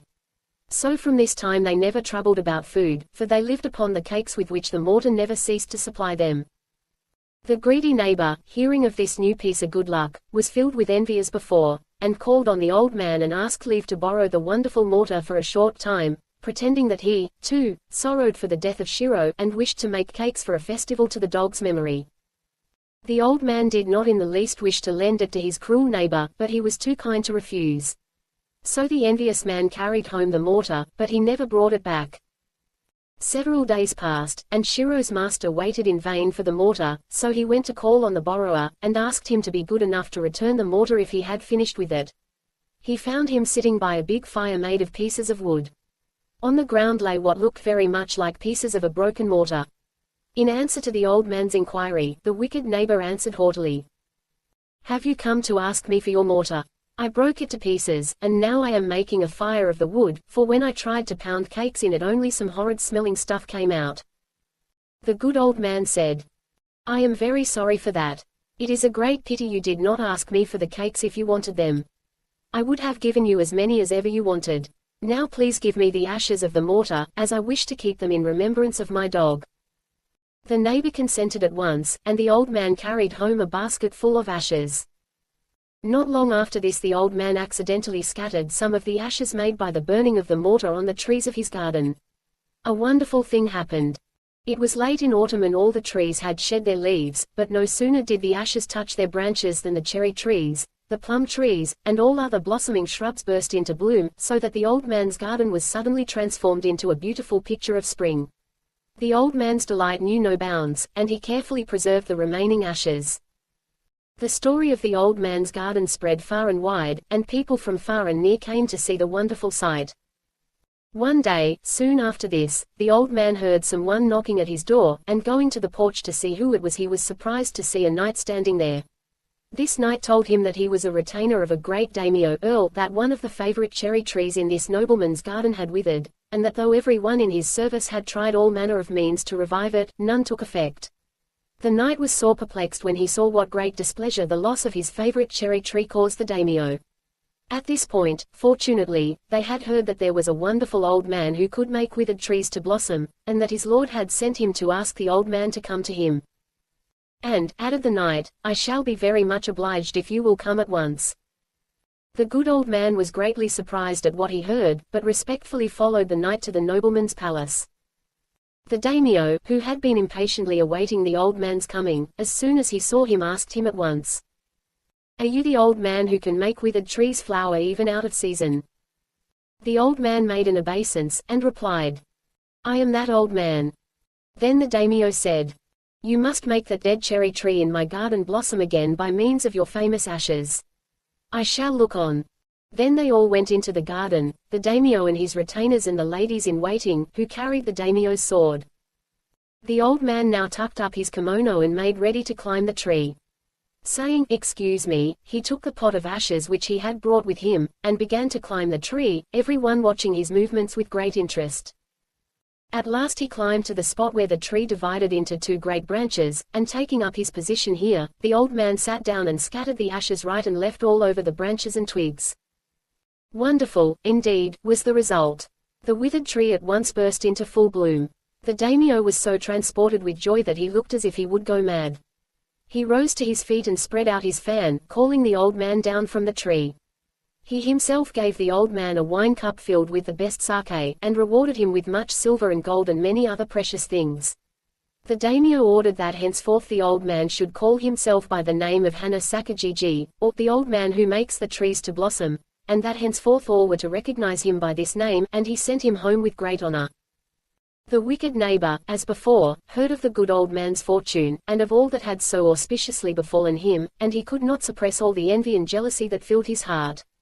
He called to mind how he had failed in his attempt to find the gold coins, and then in making the magic cakes. This time surely he must succeed if he imitated the old man, who made withered trees to flower simply by sprinkling ashes on them. This would be the simplest task of all. So he set to work and gathered together all the ashes which remained in the fireplace from the burning of the wonderful mortar. Then he set out in the hope of finding some great man to employ him, calling out loudly as he went along, "Here comes the wonderful man who can make withered trees blossom. Here comes the old man who can make dead trees blossom." The daimyo in his palace heard this cry, and said, "That must be the Hana Sakajiji passing. I have nothing to do today. Let him try his art again, it will amuse me to look on." So the retainers went out and brought in the impostor before their lord. The satisfaction of false old man can now be imagined. But the daimyo, looking at him, thought it strange that he was not at all like the old man he had seen before, so he asked him, "Are you the man whom I named Hana Sakajiji?" And the envious neighbor answered with a lie, "Yes, my lord." "That is strange," said the daimyo. "I thought there was only one Hana Sakajiji in the world. Has he now some disciples?" "I am the true Hana Sakajiji. The one who came to you before was only my disciple," replied the old man again. "Then you must be more skillful than the other. Try what you can do and let me see." The envious neighbor, with the daimyo and his court following, then went into the garden, and approaching a dead tree, took out a handful of the ashes which he carried with him, and scattered them over the tree. But not only did the tree not burst into flower, but not even a bud came forth. Thinking that he had not used enough ashes, the old man took handfuls and again sprinkled them over the withered tree. But all to no effect. After trying several times, the ashes were blown into the daimyo's eyes. This made him very angry, and he ordered his retainers to arrest the false Hana Sakajiji at once and put him in prison for an impostor. From this imprisonment the wicked old man was never freed. Thus did he meet with punishment at last for all his evil doings. The good old man, however, with the treasure of gold coins which Shiro had found for him, and with all the gold and the silver which the daimyo had showered on him, became a rich and prosperous man in his old age, and lived a long and happy life, beloved and respected by all. The Jellyfish and the Monkey. Long, long ago, in old Japan, the kingdom of the sea was governed by a wonderful king. He was called Rinjin, or the Dragon King of the Sea. His power was immense, for he was the ruler of all sea creatures both great and small, and in his keeping were the jewels of the ebb and flow of the tide. The jewel of the ebbing tide when thrown into the ocean caused the sea to recede from the land, and the jewel of the flowing tide made the waves to rise mountains high and to flow in upon the shore like a tidal wave. The palace of Rinjin was at the bottom of the sea, and was so beautiful that no one has ever seen anything like it even in dreams. The walls were of coral, the roof of jadestone and chrysoprase, and the floors were of the finest mother of pearl. But the Dragon King, in spite of his wide-spreading kingdom, his beautiful palace and all its wonders, and his power which none disputed throughout the whole sea, was not at all happy, for he reigned alone. At last he thought that if he married he would not only be happier, but also more powerful. So he decided to take a wife. Calling all his fish retainers together, he chose several of them as ambassadors to go through the sea and seek for a young dragon princess who would be his bride. At last they returned to the palace bringing with them a lovely young dragon. Her scales were of glittering green like the wings of summer beetles, her eyes threw out glances of fire, and she was dressed in gorgeous robes. All the jewels of the sea worked in with embroidery adorned them. The king fell in love with her at once, and the wedding ceremony was celebrated with great splendor.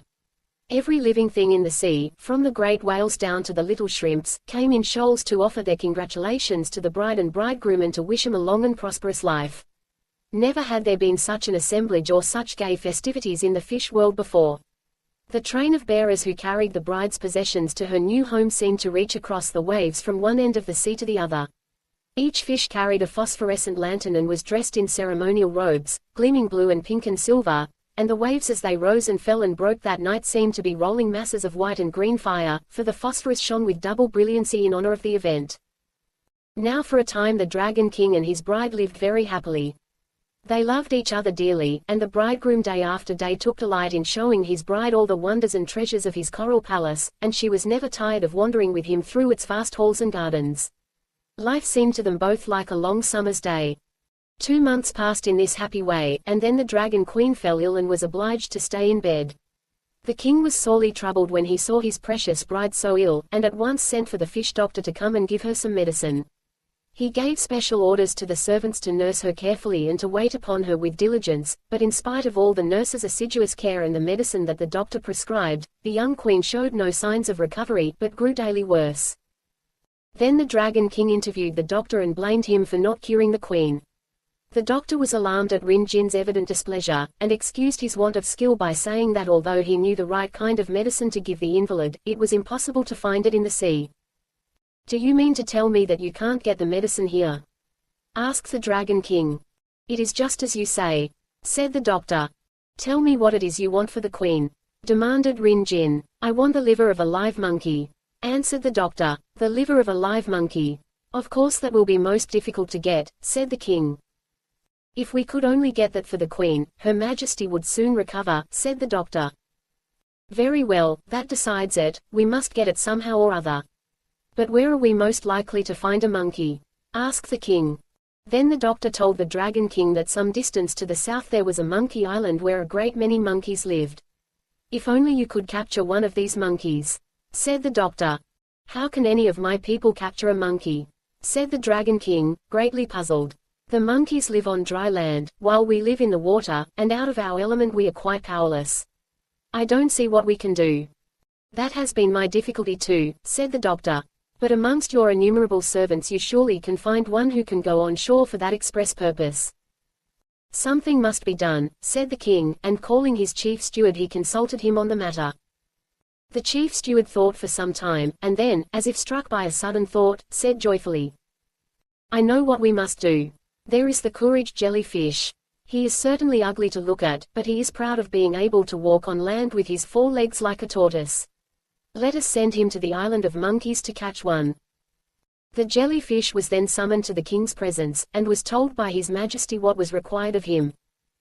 The jellyfish, on being told of the unexpected mission which was to be entrusted to him, looked very troubled, and said that he had never been to the island in question, and as he had never had any experience in catching monkeys he was afraid that he would not be able to get one.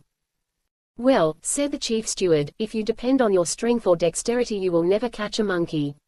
The only way is to play a trick on one." "How can I play a trick on a monkey? I don't know how to do it," said the perplexed jellyfish. "This is what you must do," said the wily chief steward. "When you approach the island of monkeys and meet some of them, you must try to get very friendly with one.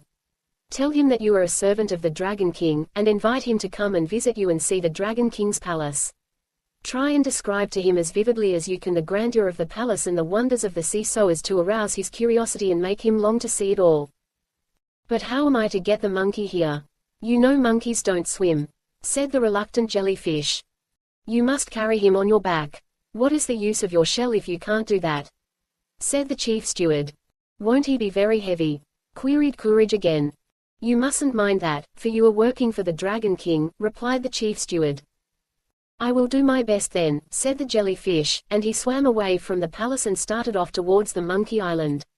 Swimming swiftly he reached his destination in a few hours, and landed by a convenient wave upon the shore. On looking round he saw not far away a big pine tree with drooping branches, and on one of those branches was just what he was looking for, a live monkey. I'm in luck, thought the jellyfish. Now I must flatter the creature and try to entice him to come back with me to the palace, and my part will be done. So the jellyfish slowly walked towards the pine tree. In those ancient days the jellyfish had 4 legs and a hard shell like a tortoise. When he got to the pine tree he raised his voice and said, How do you do, Mr. Monkey? Isn't it a lovely day? A very fine day, answered the monkey from the tree. I have never seen you in this part of the world before. Where have you come from and what is your name? My name is Courage or Jellyfish. I am one of the servants of the Dragon King. I have heard so much of your beautiful island that I have come on purpose to see it, answered the jellyfish. I am very glad to see you, said the monkey. By the by, said the jellyfish, have you ever seen the palace of the Dragon King of the sea where I live? I have often heard of it, but I have never seen it, answered the monkey. Then you ought most surely to come. It is a great pity for you to go through life without seeing it. The beauty of the palace is beyond all description. It is certainly to my mind the most lovely place in the world, said the jellyfish. Is it so beautiful as all that? Asked the monkey in astonishment.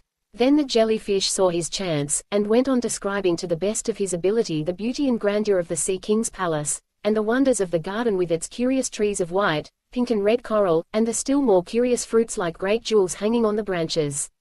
The monkey grew more and more interested, and as he listened he came down the tree step by step so as not to lose a word of the wonderful story. I have got him at last, thought the jellyfish, but aloud he said, Mr. Monkey, I must now go back.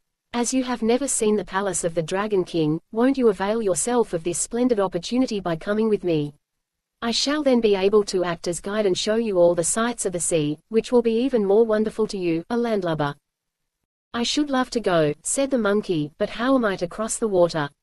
I can't swim, as you surely know. There is no difficulty about that. I can carry you on my back. That will be troubling you too much, said the monkey. I can do it quite easily. I am stronger than I look, so you needn't hesitate, said the jellyfish, and taking the monkey on his back he stepped into the sea. Keep very still, Mr. Monkey, said the jellyfish. You mustn't fall into the sea. I am responsible for your safe arrival at the king's palace. Please don't go so fast, or I am sure I shall fall off, said the monkey. Thus they went along, the jellyfish skimming through the waves with the monkey sitting on his back. When they were about halfway, the jellyfish, who knew very little of anatomy, began to wonder if the monkey had his liver with him or not. Mr. Monkey, tell me, have you such a thing as a liver with you? The monkey was very much surprised at this queer question, and asked what the jellyfish wanted with a liver. That is the most important thing of all, said the stupid jellyfish, so as soon as I recollected it, I asked you if you had yours with you. Why is my liver so important to you? Asked the monkey. Oh, you will learn the reason later, said the jellyfish. The monkey grew more and more curious and suspicious, and urged the jellyfish to tell him for what his liver was wanted, and ended up by appealing to his hearer's feelings by saying that he was very troubled at what he had been told. Then the jellyfish, seeing how anxious the monkey looked, was sorry for him, and told him everything. How the Dragon Queen had fallen ill, and how the doctor had said that only the liver of a live monkey would cure her, and how the Dragon King had sent him to find one. Now I have done as I was told, and as soon as we arrive at the palace the doctor will want your liver, so I feel sorry for you, said the silly jellyfish. The poor monkey was horrified when he learnt all this, and very angry at the trick played upon him. He trembled with fear at the thought of what was in store for him. But the monkey was a clever animal, and he thought it the wisest plan not to show any sign of the fear he felt, so he tried to calm himself and to think of some way by which he might escape. The doctor means to cut me open and then take my liver out.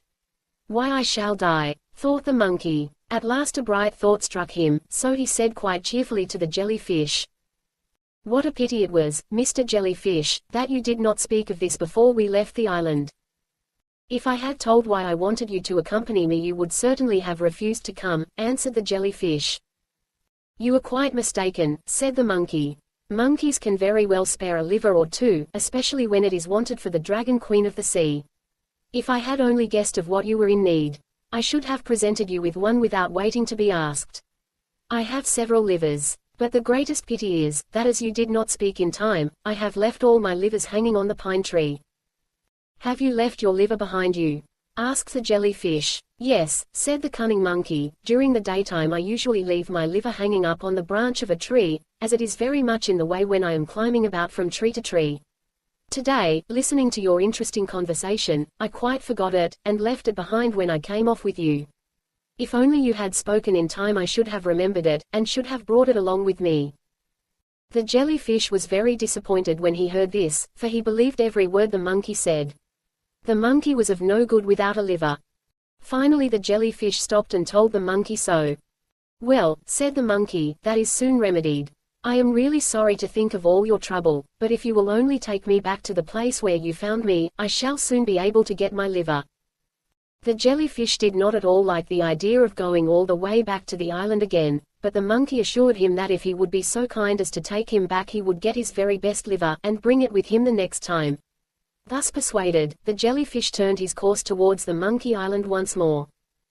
No sooner had the jellyfish reached the shore than the sly monkey landed, and getting up into the pine tree where the jellyfish had first seen him, he cut several capers amongst the branches with joy at being safe home again, and then looking down at the jellyfish said, So many thanks for all the trouble you have taken. Please present my compliments to the Dragon King on your return. The jellyfish wondered at this speech and the mocking tone in which it was uttered. Then he asked the monkey if it wasn't his intention to come with him at once after getting his liver. The monkey replied laughingly that he couldn't afford to lose his liver, it was too precious. But remember your promise, pleaded the jellyfish, now very discouraged.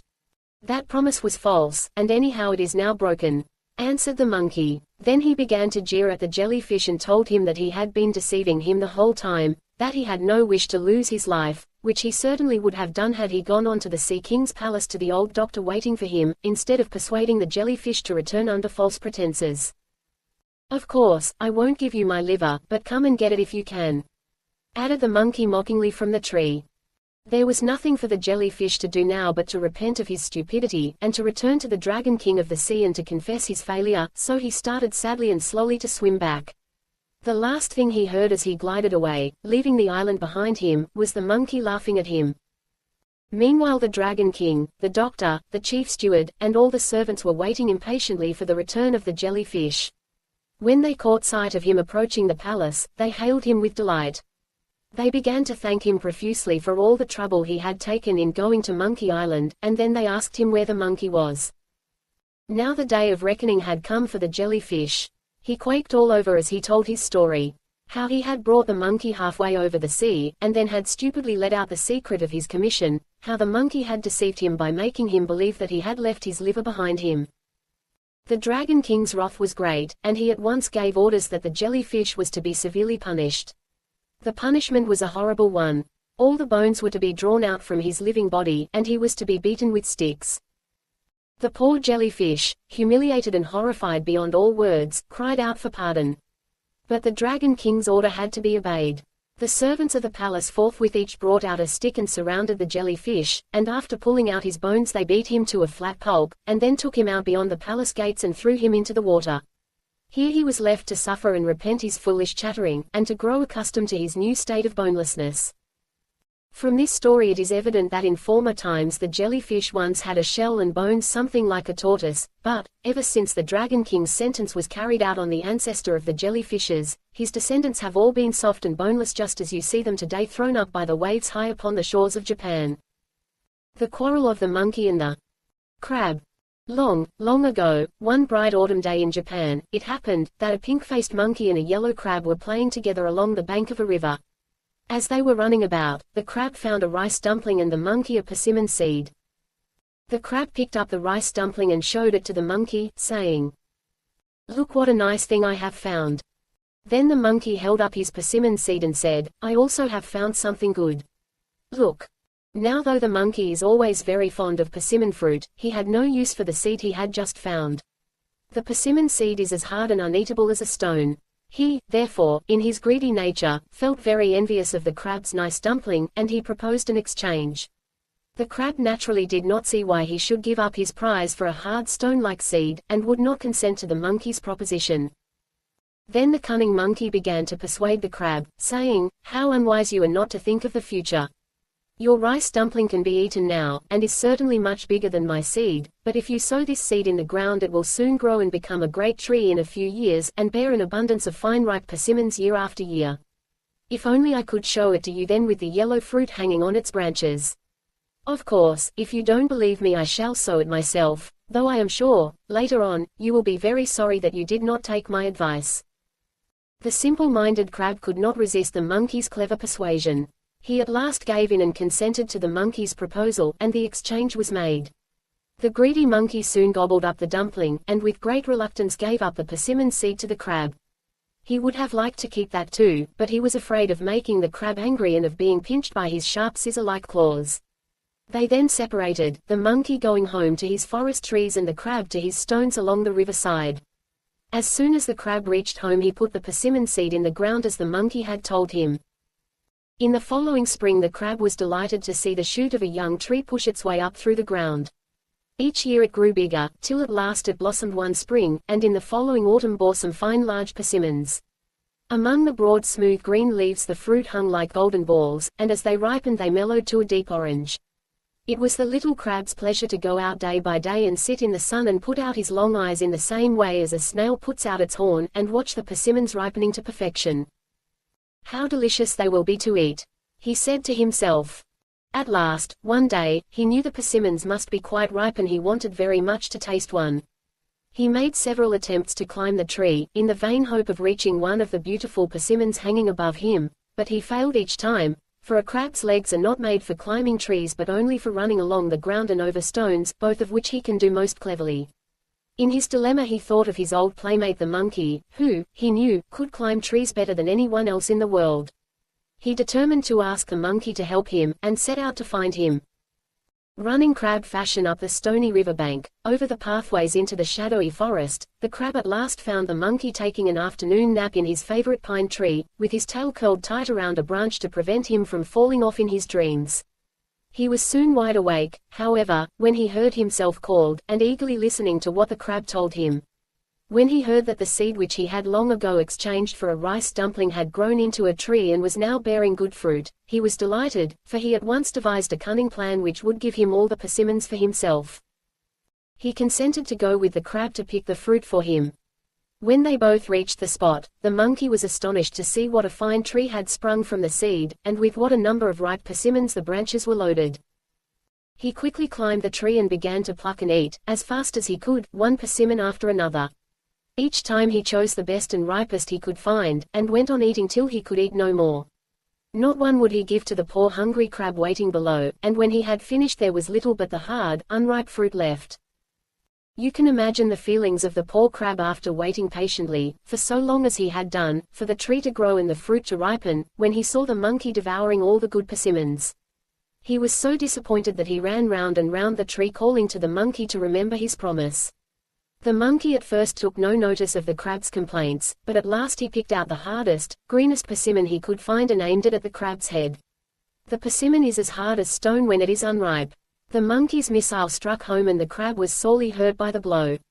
Again and again, as fast as he could pick them, the monkey pulled off the hard persimmons and threw them at the defenseless crab till he dropped dead, covered with wounds all over his body. There he lay a pitiful sight at the foot of the tree he had himself planted. When the wicked monkey saw that he had killed the crab he ran away from the spot as fast as he could, in fear and trembling, like a coward as he was. Now the crab had a son who had been playing with a friend not far from the spot where this sad work had taken place. On the way home he came across his father dead, in a most dreadful condition. His head was smashed and his shell broken in several places, and around his body lay the unripe persimmons which had done their deadly work.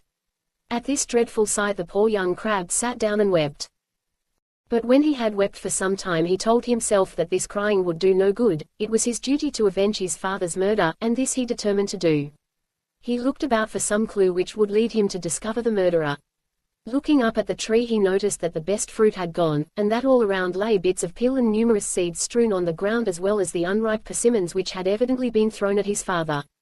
Then he understood that the monkey was the murderer, for he now remembered that his father had once told him the story of the rice dumpling and the persimmon seed. The young crab knew that monkeys liked persimmons above all other fruit, and he felt sure that his greed for the coveted fruit had been the cause of the old crab's death.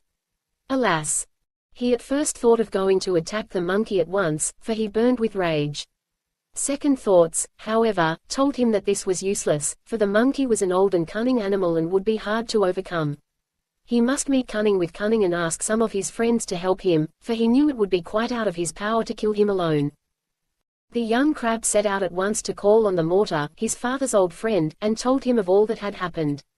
He besought the mortar with tears to help him avenge his father's death. The mortar was very sorry when he heard the woeful tale and promised at once to help the young crab punish the monkey to death. He warned him that he must be very careful in what he did, for the monkey was a strong and cunning enemy. The mortar now sent to fetch the bee and the chestnut, also the crab's old friends, to consult him about the matter. In a short time the bee and the chestnut arrived. When they were told all the details of the old crab's death and of the monkey's wickedness and greed, they both gladly consented to help the young crab in his revenge. After talking for a long time as to the ways and means of carrying out their plans, they separated, and Mr. Mortar went home with the young crab to help him bury his poor father. While all this was taking place, the monkey was congratulating himself, as the wicked often do before their punishment comes upon them, on all he had done so neatly. He thought it quite a fine thing that he had robbed his friend of all his ripe persimmons and then that he had killed him. Still, smile as hard as he might, he could not banish altogether the fear of the consequences should his evil deeds be discovered. If he were found out, and he told himself that this could not be, for he had escaped unseen, the crab's family would be sure to bear him hatred and seek to take revenge on him. So he would not go out, and kept himself at home for several days. He found this kind of life, however, extremely dull, accustomed as he was to the free life of the woods, and at last he said, "No one knows that it was I who killed the crab. I am sure that the old thing breathed his last before I left him. Dead crabs have no mouths. Who is there to tell that I am the murderer?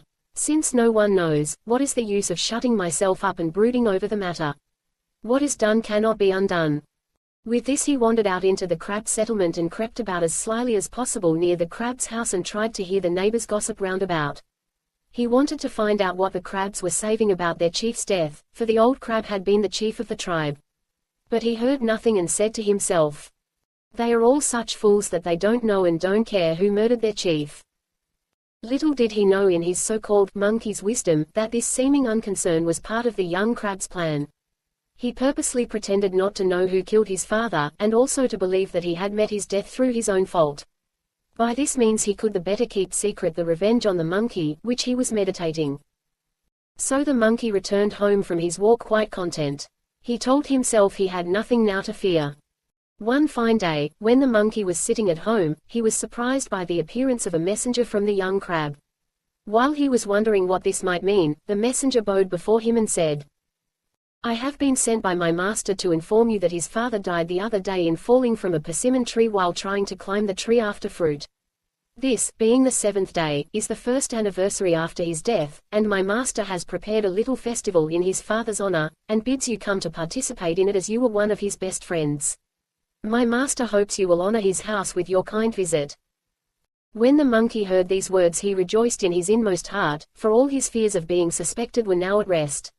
He could not guess that a plot had just been set in motion against him. He pretended to be very surprised at the news of the crab's death, and said, "I am, indeed, very sorry to hear of your chief's death. We were great friends, as you know. I remember that we once exchanged a rice dumpling for a persimmon seed. It grieves me much to think that that seed was in the end the cause of his death. I accept your kind invitation with many thanks. I shall be delighted to do honor to my poor old friend." And he screwed some false tears from his eyes. The messenger laughed inwardly and thought, "The wicked monkey is now dropping false tears, but within a short time he shall shed real ones." But aloud he thanked the monkey politely and went home. When he had gone, the wicked monkey laughed aloud at what he thought was the young crab's innocence, and without the least feeling began to look forward to the feast to be held that day in honor of the dead crab, to which he had been invited. He changed his dress and set out solemnly to visit the young crab. He found all the members of the crab's family and his relatives waiting to receive and welcome him. As soon as the bows of meeting were over, they led him to a hall. Here the young chief mourner came to receive him. Expressions of condolence and thanks were exchanged between them, and then they all sat down to a luxurious feast and entertained the monkey as the guest of honor. The feast over, he was next invited to the tea ceremony room to drink a cup of tea. When the young crab had conducted the monkey to the tea room, he left him and retired. Time passed and still he did not return. At last the monkey became impatient. He said to himself, "This tea ceremony is always a very slow affair. I am tired of waiting so long. I am very thirsty after drinking so much sake at the dinner." He then approached the charcoal fireplace and began to pour out some hot water from the kettle boiling there, when something burst out from the ashes with a great pop and hit the monkey right in the neck. It was the chestnut, one of the crab's friends, who had hidden himself in the fireplace. The monkey, taken by surprise, jumped backward, and then started to run out of the room. The bee, who was hiding outside the screens, now flew out and stung him on the cheek. The monkey was in great pain, his neck was burned by the chestnut and his face badly stung by the bee, but he ran on screaming and chattering with rage. Now the stone mortar had hidden himself with several other stones on the top of the crab's gate, and as the monkey ran underneath, the mortar and all fell down on the top of the monkey's head. Was it possible for the monkey to bear the weight of the mortar falling on him from the top of the gate? He lay crushed and in great pain, quite unable to get up. As he lay there helpless, the young crab came up, and, holding his great claw scissors over the monkey, he said, "Do you now remember that you murdered my father? Then you are my enemy," gasped the monkey brokenly. "Of course," said the young crab. "It was your father's fault, not mine," gasped the unrepentant monkey. "Can you still lie? I will soon put an end to your breath." And with that he cut off the monkey's head with his pitcher claws. Thus the wicked monkey met his well-merited punishment, and the young crab avenged his father's death. This is the end of the story of the monkey, the crab, and the persimmon seed. The white hare and the crocodiles. Long, long ago, when all the animals could talk, there lived in the province of Inaba in Japan, a little white hare. His home was on the island of Oki, and just across the sea was the mainland of Inaba. Now the hare wanted very much to cross over to Inaba.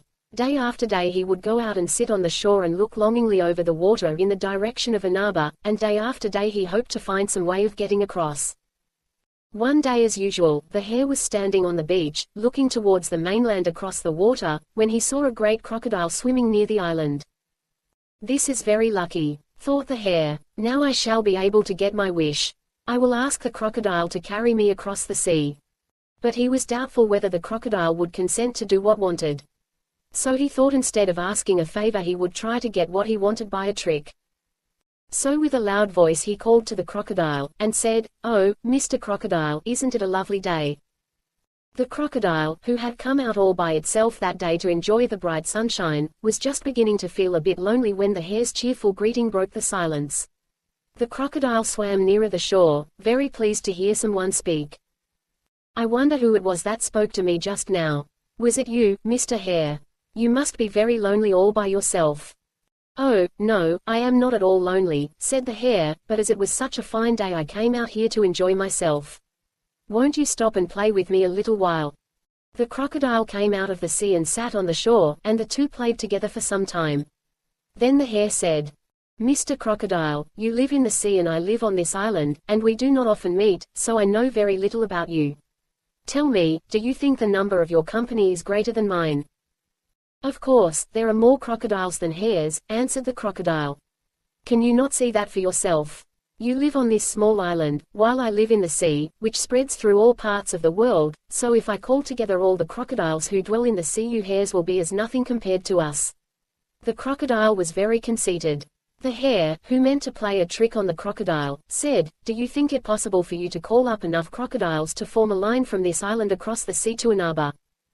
The crocodile thought for a moment and then answered, "Of course, it is possible."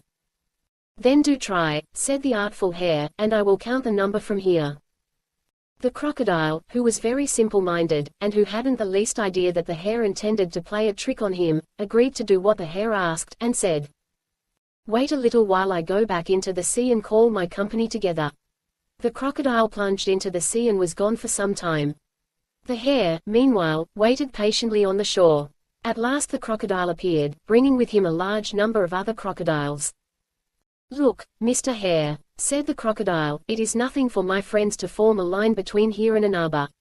There are enough crocodiles to stretch from here even as far as China or India. Did you ever see so many crocodiles?" Then the whole company of crocodiles arranged themselves in the water so as to form a bridge between the island of Oki and the mainland of Annaba. When the hare saw the bridge of crocodiles, he said, "How splendid! I did not believe this was possible. Now let me count you all. To do this, however, with your permission, I must walk over on your backs to the other side, so please be so good as not to move, or else I shall fall into the sea and be drowned." So the hare hopped off the island onto the strange bridge of crocodiles, counting as he jumped from one crocodile's back to the other. "Please keep quite still, or I shall not be able to count. 1, 2, 3, 4, 5, 6, 7, 8, 9. Thus the cunning hare walked right across to the mainland of Annaba. Not content with getting his wish, he began to jeer at the crocodiles instead of thanking them, and said, as he leapt off the last one's back, "Oh, you stupid crocodiles, now I have done with you." And he was just about to run away as fast as he could.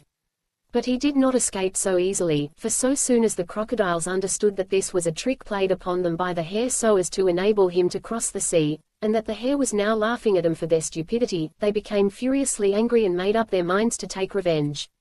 So some of them ran after the hare and caught him. Then they all surrounded the poor little animal and pulled out all his fur. He cried out loudly and entreated them to spare him, but with each tuft of fur they pulled out they said, "Serve you right." When the crocodiles had pulled out the last bit of fur, they threw the poor hare on the beach, and all swam away laughing at what they had done. The hare was now in a pitiful plight. All his beautiful white fur had been pulled out, and his bare little body was quivering with pain and bleeding all over. He could hardly move, and all he could do was to lie on the beach quite helpless and weep over the misfortune that had befallen him. Notwithstanding that it was his own fault that had brought all this misery and suffering upon the white hare of Annaba, anyone seeing the poor little creature could not help feeling sorry for him in his sad condition, for the crocodiles had been very cruel in their revenge. Just at this time a number of men, who looked like king's sons, happened to pass by, and seeing the hare lying on the beach crying, stopped and asked what was the matter. The hare lifted up his head from between his paws, and answered them, saying, "I had a fight with some crocodiles, but I was beaten, and they pulled out all my fur and left me to suffer here, that is why I am crying." Now one of these young men had a bad and spiteful disposition. But he feigned kindness, and said to the hare, "I feel very sorry for you.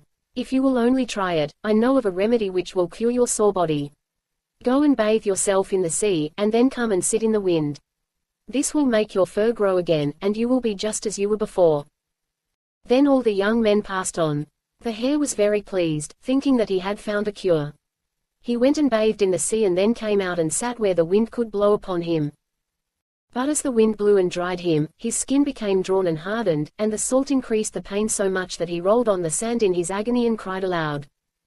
Just then another king's son passed by, carrying a great bag on his back. He saw the hare, and stopped and asked why he was crying so loudly. But the poor hare, remembering that he had been deceived by one very like the man who now spoke to him, did not answer, but continued to cry. But this man had a kind heart, and looked at the hare very pityingly, and said, "You poor thing, I see that your fur is all pulled out and that your skin is quite bare. Who can have treated you so cruelly?" When the hare heard these kind words he felt very grateful to the man, and encouraged by his gentle manner the hare told him all that had befallen him. The little animal hid nothing from his friend, but told him frankly how he had played a trick on the crocodiles and how he had come across the bridge they had made, thinking that he wished to count their number, how he had jeered at them for their stupidity, and then how the crocodiles had revenged themselves on him. Then he went on to say how he had been deceived by a party of men who looked very like his kind friend, and the hare ended his long tale of woe by begging the man to give him some medicine that would cure him and make his fur grow again. When the hare had finished his story, the man was full of pity towards him, and said, "I am very sorry for all you have suffered, but remember, it was only the consequence of the deceit you practiced on the crocodiles." "I know," answered the sorrowful hare, "but I have repented and made up my mind never to use deceit again, so I beg you to show me how I may cure my sore body and make the fur grow again." Then I will tell you of a good remedy, said the man. First go and bathe well in that pond over there and try to wash all the salt from your body. Then pick some of those kaba flowers that are growing near the edge of the water, spread them on the ground and roll yourself on them. If you do this, the pollen will cause your fur to grow again, and you will be quite well in a little while. The hare was very glad to be told what to do, so kindly. He crawled to the pond pointed out to him, bathed well in it, and then picked the kaba flowers growing near the water, and rolled himself on them. To his amazement, even while he was doing this, he saw his nice white fur growing again, the pain ceased, and he felt just as he had done before all his misfortunes.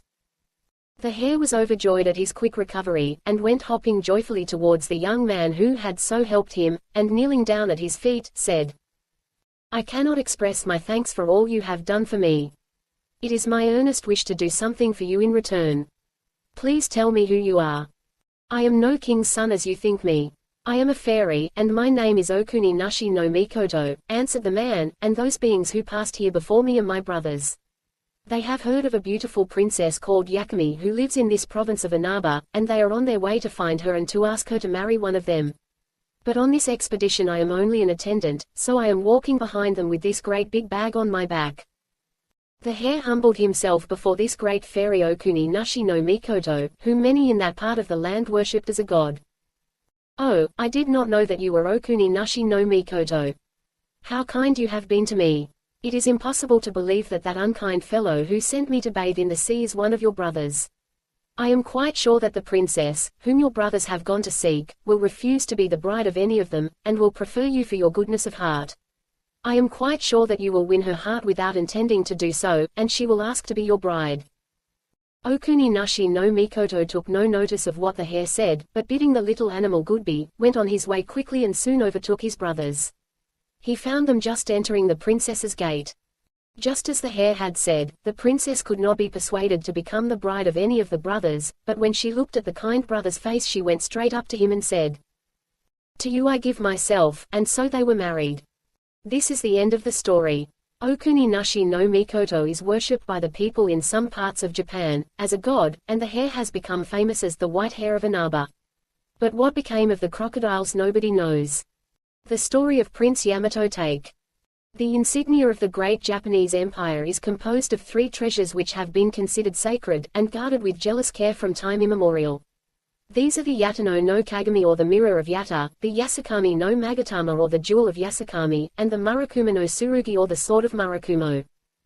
Of these 3 treasures of the empire, the Sword of Murakumo, afterwards known as Kusanagi no Tsurugi, or the grass-cleaving sword, is considered the most precious and most highly to be honored, for it is the symbol of strength to this nation of warriors and the talisman of invincibility for the emperor, while he holds it sacred in the shrine of his ancestors. Nearly 2,000 years ago this sword was kept at the shrines of Ite, the temples dedicated to the worship of Amaterasu, the great and beautiful sun goddess from whom the Japanese emperors are said to be descended. There is a story of knightly adventure and daring which explains why the name of the sword was changed from that of Murakumo to Kusanagi, which means grass clearing. Once, many years ago, there was born a son to the Emperor Keiko, the 12th in descent from the great Jimmu, the founder of the Japanese dynasty. This prince was the second son of the Emperor Keiko, and he was named Yamato. From his childhood he proved himself to be of remarkable strength, wisdom and courage, and his father noticed with pride that he gave promise of great things, and he loved him even more than he did his elder son. Now when Prince Yamato had grown to manhood, in the olden days of Japanese history, a boy was considered to have reached man's estate at the early age of 16. The realm was much troubled by a band of outlaws whose chiefs were 2 brothers, Kumaso and Takeru. These rebels seemed to delight in rebelling against the king, in breaking the laws and defying all authority. At last King Keiko ordered his younger son Prince Yamato to subdue the brigands and, if possible, to rid the land of their evil lives. Prince Yamato was only 16 years of age, he had but reached his manhood according to the law, yet though he was such a youth in years he possessed the dauntless spirit of a warrior of fuller age and knew not what fear was. Even then there was no man who could rival him for courage and bold deeds, and he received his father's command with great joy. He at once made ready to start, and great was the stir in the precincts of the palace as he and his trusty followers gathered together and prepared for the expedition, and polished up their armor and donned it. Before he left his father's court he went to pray at the shrine of Ise and to take leave of his aunt the Princess Yamato, for his heart was somewhat heavy at the thought of the dangers he had to face, and he felt that he needed the protection of his ancestress, Amaterasu, the sun goddess. The princess his aunt came out to give him glad welcome, and congratulated him on being trusted with so great a mission by his father the king. She then gave him one of her gorgeous robes as a keepsake to go with him and to bring him good luck, saying that it would surely be of service to him on this adventure. She then wished him all success in his undertaking and bade him good speed. The young prince bowed low before his aunt, and received her gracious gift with much pleasure and many respectful bows. "I will now set out," said the prince, and returning to the palace he put himself at the head of his troops. Thus cheered by his aunt's blessing, he felt ready for all that might befall, and marching through the land he went down to the southern island of Kyushu, the home of the brigands. Before many days had passed he reached the southern island, and then slowly but surely made his way to the headquarters of the chiefs Kumaso and Takeru.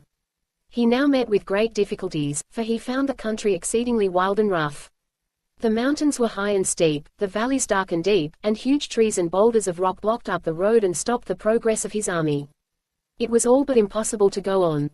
Though the prince was but a youth he had the wisdom of years, and, seeing that it was vain to try and lead his men further, he said to himself, "To attempt to fight a battle in this impassable country unknown to my men only makes my task harder. We cannot clear the roads and fight as well. It is wiser for me to resort to stratagem and come upon my enemies unawares. In that way I may be able to kill them without much exertion." So he now bade his army halt by the way. His wife, the Princess Ototakibana, had accompanied him, and he bade her bring him the robe his aunt the priestess of Ise had given him, and to help him attire himself as a woman. With her help he put on the robe, and let his hair down till it flowed over his shoulders. Ototakibana then brought him her comb, which he put in his black tresses, and then adorned himself with strings of strange jewels just as you see in the picture. When he had finished his unusual toilet, Ototakibana brought him her mirror. He smiled as he gazed at himself, the disguise was so perfect. He hardly knew himself, so changed was he. All traces of the warrior had disappeared, and in the shining surface only a beautiful lady looked back at him. Thus completely disguised, he set out for the enemy's camp alone. In the folds of his silk gown, next his strong heart, was hidden a sharp dagger. The two chiefs Kumaso and Takeru were sitting in their tent, resting in the cool of the evening, when the prince approached. They were talking of the news which had recently been carried to them, that the king's son had entered their country with a large army determined to exterminate their band. They had both heard of the young warrior's renown, and for the first time in their wicked lives they felt afraid. In a pause in their talk they happened to look up, and saw through the door of the tent a beautiful woman robed in sumptuous garments coming towards them. Like an apparition of loveliness she appeared in the soft twilight. Little did they dream that it was their enemy whose coming they so dreaded who now stood before them in this disguise. "What a beautiful woman! Where has she come from?" said the astonished Kumaso, forgetting war and council and everything as he looked at the gentle intruder. He beckoned to the disguised prince and bade him sit down and serve them with wine. Yamato Take felt his heart swell with a fierce glee, for he now knew that his plan would succeed. However, he dissembled cleverly, and putting on a sweet air of shyness he approached the rebel chief with slow steps and eyes glancing like a frightened deer. Charmed to distraction by the girl's loveliness, Kumaso drank cup after cup of wine for the pleasure of seeing her pour it out for him, till at last he was quite overcome with the quantity he had drunk. This was the moment for which the brave prince had been waiting. Flinging down the wine jar, he seized the tipsy and astonished Kumaso and quickly stabbed him to death with the dagger which he had secretly carried hidden in his breast. Takeru, the brigand's brother, was terror-struck as soon as he saw what was happening and tried to escape, but Prince Yamato was too quick for him. Ere he could reach the tent door the prince was at his heel, his garments were clutched by a hand of iron, and a dagger flashed before his eyes and he lay stabbed to the earth, dying but not yet dead. "Wait one moment," gasped the brigand painfully, and he seized the prince's hand. Yamato relaxed his hold somewhat and said, "Why should I pause, thou villain?" The brigand raised himself fearfully and said, "Tell me from whence you come, and whom I have the honor of addressing. Hitherto I believed that my dead brother and I were the strongest men in the land, and that there was no one who could overcome us. Alone you have ventured into our stronghold, alone you have attacked and killed us. Surely you are more than mortal." Then the young prince answered with a proud smile, "I am the son of the king and my name is Yamato, and I have been sent by my father as the avenger of evil to bring death to all rebels. No longer shall robbery and murder hold my people in terror. And he held the dagger dripping red above the rebel's head. Ah, gasped the dying man with a great effort, I have often heard of you. You are indeed a strong man to have so easily overcome us. Allow me to give you a new name. From henceforth you shall be known as Yamato Take. Our title I bequeath to you as the bravest man in Yamato. And with these noble words, Takeru fell back and died. The prince, having thus successfully put an end to his father's enemies in the world, was prepared to return to the capital. On the way back he passed through the province of Idom. Here he met with another outlaw named Izumo Takeru who he knew had done much harm in the land. He again resorted to stratagem, and feigned friendship with the rebel under an assumed name. Having done this he made a sword of wood and jammed it tightly in the shaft of his own strong sword. This he purposely buckled to his side and wore on every occasion when he expected to meet the third robber Takeru. He now invited Takeru to the bank of the river Hinokawa, and persuaded him to try a swim with him in the cool refreshing waters of the river. As it was a hot summer's day, the rebel was nothing loath to take a plunge in the river. While his enemy was still swimming down the stream, the prince turned back and landed with all possible haste. Unperceived, he managed to change swords, putting his wooden one in place of the keen steel sword of Takeru. Knowing nothing of this, the brigand came up to the bank shortly. As soon as he had landed and donned his clothes, the prince came forward and asked him to cross swords with him to prove his skill, saying, "Let us two prove which is the better swordsman of the two." The robber agreed with delight, feeling certain of victory, for he was famous as a fencer in his province and he did not know who his adversary was.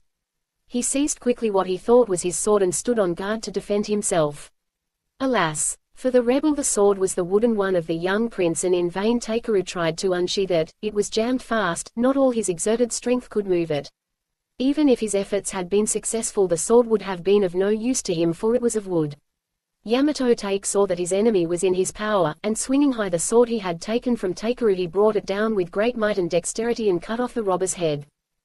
In this way, sometimes by using his wisdom and sometimes by using his bodily strength, and at other times by resorting to craftiness, which was as much esteemed in those days as it is despised in these, he prevailed against all the king's foes one by one, and brought peace and rest to the land and the people. When he returned to the capital, the king praised him for his brave deeds, and held a feast in the palace in honor of his safe coming home and presented him with many rare gifts. From this time forth the king loved him more than ever and would not let Yamato Take go from his side, for he said that his son was now as precious to him as one of his arms. But the prince was not allowed to live an idle life long. When he was about 30 years old, news was brought that the Ainu race, the aborigines of the islands of Japan, who had been conquered and pushed northwards by the Japanese, had rebelled in the eastern provinces, and leaving the vicinity which had been allotted to them were causing great trouble in the land. The king decided that it was necessary to send an army to do battle with them and bring them to reason. But who was to lead the men? Prince Yamato Take at once offered to go and bring the newly arisen rebels into subjection. Now as the king loved the prince dearly, and could not bear to have him go out of his sight even for the length of one day, he was of course very loath to send him on his dangerous expedition. But in the whole army there was no warrior so strong or so brave as the prince his son, so that his majesty, unable to do otherwise, reluctantly complied with Yamato's wish. When the time came for the prince to start, the king gave him a spear called the 8 arms length spear of the holy tree. The handle was probably made from the wood of the holy tree, and ordered him to set out to subjugate the eastern barbarians, as the Ainu were then called. The 8 arms length spear of the holy tree of those old days was prized by warriors just as much as the standard or banner is valued by a regiment in these modern days, when given by the king to his soldiers on the occasion of setting out for war. The prince respectfully and with great reverence received the king's spear, and leaving the capital, marched with his army to the east. On his way he visited first of all the temples of Ise for worship, and his aunt the princess of Yamato and high priestess came out to greet him. She it was who had given him her robe, which had proved such a boon to him before in helping him to overcome and slay the brigands of the west. He told her all that had happened to him, and of the great part her keepsake had played in the success of his previous undertaking, and thanked her very heartily. When she heard that he was starting out once again to do battle with his father's enemies, she went into the temple, and reappeared bearing a sword and a beautiful bag which she had made herself, and which was full of flints, which in those times people used instead of matches for making fire. These she presented to him as a parting gift. The sword was the sword of Murakumo, one of the 3 sacred treasures which comprise the insignia of the imperial house of Japan. No more auspicious talisman of luck and success could she have given her nephew, and she bade him use it in the hour of his greatest need. Yamato Take now bade farewell to his aunt, and once more placing himself at the head of his men he marched to the farthest east through the province of Owari, and then he reached the province of Suruga. Here the governor welcomed the prince right heartily and entertained him royally with many feasts. When these were over, the governor told his guest that his country was famous for its fine deer, and proposed a deer hunt for the prince's amusement. The prince was utterly deceived by the cordiality of his host, which was all feigned, and gladly consented to join in the hunt. The governor then led the prince to a wild and extensive plain where the grass grew high and in great abundance. Quite ignorant that the governor had laid a trap for him with the desire to compass his death, the prince began to ride hard and hunt down the deer, when all of a sudden to his amazement he saw flames and smoke bursting out from the bush in front of him. Realizing his danger he tried to retreat, but no sooner did he turn his horse in the opposite direction than he saw that even there the prairie was on fire. At the same time the grass on his left and right burst into flames, and these began to spread swiftly towards him on all sides. He looked round for a chance of escape. There was none. He was surrounded by fire. This deer hunt was then only a cunning trick of the enemy, said the prince, looking round on the flames and the smoke that crackled and rolled in towards him on every side. What a fool I was to be lured into this trap like a wild beast. And he ground his teeth with rage as he thought of the governor's smiling treachery. Dangerous as was his situation now, the prince was not in the least confounded. In his dire extremity he remembered the gifts his aunt had given him when they parted, and it seemed to him as if she must, with prophetic foresight, have divined this hour of need. He coolly opened the flint bag that his aunt had given him and set fire to the grass near him. Then drawing the sword of Murakumo from its sheath he set to work to cut down the grass on either side of him with all speed. He determined to die, if that were necessary, fighting for his life and not standing still waiting for death to come to him. Strange to say the wind began to change and to blow from the opposite direction, and the fiercest portion of the burning bush which had hitherto threatened to come upon him was now blown right away from him, and the prince, without even a scratch on his body or a single hair burned, lived to tell the tale of his wonderful escape, while the wind rising to a gale overtook the governor and he was burned to death in the flames he had set alight to kill Yamato Take. Now the prince ascribed his escape entirely to the virtue of the sword of Murakumo, and to the protection of Amaterasu, the sun goddess of eyes, who controls the wind and all the elements and ensures the safety of all who pray to her in the hour of danger. Lifting the precious sword he raised it above his head many times in token of his great respect, and as he did this he renamed it Kusanagi no Tsurugi or the grass-cleaving sword, and the place where he set fire to the grass round him and escaped from death in the burning prairie, he called Yadzu. To this day there is a spot along the Great Tokaido Railway named Yadzu, which is said to be the very place where this thrilling event took place. Thus did the brave Prince Yamato Take escape out of the snare laid for him by his enemy. He was full of resource and courage, and finally outwitted and subdued all his foes.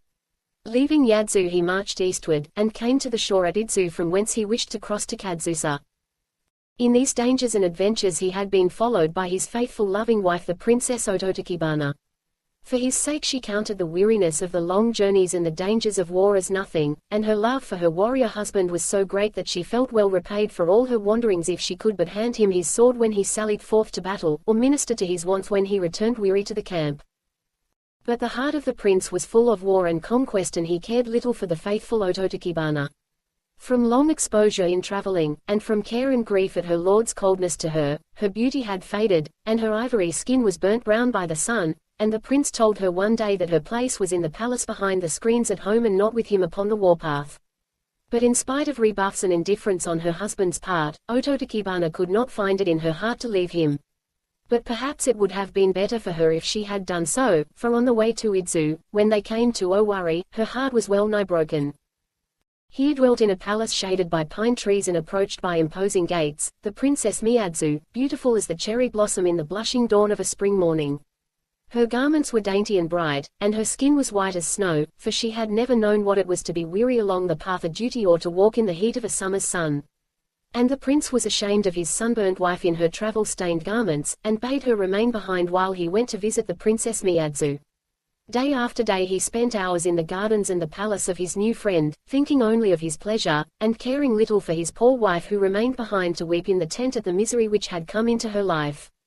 Yet she was so faithful a wife, and her character so patient, that she never allowed a reproach to escape her lips, or a frown to mar the sweet sadness of her face, and she was ever ready with a smile to welcome her husband back or usher him forth wherever he went. At last the day came when the Prince Yamato Take must depart for Idzu and cross over the sea to Kadzusa, and he bade his wife follow in his retinue as an attendant while he went to take a ceremonious farewell of the Princess Miyazu. She came out to greet him dressed in gorgeous robes, and she seemed more beautiful than ever, and when Yamato Take saw her he forgot his wife, his duty, and everything except the joy of the idle present, and swore that he would return to Owari and marry her when the war was over. And as he looked up when he had said these words he met the large almond eyes of Ototakibana fixed full upon him in unspeakable sadness and wonder, and he knew that he had done wrong, but he hardened his heart and rode on, caring little for the pain he had caused her.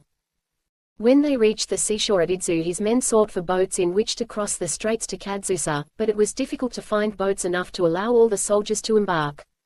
Then the prince stood on the beach, and in the pride of his strength he scoffed and said, "This is not the sea. This is only a brook. Why do you men want so many boats? I could jump this if I would." When at last they had all embarked and were fairly on their way across the straits, the sky suddenly clouded and a great storm arose. The waves rose mountains high, the wind howled, the lightning flashed and the thunder rolled, and the boat which held Ototakibana and the prince and his men was tossed from crest to crest of the rolling waves, till it seemed that every moment must be their last and that they must all be swallowed up in the angry sea. For King Jin, the dragon king of the sea, had heard Yamato Take jeer, and had raised this terrible storm in anger, to show the scoffing prince how awful the sea could be though it did but look like a brook. The terrified crew lowered the sails and looked after the rudder, and worked for their dear lives sake, but all in vain. The storm only seemed to increase in violence, and all gave themselves up for lost. Then the faithful Ototakibana rose, and forgetting all the grief that her husband had caused her, forgetting even that he had wearied of her, in the one great desire of her love to save him, she determined to sacrifice her life to rescue him from death if it were possible. While the waves dashed over the ship and the wind whirled round them in fury she stood up and said, "Surely all this has come because the prince has angered Rin Jin, the god of the sea, by his jesting. If so, I, Ototakibana, will appease the wrath of the sea god who desires nothing less than my husband's life." Then addressing the sea she said, "I will take the place of his augustness, Yamato Take. I will now cast myself into your outraged depths, giving my life for his. Therefore hear me and bring him safely to the shore of Kadzusa." With these words she leaped quickly into the boisterous sea, and the waves soon whirled her away and she was lost to sight. Strange to say, the storm ceased at once, and the sea became as calm and smooth as the matting on which the astonished onlookers were sitting. The gods of the sea were now appeased, and the weather cleared and the sun shone as on a summer's day. Yamato Take soon reached the opposite shore and landed safely, even as his wife Ototakibana had prayed. His prowess in war was marvelous, and he succeeded after some time in conquering the eastern barbarians, the Ainu. He ascribed his safe landing wholly to the faithfulness of his wife, who had so willingly and lovingly sacrificed herself in the hour of his utmost peril. His heart was softened at the remembrance of her, and he never allowed her to pass from his thoughts even for a moment. Too late had he learned to esteem the goodness of her heart and the greatness of her love for him. As he was returning on his homeward way he came to the high pass of the Usui Toge, and here he stood and gazed at the wonderful prospect beneath him. The country, from this great elevation, all lay open to his sight, a vast panorama of mountain and plain and forest, with rivers winding like silver ribbons through the land. Then far off he saw the distant sea, which shimmered like a luminous mist in the great distance, where Ototakibana had given her life for him, and as he turned towards it he stretched out his arms, and thinking of her love which he had scorned and his faithlessness to her, his heart burst out into a sorrowful and bitter cry. "Azuma, Azuma, ya! Oh, my wife, my wife!" And to this day there is a district in Tokyo called Azuma, which commemorates the words of Prince Yamato Take, and the place where his faithful wife leapt into the sea to save him is still pointed out. So, though in life the Princess Ototakibana was unhappy, history keeps her memory green, and the story of her unselfishness and heroic death will never pass away. Yamato Take had now fulfilled all his father's orders, he had subdued all rebels, and rid the land of all robbers and enemies to the peace, and his renown was great, for in the whole land there was no one who could stand up against him, he was so strong in battle and wise in counsel. He was about to return straight for home by the way he had come, when the thought struck him that he would find it more interesting to take another route, so he passed through the province of Owari and came to the province of Omi. When the prince reached Omi, he found the people in a state of great excitement and fear. In many houses as he passed along he saw the signs of mourning and heard loud lamentations. On inquiring the cause of this, he was told that a terrible monster had appeared in the mountains, who daily came down from thence and made raids on the villages, devouring whoever he could seize. Many homes had been made desolate, and the men were afraid to go out to their daily work in the fields, or the women to go to the rivers to wash their rice. When Yamato Take heard this, his wrath was kindled, and he said fiercely, "From the western end of Kyushu to the eastern corner of Yezo I have subdued all the king's enemies. There is no one who dares to break the laws or to rebel against the king. It is indeed a matter for wonder that here in this place, so near the capital, a wicked monster has dared to take up his abode and be the terror of the king's subjects. Not long shall it find pleasure in devouring innocent folk. I will start out and kill it at once."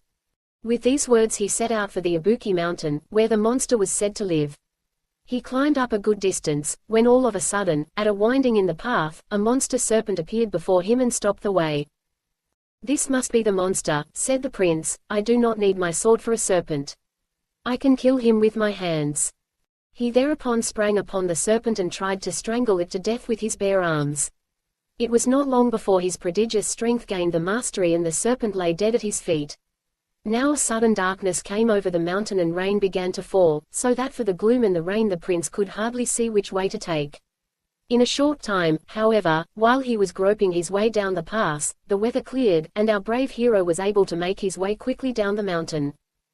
When he got back he began to feel ill and to have burning pains in his feet, so he knew that the serpent had poisoned him. So great was his suffering that he could hardly move, much less walk, so he had himself carried to a place in the mountains famous for its hot mineral springs, which rose bubbling out of the earth, and almost boiling from the volcanic fires beneath. Yamato Take bathed daily in these waters, and gradually he felt his strength come again, and the pains left him, till at last one day he found with great joy that he was quite recovered. He now hastened to the temples of Ise, where you will remember that he prayed before undertaking this long expedition. His aunt, priestess of the shrine, who had blessed him on his setting out, now came to welcome him back. He told her of the many dangers he had encountered and of how marvelously his life had been preserved through all, and she praised his courage and his warrior's prowess, and then putting on her most magnificent robes she returned thanks to their ancestress the sun goddess Amaterasu, to whose protection they both ascribed the prince's wonderful preservation. Here ends the story of Prince Yamato Take of Japan. Momotaro, Oa, the story of the son of a peach. Long, long ago there lived an old man and an old woman. They were peasants, and had to work hard to earn their daily rice. The old man used to go and cut grass for the farmers around, and while he was gone the old woman, his wife, did the work of the house and worked in their own little rice field. One day the old man went to the hills as usual to cut grass, and the old woman took some clothes to the river to wash. It was nearly summer, and the country was very beautiful to see in its fresh greenness as the two old people went on their way to work. The grass on the banks of the river looked like emerald velvet, and the pussy willows along the edge of the water were shaking out their soft tassels. The breezes blew and ruffled the smooth surface of the water into wavelets, and passing on touched the cheeks of the old couple who, for some reason they could not explain, felt very happy that morning. The old woman at last found a nice spot by the river bank and put her basket down. Then she set to work to wash the clothes. She took them one by one out of the basket and washed them in the river and rubbed them on the stones. The water was as clear as crystal, and she could see the tiny fish swimming to and fro, and the pebbles at the bottom. As she was busy washing her clothes, a great peach came bumping down the stream. The old woman looked up from her work and saw this large peach. She was 60 years of age, yet in all her life she had never seen such a big peach as this. "How delicious that peach must be," she said to herself. "I must certainly get it and take it home to my old man." She stretched out her arm to try and get it, but it was quite out of her reach. She looked about for a stick, but there was not one to be seen, and if she went to look for one she would lose the peach. Stopping a moment to think what she would do, she remembered an old charm verse. Now she began to clap her hands to keep time to the rolling of the peach downstream, and while she clapped she sang this song. "Distant water is bitter, the near water is sweet, pass by the distant water and come into the sweet." Strange to say, as soon as she began to repeat this little song the peach began to come nearer and nearer the bank where the old woman was standing, till at last it stopped just in front of her so that she was able to take it up in her hands. The old woman was delighted.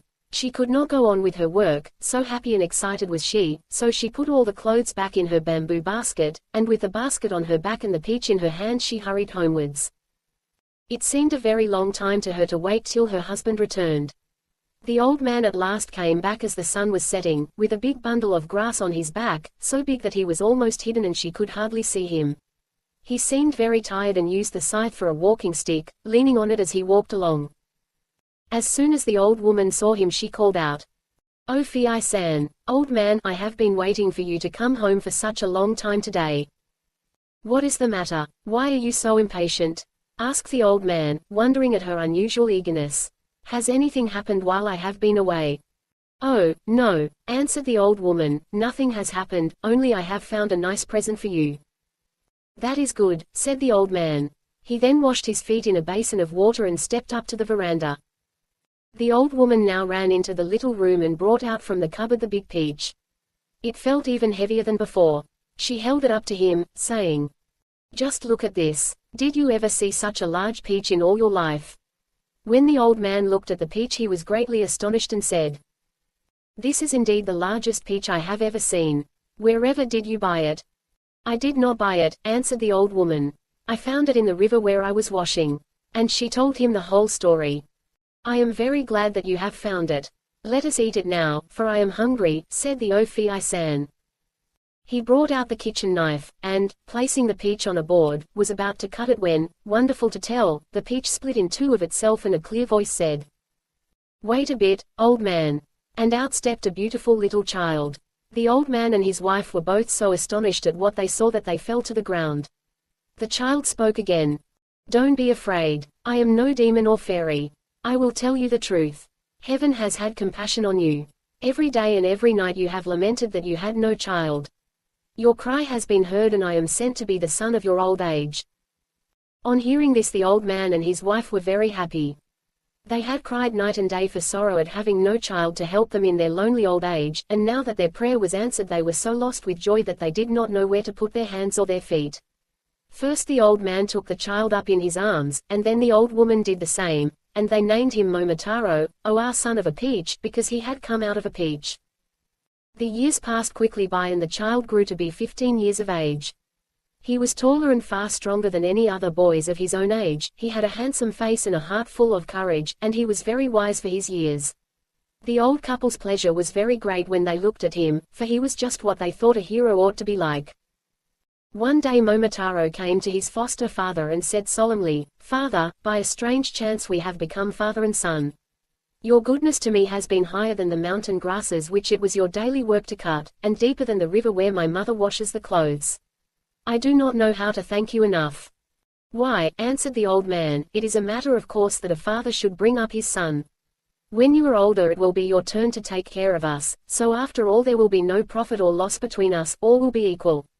Indeed, I am rather surprised that you should thank me in this way." And the old man looked bothered. "I hope you will be patient with me," said Momotaro, "but before I begin to pay back your goodness to me I have a request to make which I hope you will grant me above everything else. I will let you do whatever you wish, for you are quite different to all other boys. Then let me go away at once. What do you say? Do you wish to leave your old father and mother and go away from your old home? I will surely come back again, if you let me go now." "Where are you going?" "You must think it strange that I want to go away," said Momotaro, "because I have not yet told you my reason. Far away from here to the northeast of Japan there is an island in the sea.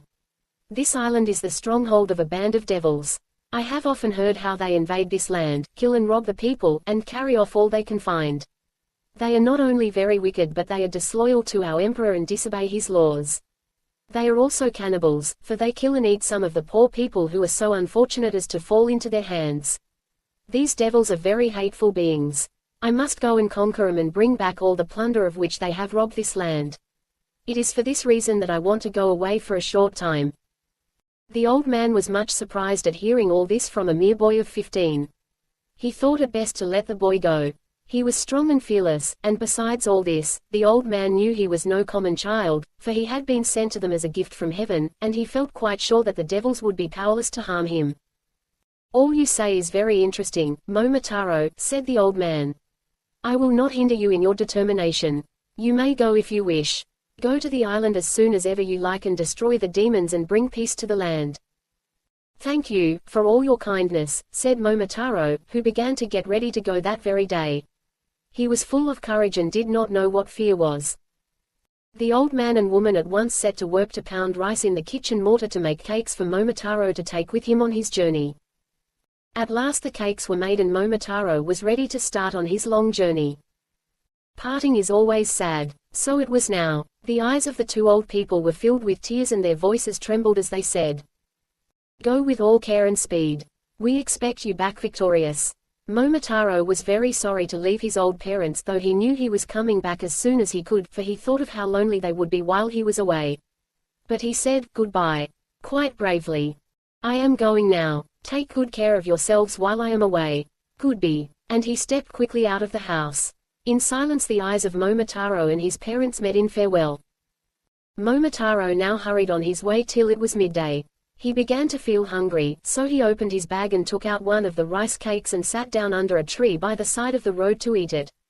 While he was thus having his lunch, a dog almost as large as a colt came running out from the high grass. He made straight for Momotaro, and showing his teeth, said in a fierce way, "You are a rude man to pass my field without asking permission first. If you leave me all the cakes you have in your bag you may go, otherwise I will bite you till I kill you." Momotaro only laughed scornfully. "What is that you are saying? Do you know who I am? I am Momotaro, and I am on my way to subdue the devils in their island stronghold in the northeast of Japan. If you try to stop me on my way there I will cut you in two from the head downwards." The dog's manner at once changed. His tail dropped between his legs, and coming near he bowed so low that his forehead touched the ground. "What do I hear? The name of Momotaro. Are you indeed Momotaro? I have often heard of your great strength. Not knowing who you are I have behaved in a very stupid way. Will you please pardon my rudeness? Are you indeed on your way to invade the island of devils? If you will take such a rude fellow with you as one of your followers, I shall be very grateful to you." "I think I can take you with me if you wish to go," said Momotaro. "Thank you," said the dog. "By the way, I am very hungry. Will you give me one of the cakes you are carrying?" "This is the best kind of cake there is in Japan," said Momotaro. "I cannot spare you a whole one, I will give you half of one." "Thank you very much," said the dog, taking the piece thrown to him. Then Momotaro got up and the dog followed. For a long time they walked over the hills and through the valleys. As they were going along an animal came down from a tree a little ahead of them. The creature soon came up to Momotaro and said, "Good morning, Momotaro. You are welcome in this part of the country. Will you allow me to go with you?" The dog answered jealously, "Momotaro already has a dog to accompany him. Of what use is a monkey like you in battle? We are on our way to fight the devils. Get away." The dog and the monkey began to quarrel and bite, for these two animals always hate each other. "Now, don't quarrel," said Momotaro, putting himself between them. "Wait a moment, dog. It is not at all dignified for you to have such a creature as that following you," said the dog. "What do you know about it?" asked Momotaro, and pushing aside the dog, he spoke to the monkey. "Who are you?" "I am a monkey living in these hills," replied the monkey. "I heard of your expedition to the island of devils, and I have come to go with you. Nothing will please me more than to follow you. Do you really wish to go to the island of devils and fight with me?" "Yes, sir," replied the monkey. "I admire your courage," said Momotaro. "Here is a piece of one of my fine rice cakes. Come along." So the monkey joined Momotaro. The dog and the monkey did not get on well together. They were always snapping at each other as they went along, and always wanting to have a fight. This made Momotaro very cross, and at last he sent the dog on ahead with a flag and put the monkey behind with a sword, and he placed himself between them with a war fan, which is made of iron. By and by they came to a large field. Here a bird flew down and alighted on the ground just in front of the little party. It was the most beautiful bird Momotaro had ever seen. On its body were 5 different robes of feathers and its head was covered with a scarlet cap. The dog at once ran at the bird and tried to seize and kill it. But the bird struck out its spurs and flew at the dog's tail, and the fight went hard with both. Momotaro, as he looked on, could not help admiring the bird, it showed so much spirit in the fight. It would certainly make a good fighter. Momotaro went up to the two combatants, and holding the dog back, said to the bird, "You rascal, you are hindering my journey. Surrender at once, and I will take you with me. If you don't, I will set this dog to bite your head off." Then the bird surrendered at once, and begged to be taken into Momotaro's company. "I do not know what excuse to offer for quarreling with the dog, your servant, but I did not see you. I am a miserable bird called a pheasant. It is very generous of you to pardon my rudeness and to take me with you. Please allow me to follow you behind the dog and the monkey." "I congratulate you on surrendering so soon," said Momotaro, smiling. "Come and join us in our raid on the devils." "Are you going to take this bird with you also?" asked the dog, interrupting. "Why do you ask such an unnecessary question? Didn't you hear what I said? I take the bird with me because I wish to." "Humph," said the dog. Then Momotaro stood and gave this order. "Now all of you must listen to me. The first thing necessary in an army is harmony. It is a wise saying which says that, advantage on earth is better than advantage in heaven. Union amongst ourselves is better than any earthly gain. When we are not at peace amongst ourselves, it is no easy thing to subdue an enemy. From now, you three, the dog, the monkey and the pheasant, must be friends with one mind. The one who first begins a quarrel will be discharged on the spot." All the three promised not to quarrel. The pheasant was now made a member of Momotaro's suite, and received half a cake. Momotaro's influence was so great that the three became good friends, and hurried onwards with him as their leader. Hurrying on day after day, they at last came out upon the shore of the northeastern sea. There was nothing to be seen as far as the horizon, not a sign of any island. All that broke the stillness was the rolling of the waves upon the shore. Now, the dog and the monkey and the pheasant had come very bravely all the way through the long valleys and over the hills, but they had never seen the sea before, and for the first time since they set out they were bewildered and gazed at each other in silence. How were they to cross the water and get to the island of devils? Momotaro soon saw that they were daunted by the sight of the sea, and to try them he spoke loudly and roughly. "Why do you hesitate? Are you afraid of the sea? Oh, what cowards you are! It is impossible to take such weak creatures as you with me to fight the demons. It will be far better for me to go alone. I discharge you all at once." The three animals were taken aback at this sharp reproof, and clung to Momotaro's sleeve, begging him not to send them away. "Please, Momotaro," said the dog. "We have come thus far," said the monkey. "It is inhuman to leave us here," said the pheasant. "We are not at all afraid of the sea," said the monkey again. "Please do take us with you," said the pheasant. "Do please," said the dog. They had now gained a little courage, so Momotaro said, "Well, then, I will take you with me, but be careful." Momotaro now got a small ship, and they all got on board. The wind and weather were fair, and the ship went like an arrow over the sea. It was the first time they had ever been on the water, and so at first the dog, the monkey and the pheasant were frightened at the waves and the rolling of the vessel, but by degrees they grew accustomed to the water and were quite happy again. Every day they paced the deck of their little ship, eagerly looking out for the Demon's Island. When they grew tired of this, they told each other stories of all their exploits of which they were proud, and then played games together. And Momotaro found much to amuse him in listening to the three animals and watching their antics, and in this way he forgot that the way was long and that he was tired of the voyage and of doing nothing. He longed to be at work killing the monsters who had done so much harm in his country. As the wind blew in their favor and they met no storms, the ship made a quick voyage, and one day when the sun was shining brightly a sight of land rewarded the four watchers at the bow. Momotaro knew at once that what they saw was the devil's stronghold. On the top of the precipitous shore, looking out to sea, was a large castle. Now that his enterprise was close at hand, he was deep in thought with his head leaning on his hands, wondering how he should begin the attack. His three followers watched him, waiting for orders. At last he called to the pheasant. "It is a great advantage for us to have you with us," said Momotaro to the bird, "for you have good wings. Fly at once to the castle and engage the demons to fight. We will follow you." The pheasant at once obeyed. He flew off from the ship beating the air gladly with his wings. The bird soon reached the island and took up his position on the roof in the middle of the castle, calling out loudly, "All you devils listen to me.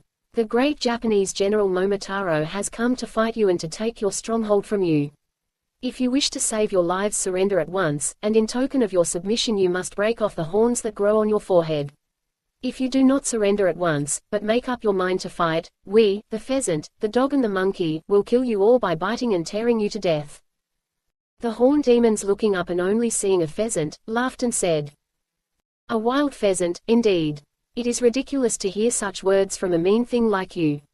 Wait till you get a blow from one of our iron bars."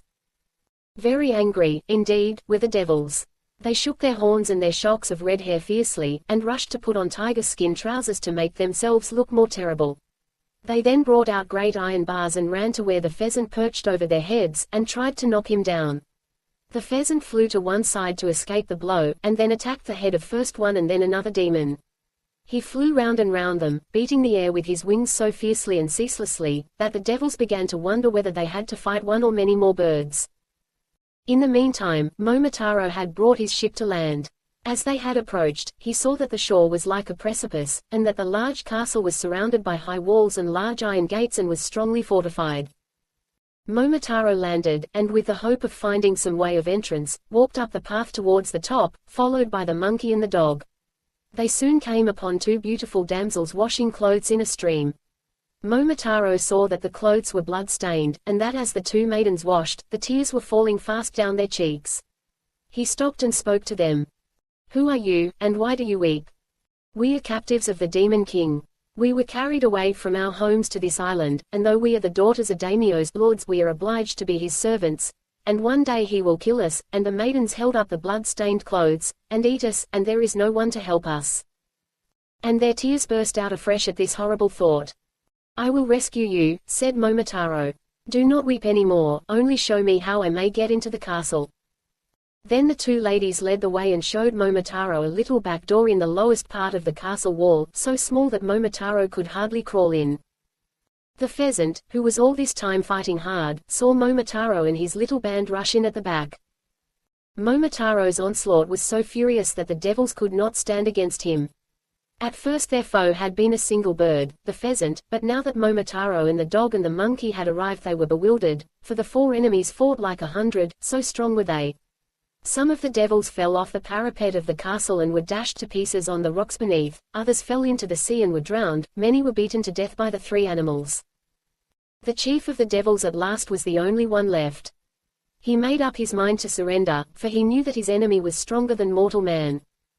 He came up humbly to Momotaro and threw down his iron bar, and kneeling down at the victor's feet he broke off the horns on his head in token of submission, for they were the sign of his strength and power. "I am afraid of you," he said meekly. "I cannot stand against you. I will give you all the treasure hidden in this castle if you will spare my life." Momotaro laughed. "It is not like you, big devil, to beg for mercy, is it? I cannot spare your wicked life, however much you beg, for you have killed and tortured many people and robbed our country for many years." Then Momotaro tied the devil chief up and gave him into the monkey's charge. Having done this, he went into all the rooms of the castle and set the prisoners free and gathered together all the treasure he found. The dog and the pheasant carried home the plunder, and thus Momotaro returned triumphantly to his home, taking with him the devil chief as a captive. The two poor damsels, daughters of daimyos, and others whom the wicked demon had carried off to be his slaves, were taken safely to their own homes and delivered to their parents. The whole country made a hero of Momotaro on his triumphant return, and rejoiced that the country was now freed from the robber devils who had been a terror of the land for a long time. The old couple's joy was greater than ever, and the treasure Momotaro had brought home with him enabled them to live in peace and plenty to the end of their days. The Ogre of Rashomon. Long, long ago in Kyoto, the people of the city were terrified by accounts of a dreadful ogre, who, it was said, haunted the gate of Rashomon at twilight and seized whoever passed by. The missing victims were never seen again, so it was whispered that the ogre was a horrible cannibal, who not only killed the unhappy victims but ate them also. Now everybody in the town and neighborhood was in great fear, and no one durst venture out after sunset near the gate of Rashomon. Now at this time there lived in Kyoto a general named Raiko, who had made himself famous for his brave deeds. Some time before this he made the country ring with his name, for he had attacked Iyama, where a band of ogres lived with their chief, who instead of wine drank the blood of human beings. He had routed them all and cut off the head of the chief monster. This brave warrior was always followed by a band of faithful knights. In this band there were 5 knights of great valor. One evening as the 5 knights sat at a feast quaffing sake in their rice bowls and eating all kinds of fish, raw, and stewed, and broiled, and toasting each other's healths and exploits, the first knight, Hojo, said to the others, "Have you all heard the rumor that every evening after sunset there comes an ogre to the gate of Rashomon, and that he seizes all who pass by?" The second knight, Watanabe, answered him, saying, "Do not talk such nonsense. All the ogres were killed by our chief Raiko Atayama. It cannot be true, because even if any ogres did escape from that great killing they would not dare to show themselves in this city, for they know that our brave master would at once attack them if he knew that any of them was still alive. Then do you disbelieve what I say, and think that I am telling you a falsehood?" "No, I do not think that you are telling a lie," said Watanabe, "but you have heard some old woman's story which is not worth believing." "Then the best plan is to prove what I say, by going there yourself and finding out yourself whether it is true or not," said Hojo. Watanabe, the second knight, could not bear the thought that his companion should believe he was afraid, so he answered quickly, "Of course, I will go at once and find out for myself." So Watanabe at once got ready to go. He buckled on his long sword and put on a coat of armor, and tied on his large helmet. When he was ready to start he said to the others, "Give me something so that I can prove I have been there." Then one of the men got a roll of writing paper and his box of Indian ink and brushes, and the 4 comrades wrote their names on a piece of paper. "I will take this," said Watanabe, "and put it on the gate of Rashomon, so tomorrow morning will you all go and look at it. I may be able to catch an ogre or two by then." And he mounted his horse and rode off gallantly. It was a very dark night, and there was neither moon nor star to light Watanabe on his way. To make the darkness worse, a storm came on, the rain fell heavily and the wind howled like wolves in the mountains. Any ordinary man would have trembled at the thought of going out of doors, but Watanabe was a brave warrior and dauntless, and his honor and word were at stake, so he sped on into the night, while his companions listened to the sound of his horse's hoofs dying away in the distance, then shut the sliding shutters close and gathered round the charcoal fire and wondered what would happen, and whether their comrade would encounter one of those horrible Oni. At last Watanabe reached the gate of Rashomon, but peer as he might through the darkness he could see no sign of an ogre. "It is just as I thought," said Watanabe to himself, "there are certainly no ogres here, it is only an old woman's story. I will stick this paper on the gate so that the others can see I have been here when they come tomorrow, and then I will take my way home and laugh at them all." He fastened the piece of paper, signed by all his 4 companions, on the gate, and then turned his horse's head towards home. As he did so he became aware that someone was behind him, and at the same time a voice called out to him to wait. Then his helmet was seized from the back. "Who are you?" said Watanabe fearlessly. He then put out his hand and groped around to find out who or what it was that held him by the helmet. As he did so he touched something that felt like an arm. It was covered with hair and as big round as the trunk of a tree. Watanabe knew at once that this was the arm of an ogre, so he drew his sword and cut at it fiercely. There was a loud yell of pain, and then the ogre dashed in front of the warrior.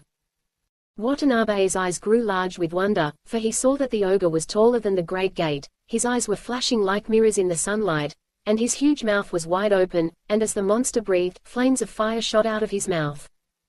The ogre thought to terrify his foe, but Watanabe never flinched. He attacked the ogre with all his strength, and thus they fought face to face for a long time. At last the ogre, finding that he could neither frighten nor beat Watanabe and that he might himself be beaten, took to flight. But Watanabe, determined not to let the monster escape, put spurs to his horse and gave chase. But though the knight rode very fast the ogre ran faster, and to his disappointment he found himself unable to overtake the monster, who was gradually lost to sight. Watanabe returned to the gate where the fierce fight had taken place, and got down from his horse. As he did so he stumbled upon something lying on the ground.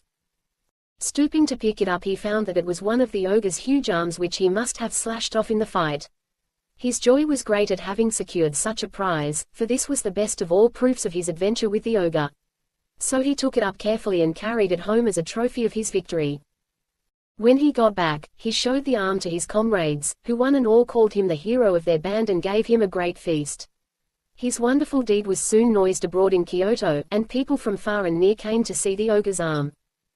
Watanabe now began to grow uneasy as to how he should keep the arm in safety, for he knew that the ogre to whom it belonged was still alive. He felt sure that one day or other, as soon as the ogre got over his scare, he would come to try to get his arm back again. Watanabe therefore had a box made of the strongest wood and banded with iron. In this he placed the arm, and then he sealed down the heavy lid, refusing to open it for anyone. He kept the box in his own room and took charge of it himself, never allowing it out of his sight. Now one night he heard someone knocking at the porch, asking for admittance. When the servant went to the door to see who it was, there was only an old woman, very respectable in appearance. On being asked who she was and what was her business, the old woman replied with a smile that she had been nurse to the master of the house when he was a little baby. If the lord of the house were at home, she begged to be allowed to see him. The servant left the old woman at the door and went to tell his master that his old nurse had come to see him. Watanabe thought it strange that she should come at that time of night, but at the thought of his old nurse, who had been like a foster mother to him and whom he had not seen for a long time, a very tender feeling sprang up for her in his heart. He ordered the servant to show her in. The old woman was ushered into the room, and after the customary bows and greetings were over, she said, "Master, the report of your brave fight with the ogre at the gate of Rashomon is so widely known that even your poor old nurse has heard of it. Is it really true, what everyone says, that you cut off one of the ogre's arms? If you did, your deed is highly to be praised." "I was very disappointed," said Watanabe, "that I was not able to take the monster captive, which was what I wished to do, instead of only cutting off an arm." "I am very proud to think," answered the old woman, "that my master was so brave as to dare to cut off an ogre's arm. There is nothing that can be compared to your courage. Before I die, it is the great wish of my life to see this arm," she added pleadingly. "No," said Watanabe, "I am sorry, but I cannot grant your request." "But why?" asked the old woman.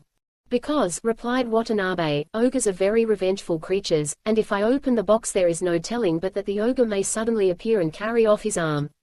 I have had a box made on purpose with a very strong lid, and in this box I keep the ogre's arm secure, and I never show it to anyone, whatever happens." "Your precaution is very reasonable," said the old woman. "But I am your old nurse, so surely you will not refuse to show me the arm. I have only just heard of your brave act, and not being able to wait till the morning I came at once to ask you to show it to me." Watanabe was very troubled at the old woman's pleading, but he still persisted in refusing. Then the old woman said, "Do you suspect me of being a spy sent by the ogre?" "No, of course I do not suspect you of being the ogre's spy, for you are my old nurse," answered Watanabe. "Then you cannot surely refuse to show me the arm any longer," entreated the old woman, "for it is the great wish of my heart to see for once in my life the arm of an ogre." Watanabe could not hold out in his refusal any longer, so he gave in at last, saying, "Then I will show you the ogre's arm, since you so earnestly wish to see it. Come, follow me," and he led the way to his own room, the old woman following. When they were both in the room, Watanabe shut the door carefully, and then going towards a big box which stood in a corner of the room, he took off the heavy lid. He then called to the old woman to come near and look in, for he never took the arm out of the box. "What is it like? Let me have a good look at it," said the old nurse, with a joyful face. She came nearer and nearer, as if she were afraid, till she stood right against the box. Suddenly she plunged her hand into the box and seized the arm, crying with a fearful voice which made the room shake, "Oh, joy! I have got my arm back again!" And from an old woman she was suddenly transformed into the towering figure of the frightful ogre. Watanabe sprang back and was unable to move for a moment, so great was his astonishment, but recognizing the ogre who had attacked him at the gate of Rashomon, he determined with his usual courage to put an end to him this time. He seized his sword, drew it out of its sheath in a flash, and tried to cut the ogre down. So quick was Watanabe that the creature had a narrow escape. But the ogre sprang up to the ceiling, and bursting through the roof, disappeared in the mist and clouds. In this way the ogre escaped with his arm. The knight gnashed his teeth with disappointment, but that was all he could do. He waited in patience for another opportunity to dispatch the ogre. But the latter was afraid of Watanabe's great strength and daring, and never troubled Kyoto again. So once more the people of the city were able to go out without fear even at night time, and the brave deeds of Watanabe have never been forgotten. How an old man lost his wen. Many, many years ago there lived a good old man who had a wen like a tennis ball growing out of his right cheek. This lump was a great disfigurement to the old man, and so annoyed him that for many years he spent all his time and money in trying to get rid of it. He tried everything he could think of. He consulted many doctors far and near, and took all kinds of medicines both internally and externally. But it was all of no use. The lump only grew bigger and bigger till it was nearly as big as his face, and in despair he gave up all hopes of ever losing it, and resigned himself to the thought of having to carry the lump on his face all his life. One day the firewood gave out in his kitchen, so, as his wife wanted some at once, the old man took his axe and set out for the woods up among the hills not very far from his home. It was a fine day in the early autumn, and the old man enjoyed the fresh air and was in no hurry to get home. So the whole afternoon passed quickly while he was chopping wood, and he had collected a goodly pile to take back to his wife. When the day began to draw to a close, he turned his face homewards. The old man had not gone far on his way down the mountain pass when the sky clouded and rain began to fall heavily. He looked about for some shelter, but there was not even a charcoal burner's hut near. At last he espied a large hole in the hollow trunk of a tree.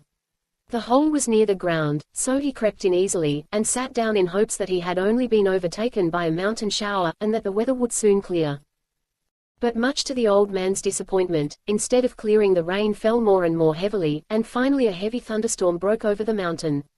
The thunder roared so terrifically, and the heavens seemed to be so ablaze with lightning, that the old man could hardly believe himself to be alive. He thought that he must die of fright. At last, however, the sky cleared, and the whole country was aglow in the rays of the setting sun. The old man's spirits revived when he looked out at the beautiful twilight, and he was about to step out from his strange hiding place in the hollow tree when the sound of what seemed like the approaching steps of several people caught his ear. He at once thought that his friends had come to look for him, and he was delighted at the idea of having some jolly companions with whom to walk home. But on looking out from the tree, what was his amazement to see, not his friends, but hundreds of demons coming towards the spot. The more he looked, the greater was his astonishment. Some of these demons were as large as giants, others had great big eyes out of all proportion to the rest of their bodies, others again had absurdly long noses, and some had such big mouths that they seemed to open from ear to ear.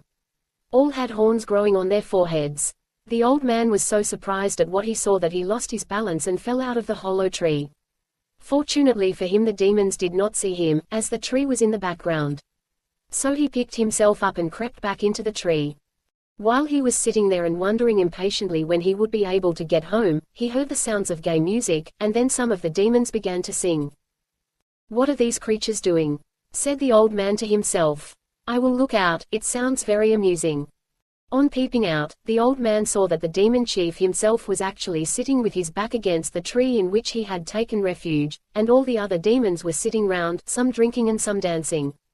Food and wine was spread before them on the ground, and the demons were evidently having a great entertainment and enjoying themselves immensely. It made the old man laugh to see their strange antics. "How amusing this is," laughed the old man to himself. "I am now quite old, but I have never seen anything so strange in all my life." He was so interested and excited in watching all that the demons were doing, that he forgot himself and stepped out of the tree and stood looking on. The demon chief was just taking a big cup of sake and watching one of the demons dancing. In a little while he said with a bored air, "Your dance is rather monotonous. I am tired of watching it. Isn't there anyone amongst you all who can dance better than this fellow?" Now the old man had been fond of dancing all his life, and was quite an expert in the art, and he knew that he could do much better than the demon. "Shall I go and dance before these demons and let 'em see what a human being can do? It may be dangerous, for if I don't please 'em they may kill me," said the old fellow to himself. His fears, however, were soon overcome by his love of dancing. In a few minutes he could restrain himself no longer, and came out before the whole party of demons and began to dance at once. The old man, realizing that his life probably depended on whether he pleased these strange creatures or not, exerted his skill and wit to the utmost. The demons were at first very surprised to see a man so fearlessly taking part in their entertainment, and then their surprise soon gave place to admiration. "How strange!" exclaimed the horned chief. "I never saw such a skillful dancer before. He dances admirably." When the old man had finished his dance, the big demon said, "Thank you very much for your amusing dance. Now give us the pleasure of drinking a cup of wine with us," and with these words he handed him his largest wine cup. The old man thanked him very humbly. "I did not expect such kindness from your lordship. I fear I have only disturbed your pleasant party by my unskillful dancing." "No, no," answered the big demon. "You must come often and dance for us. Your skill has given us much pleasure." The old man thanked him again and promised to do so. Then will you come again tomorrow, old man? Asked the demon. Certainly, I will, answered the old man. Then you must leave some pledge of your word with us, said the demon. Whatever you like, said the old man. Now what is the best thing he can leave with us as a pledge? Asked the demon, looking round. Then said one of the demon's attendants kneeling behind the chief, the token he leaves with us must be the most important thing to him in his possession. I see the old man has a wen on his right cheek. Now mortal men consider such a wen very fortunate. Let my lord take the lump from the old man's right cheek, and he will surely come tomorrow, if only to get that back. You are very clever, said the demon chief, giving his horns an approving nod. Then he stretched out a hairy arm and claw-like hand, and took the great lump from the old man's right cheek. Strange to say, it came off as easily as a ripe plum from the tree at the demon's touch, and then the merry troop of demons suddenly vanished. The old man was lost in bewilderment by all that had happened. He hardly knew for some time where he was. When he came to understand what had happened to him, he was delighted to find that the lump on his face, which had for so many years disfigured him, had really been taken away without any pain to himself. He put up his hand to feel if any scar remained, but found that his right cheek was as smooth as his left. The sun had long set, and the young moon had risen like a silver crescent in the sky. The old man suddenly realized how late it was and began to hurry home. He patted his right cheek all the time, as if to make sure of his good fortune in having lost the wen. He was so happy that he found it impossible to walk quietly, he ran and danced the whole way home. He found his wife very anxious, wondering what had happened to make him so late. He soon told her all that had passed since he left home that afternoon. She was quite as happy as her husband when he showed her that the ugly lump had disappeared from his face, for in her youth she had prided herself on his good looks, and it had been a daily grief to her to see the horrid growth. Now next door to this good old couple there lived a wicked and disagreeable old man. He, too, had for many years been troubled with the growth of a wen on his left cheek, and he, too, had tried all manner of things to get rid of it, but in vain. He heard at once, through the servant, of his neighbor's good luck in losing the lump on his face, so he called that very evening and asked his friend to tell him everything that concerned the loss of it. The good old man told his disagreeable neighbor all that had happened to him. He described the place where he would find the hollow tree in which to hide, and advised him to be on the spot in the late afternoon towards the time of sunset. The old neighbor started out the very next afternoon, and after hunting about for some time, came to the hollow tree just as his friend had described. Here he hid himself and waited for the twilight. Just as he had been told, the band of demons came at that hour and held a feast with dance and song. When this had gone on for some time, the chief of the demons looked around and said, "It is now time for the old man to come as he promised us. Why doesn't he come?" When the second old man heard these words, he ran out of his hiding place in the tree and, kneeling down before the Oni, said, "I have been waiting for a long time for you to speak." "Ah, you are the old man of yesterday," said the demon chief.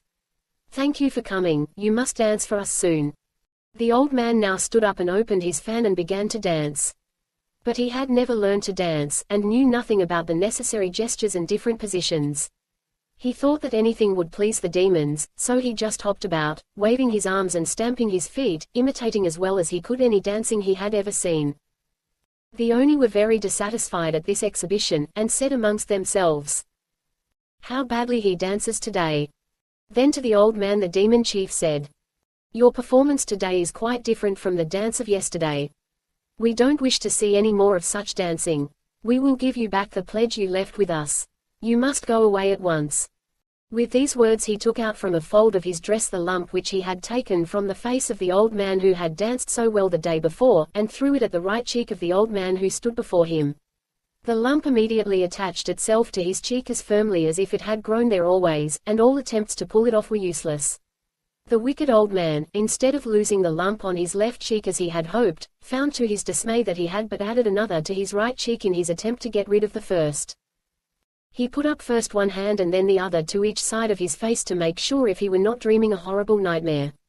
No, sure enough there was now a great wen on the right side of his face as on the left. The demons had all disappeared, and there was nothing for him to do but to return home. He was a pitiful sight, for his face, with the two large lumps, one on each side, looked just like a Japanese gourd. The Stones of Five Colors and the Empress Jokwa. An old Chinese story. Long, long ago there lived a great Chinese empress who succeeded her brother the Emperor Fuqi. It was the age of giants, and the Empress Jokwa, for that was her name, was 25 feet high, nearly as tall as her brother. She was a wonderful woman, and an able ruler. There is an interesting story of how she mended a part of the broken heavens and one of the terrestrial pillars which upheld the sky, both of which were damaged during a rebellion raised by one of King Fuqi's subjects. The rebel's name was Kokai. He was 26 feet high. His body was entirely covered with hair, and his face was as black as iron. He was a wizard and a very terrible character indeed. When the Emperor Fuqi died, Kokai was bitten with the ambition to be Emperor of China, but his plan failed, and Jokwa, the dead emperor's sister, mounted the throne. Kokai was so angry at being thwarted in his desire that he raised a revolt. His first act was to employ the water devil, who caused a great flood to rush over the country. This swamped the poor people out of their homes, and when the Empress Jokwa saw the plight of her subjects, and knew it was Kokai's fault, she declared war against him. Now Jokwa, the Empress, had two young warriors called Hako and Ako, and the former she made general of the front forces. Hako was delighted that the Empress's choice should fall on him, and he prepared himself for battle. He took up the longest lance he could find and mounted a red horse, and was just about to set out when he heard someone galloping hard behind him and shouting, "Hako, stop, the general of the front forces must be I." He looked back and saw Ako his comrade, riding on a white horse, in the act of unsheathing a large sword to draw upon him. Hako's anger was kindled, and as he turned to face his rival he cried, "Insolent wretch, I have been appointed by the Empress to lead the front forces to battle. Do you dare to stop me?" "Yes," answered Ako, "I ought to lead the army. It is you who should follow me." At this bold reply Hako's anger burst from a spark into a flame. "Dare you answer me thus? Take that," and he lunged at him with his lance. But Ako moved quickly aside, and at the same time, raising his sword, he wounded the head of the general's horse. Obliged to dismount, Hako was about to rush at his antagonist, when Ako, as quick as lightning, tore from his breast the badge of commandership and galloped away. The action was so quick that Hako stood dazed, not knowing what to do. The Empress had been a spectator of the scene, and she could not but admire the quickness of the ambitious Ako, and in order to pacify the rivals she determined to appoint them both to the generalship of the front army. So Hako was made commander of the left wing of the front army, and Ako of the right. 100,000 soldiers followed them and marched to put down the rebel Kokai. Within a short time the two generals reached the castle where Kokai had fortified himself. When aware of their approach, the wizard said, "I will blow these two poor children away with one breath." He little thought how hard he would find the fight.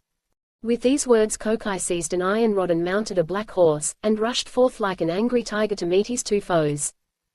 As the two young warriors saw him tearing down upon them, they said to each other, "We must not let him escape alive," and they attacked him from the right and from the left with sword and with lance.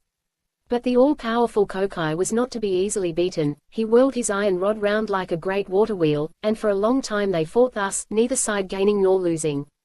At last, to avoid the wizard's iron rod, Hako turned his horse too quickly. The animal's hoofs struck against a large stone, and in a fright the horse reared as straight on end as a screen, throwing his master to the ground. Thereupon Kokai drew his three-edged sword and was about to kill the prostrate Hako, but before the wizard could work his wicked will the brave Ako had wheeled his horse in front of Kokai and dared him to try his strength with him, and not to kill a fallen man. But Kokai was tired, and he did not feel inclined to face this fresh and dauntless young soldier, so suddenly wheeling his horse round, he fled from the fray. Hako, who had been only slightly stunned, had by this time got upon his feet, and he and his comrade rushed after the retreating enemy, the one on foot and the other on horseback. Kokai, seeing that he was pursued, turned upon his nearest assailant, who was, of course, the mounted Ako, and drawing forth an arrow from the quiver at his back, fitted it to his bow and drew upon Ako. As quick as lightning the wary Ako avoided the shaft, which only touched his helmet strings, and glancing off, fell harmless against Hako's coat of armor. The wizard saw that both his enemies remained unscathed. He also knew that there was no time to pull a second arrow before they would be upon him, so to save himself he resorted to magic. He stretched forth his wand, and immediately a great flood arose, and Jokwa's army and her brave young generals were swept away like a falling of autumn leaves on a stream. Hako and Ako found themselves struggling neck-deep in water, and looking round they saw the ferocious Kokai making towards them through the water with his iron rod on high. They thought every moment that they would be cut down, but they bravely struck out to swim as far as they could from Kokai's reach. All of a sudden they found themselves in front of what seemed to be an island rising straight out of the water. They looked up, and there stood an old man with hair as white as snow, smiling at them. They cried to him to help them. The old man nodded his head and came down to the edge of the water. As soon as his feet touched the flood it divided, and a good road appeared, to the amazement of the drowning men, who now found themselves safe. Kokai had by this time reached the island which had risen as if by a miracle out of the water, and seeing his enemies thus saved he was furious. He rushed through the water upon the old man, and it seemed as if he would surely be killed. But the old man appeared not in the least dismayed, and calmly awaited the wizard's onslaught.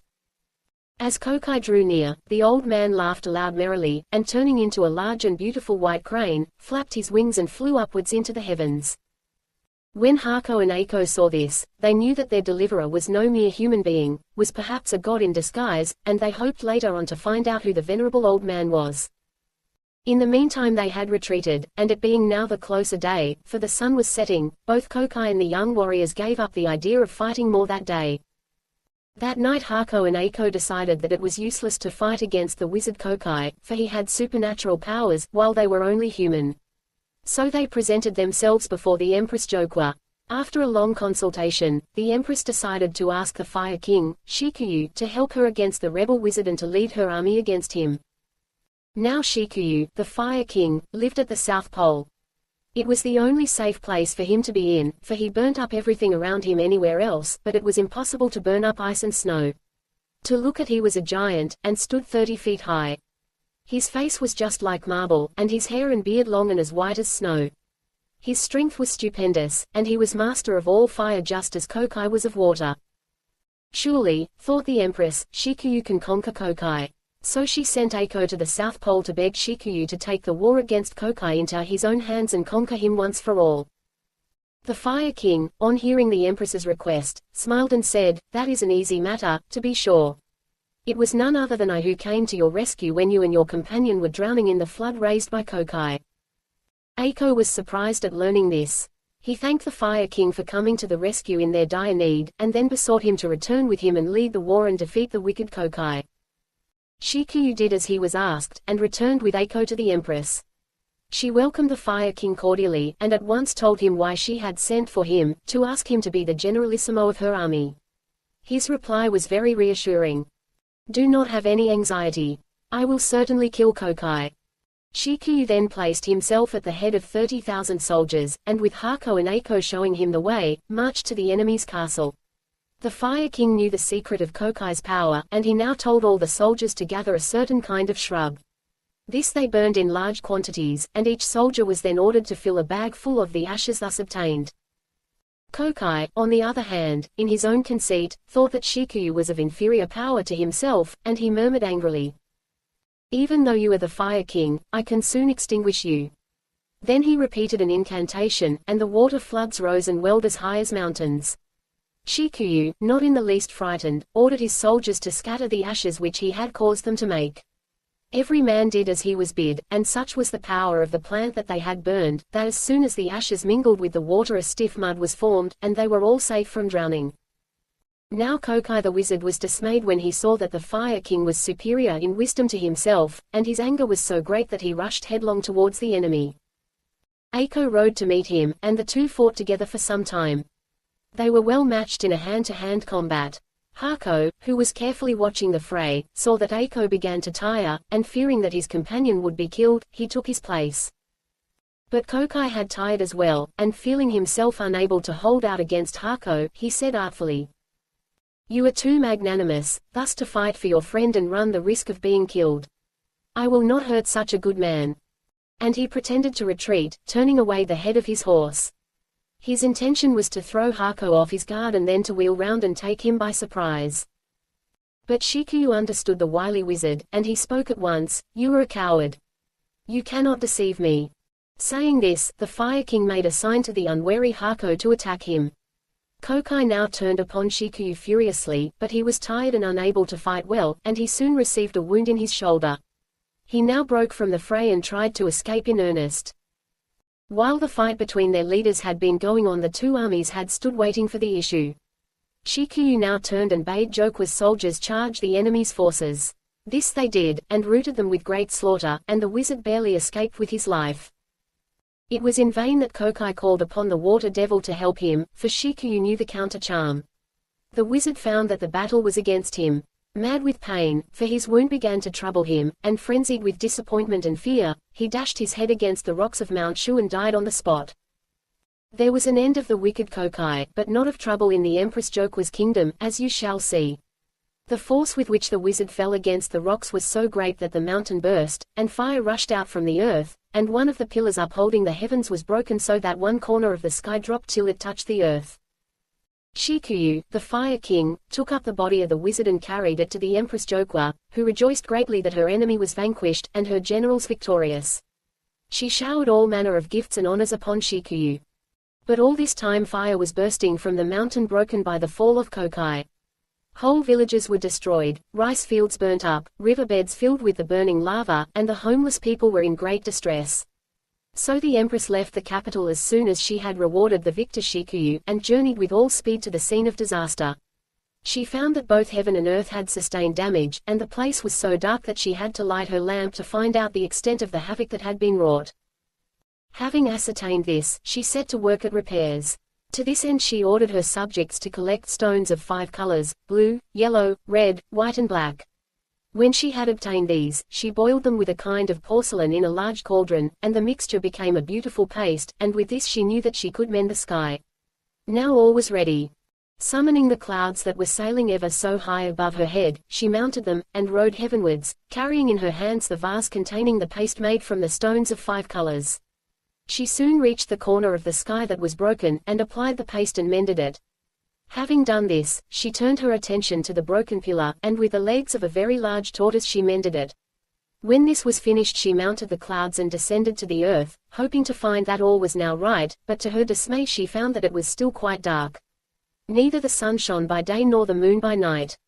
Greatly perplexed, she at last called a meeting of all the wise men of the kingdom, and asked their advice as to what she should do in this dilemma. 2 of the wisest said, "The roads of heaven have been damaged by the late accident, and the sun and moon have been obliged to stay at home. Neither the sun could make his daily journey nor the moon her nightly one because of the bad roads. The sun and moon do not yet know that your majesty has mended all that was damaged, so we will go and inform them that since you have repaired them the roads are safe." The empress approved of what the wise men suggested, and ordered them to set out on their mission. But this was not easy, for the palace of the sun and moon was many, many hundreds of thousands of miles distant into the east. If they traveled on foot they might never reach the place, they would die of old age on the road. But Jokua had recourse to magic. She gave her 2 ambassadors wonderful chariots which could whirl through the air by magic power 1,000 miles per minute. They set out in good spirits, riding above the clouds, and after many days they reached the country where the sun and the moon were living happily together.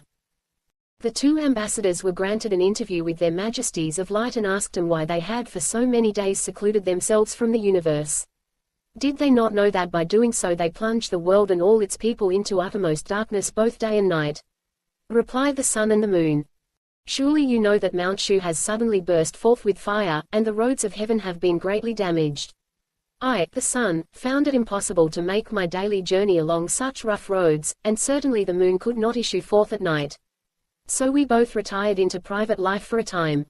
Then the 2 wise men bowed themselves to the ground and said, "Our Empress Jokua has already repaired the roads with the wonderful stones of 5 colors, so we beg to assure your majesties that the roads are just as they were before the eruption took place." But the sun and the moon still hesitated, saying that they had heard that one of the pillars of heaven had been broken as well, and they feared that, even if the roads had been remade, it would still be dangerous for them to sally forth on their usual journeys. "You need have no anxiety about the broken pillar," said the 2 ambassadors.